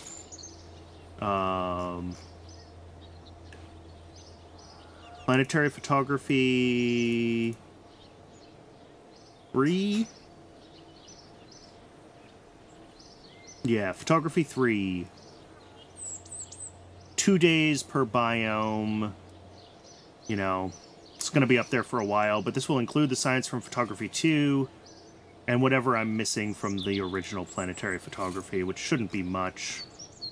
At least not in space. Oh, actually, yeah, I am, because I never flew that. So yeah, that's like 25 science per biome. And if I just put that thing up there, we're going to have to fly a bunch of them. Yeah, because there's film storage and recovery limitations of, like, sample size, number of samples that it can hold, etc. So we're going to have to launch a ton of these coronas.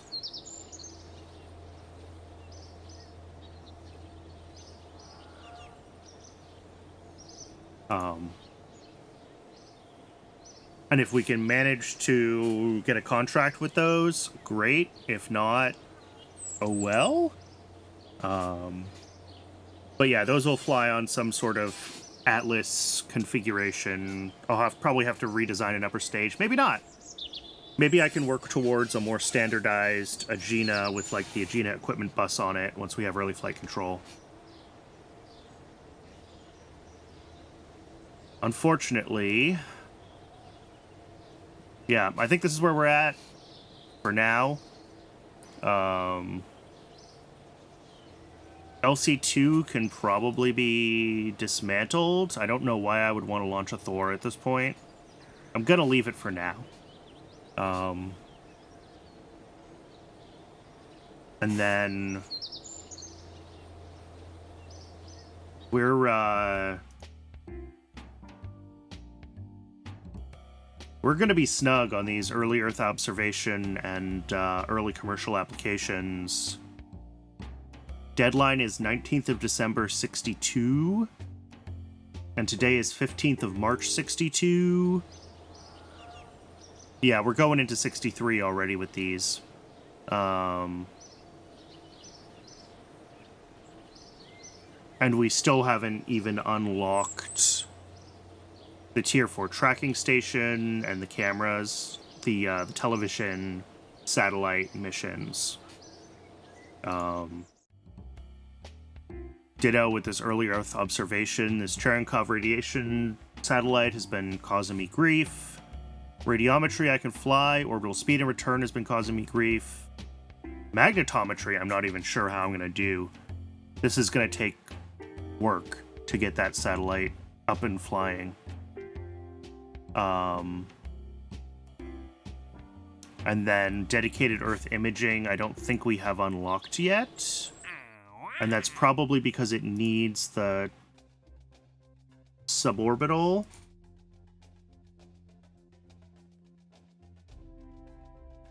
Yeah, completed a first... Oh, I have to recover something from orbit before it will give me this one. Okay.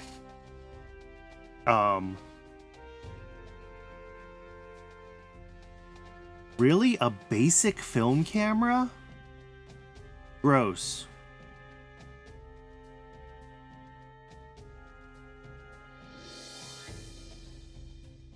All right.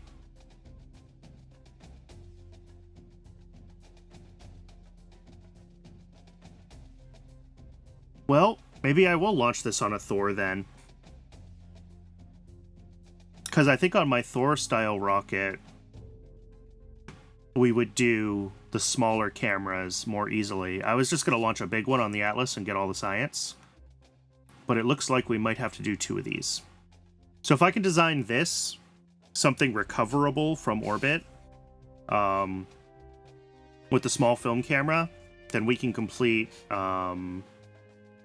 both the return from orbital speed and then this camera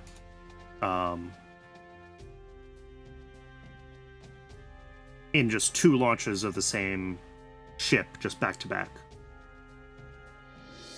And I think, I mean, that'll be fine. The gravimetric satellite is apparently optional. Yeah. Magnetometry is not.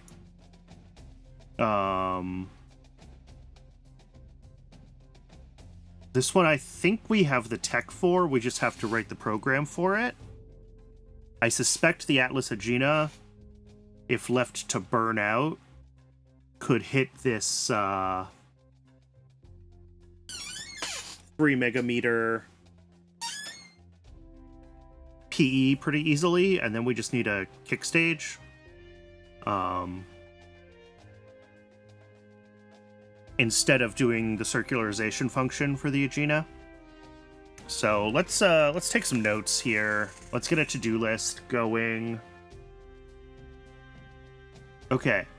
So all of lunar flyby, whatever, but let's look at what's next. We've built an Atlas. This is all from like 2 sessions ago.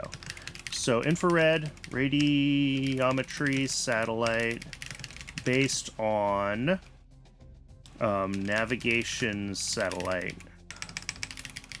This should require nothing special to do. Magnetometry satellite. And this is like a burnout Agena plus 180 degree solid, no, plus solid kicker at new AP.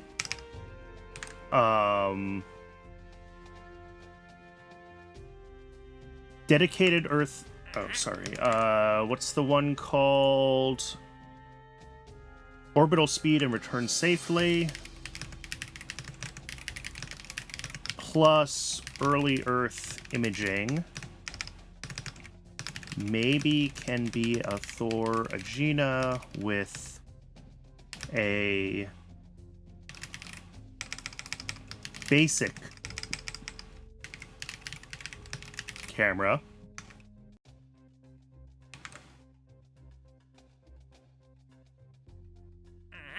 Early nav network is fine.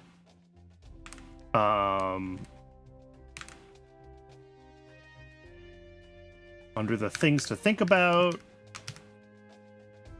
is the lunar flyby and impact contracts, but we're so close to those, and that's really the thing about this, is we're gonna be okay with these. Like, we have the tech for them. We have to write some scripts, but we have a little more time on these early lunar probes. So I want to get...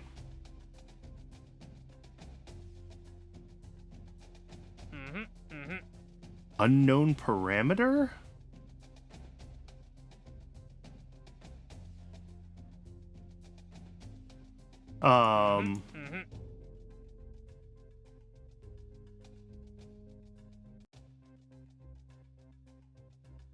Why are these all unknown parameters? That worries me.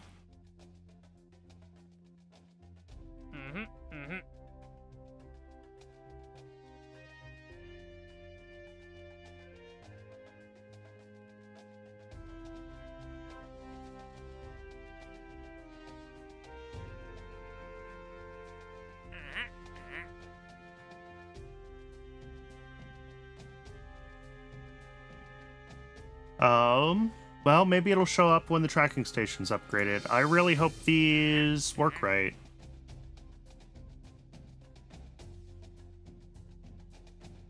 But I might have to upgrade RP-1. That makes me nervous. Because that is the contract that we're going to need, right? The experimental transatlantic television? Yeah.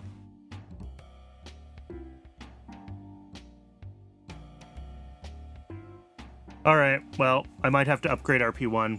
That makes me nervous, but so be it. Oh, let's grab this.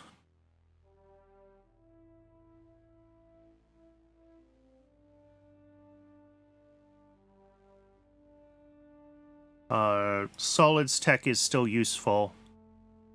We're gonna get,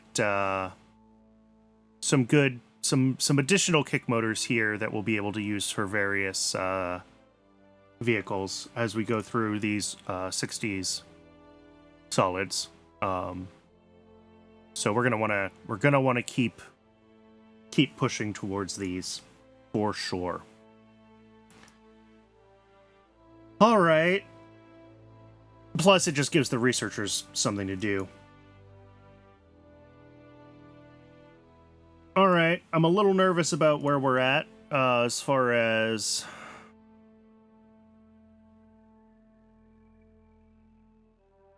the time available for some of these things.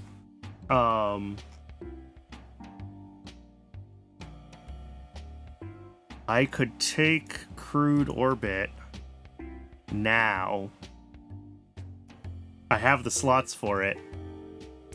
If we get to a point where these are falling off in their funding and I'm having trouble running the program and I need to push through till these are done, I'll grab crude orbit and we'll run it, you know, as slow as possible, 6 years out.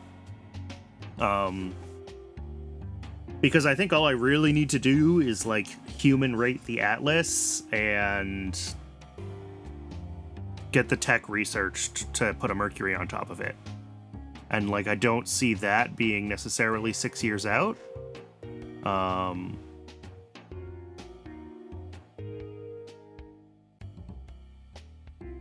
So yeah, if we start hitting the end of this year and we don't have these done and we need more funding, then that is, I think that's going to be the thing to do, is grab crude orbit, because that'll make up some of the shortfall. I mean, heck, if I grab it at fast, 4 years to get the research done and launch Mercury Atlas.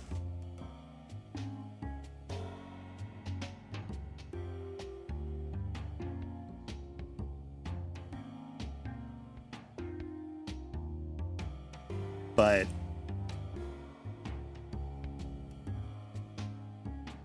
depending on how long it takes to get research in and how close we are, we might be able to take this at fast.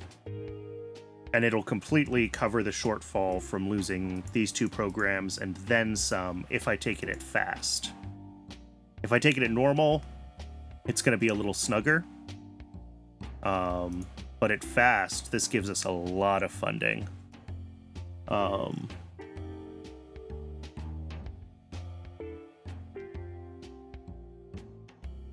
So that's something to keep in mind as well.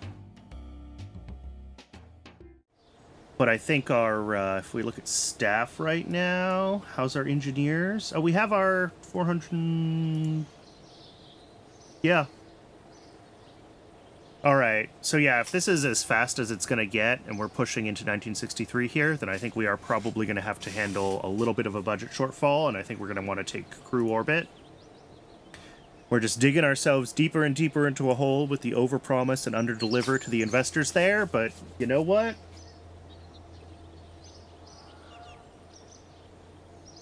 It's space. That's how it works. Alright. So yeah, I think our to-do list for next time is, like, actually playing the game. It's, get this infrared radiometry satellite done, see if we can do the magnetometry satellite, see if we can get this, orbital speed and return safely. If we can do it on a Thor, I mean, maybe that's great. Otherwise, we'll put it on an Atlas. The advantage of anything we can do on a Thor is that it can run in parallel, right? We still have the separate launch complex. Yeah.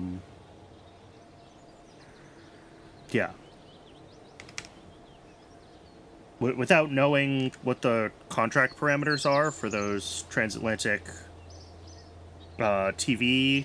television ones, I don't know what I'm going to need to do there. But hopefully that'll be... We only need the first 4 of these. Assume the 5th one is actually the TV camera. We're still 5 months beyond the end of when we want these programs to end. And I haven't even figured out which of the science things I'm going to need to run on an Atlas and not a Thor. So I think, unfortunately, we're gonna need to take crewed orbit.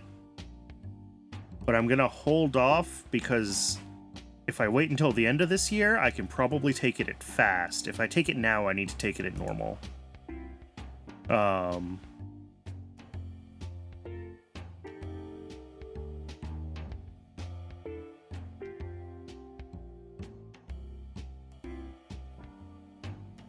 Because, yeah, this is going to start dropping off funding towards the end of this year. And then same with commercial applications at the end of the year. This stinks.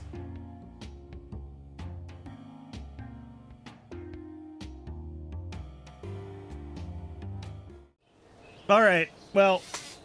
Sorry, I just realized I was looking at the contracts without being in the right view. Doesn't matter. Alright, I'm gonna call it here. I'm gonna set up this, this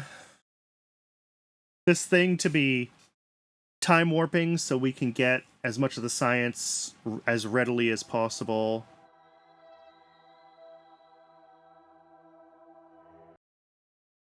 I wonder what it thinks its AP and PE are, how far they've drifted.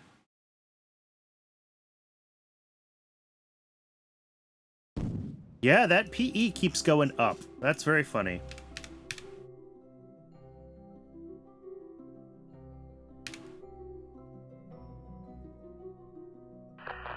So yeah, I'm gonna let this run for a few hours of real time, and we'll try to get a bunch of the science transmitted, and hopefully finish this Detection Beyond LEO contract.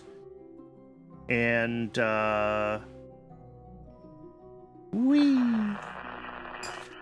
next time we've got a few more contracts to finish. We're gonna launch our nav satellite constellation, and we'll figure out how to unmess up my funding, hopefully. Or we'll end up in a total funding hole within a couple of weeks, and we'll have to start over, but this time with,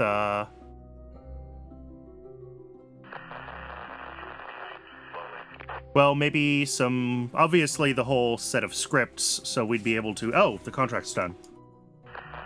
I thought I was going to have to let this time warp a lot longer.